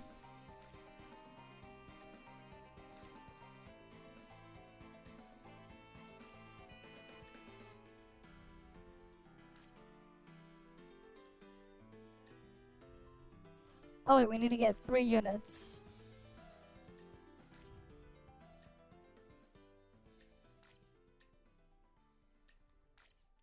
Oh, that's any 3 units. Right, capture list, we got that to 43 now. Right, eventually we'll get this thing to level 45, and then I can get my badge. Or avatar. Almost done with the thing there.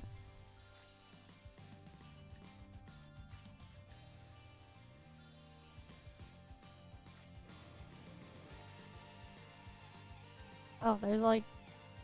I don't even have like all the things in there. Damn. Okay. That's cool, I guess. Right. I guess we'll do like 2 more runs of this. And then we end off. That way for sure I know I've met the quota.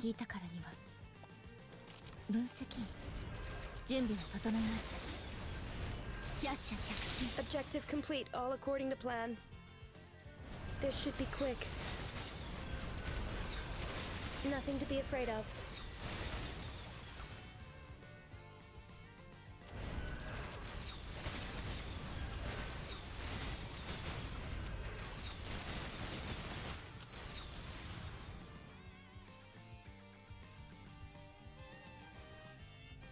Yeah, put that there.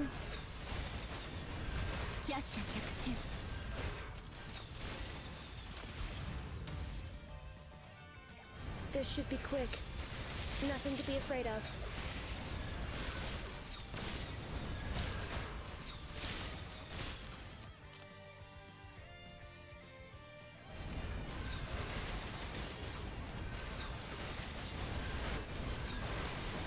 Not enough to change anything.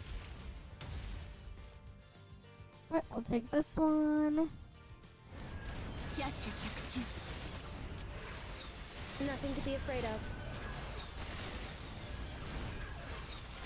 Objective complete, all according to plan.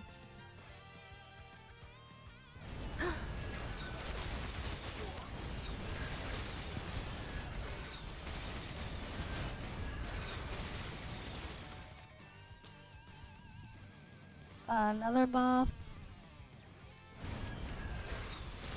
Nothing to be afraid of.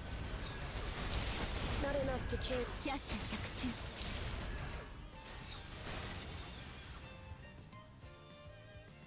And then another buff for me.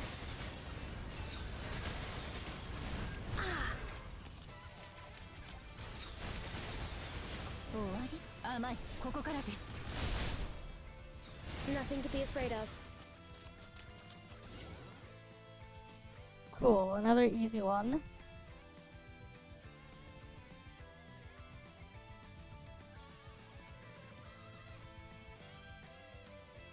Right, how many points do I have now?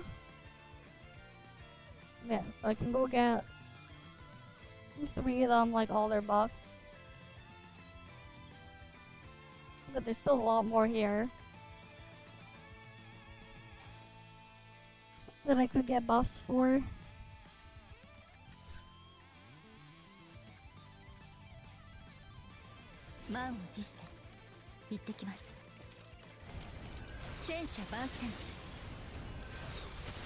Objective complete, all according to plan.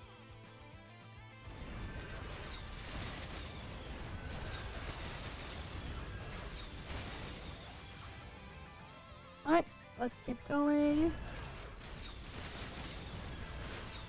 Nothing to be afraid of.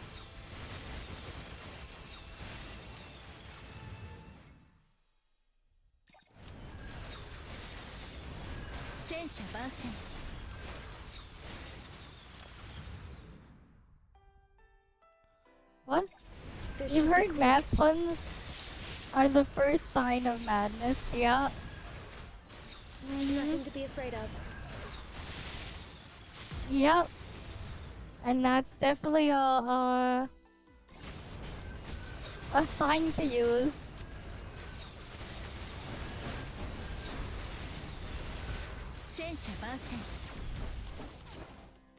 I mean, what do you expect, man, right? There are 10 types of people in this world. Those who know hexadecimal and F the rest. Not enough to change anything.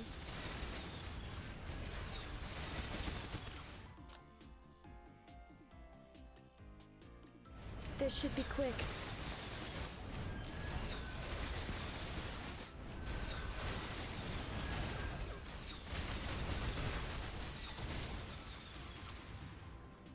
Actually, the rest is G because the joke was base 17. God damn it. Yeah, but like, F the rest is Nothing to be big. F the rest though. Objective complete, all according to plan.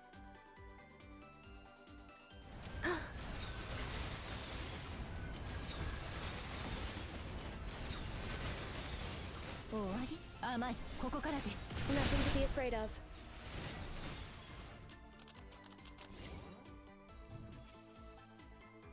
Alright, it's better when it's base 16 for F the rest. It just works a lot better. It just does. You know, you have 4,000 there. You can just go unlock buffs for characters here and there.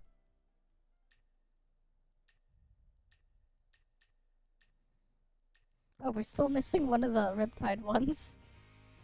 Interesting. Yeah, I think we just about hit the quota after like 7 hours anyways. Right, we're at 7 hours in the stream. There's also a crow crawling away behind you. Oh. Make sure you don't own he doesn't have 50 Mira. Whatever. Not the right joke for that one, but yeah. Anyways, it's been 7 hours, right? So this is a good place to end off here anyways. We went through some more of the React stuff. I finished some of the network exploration of my alt, so now it's just I gotta get caught up with the story and stuff on that, which we could probably do tomorrow, whatever. Get the network story on my alt finished. And yeah. It's kind of all there. But yeah, as usual though, guys, thank you all for stopping by. Hopefully I can see you guys all again next time. I'm gonna go get some sleep. You guys have a good day or night or whatever. Alright then. See you guys. See ya. 骨が折れるぞ。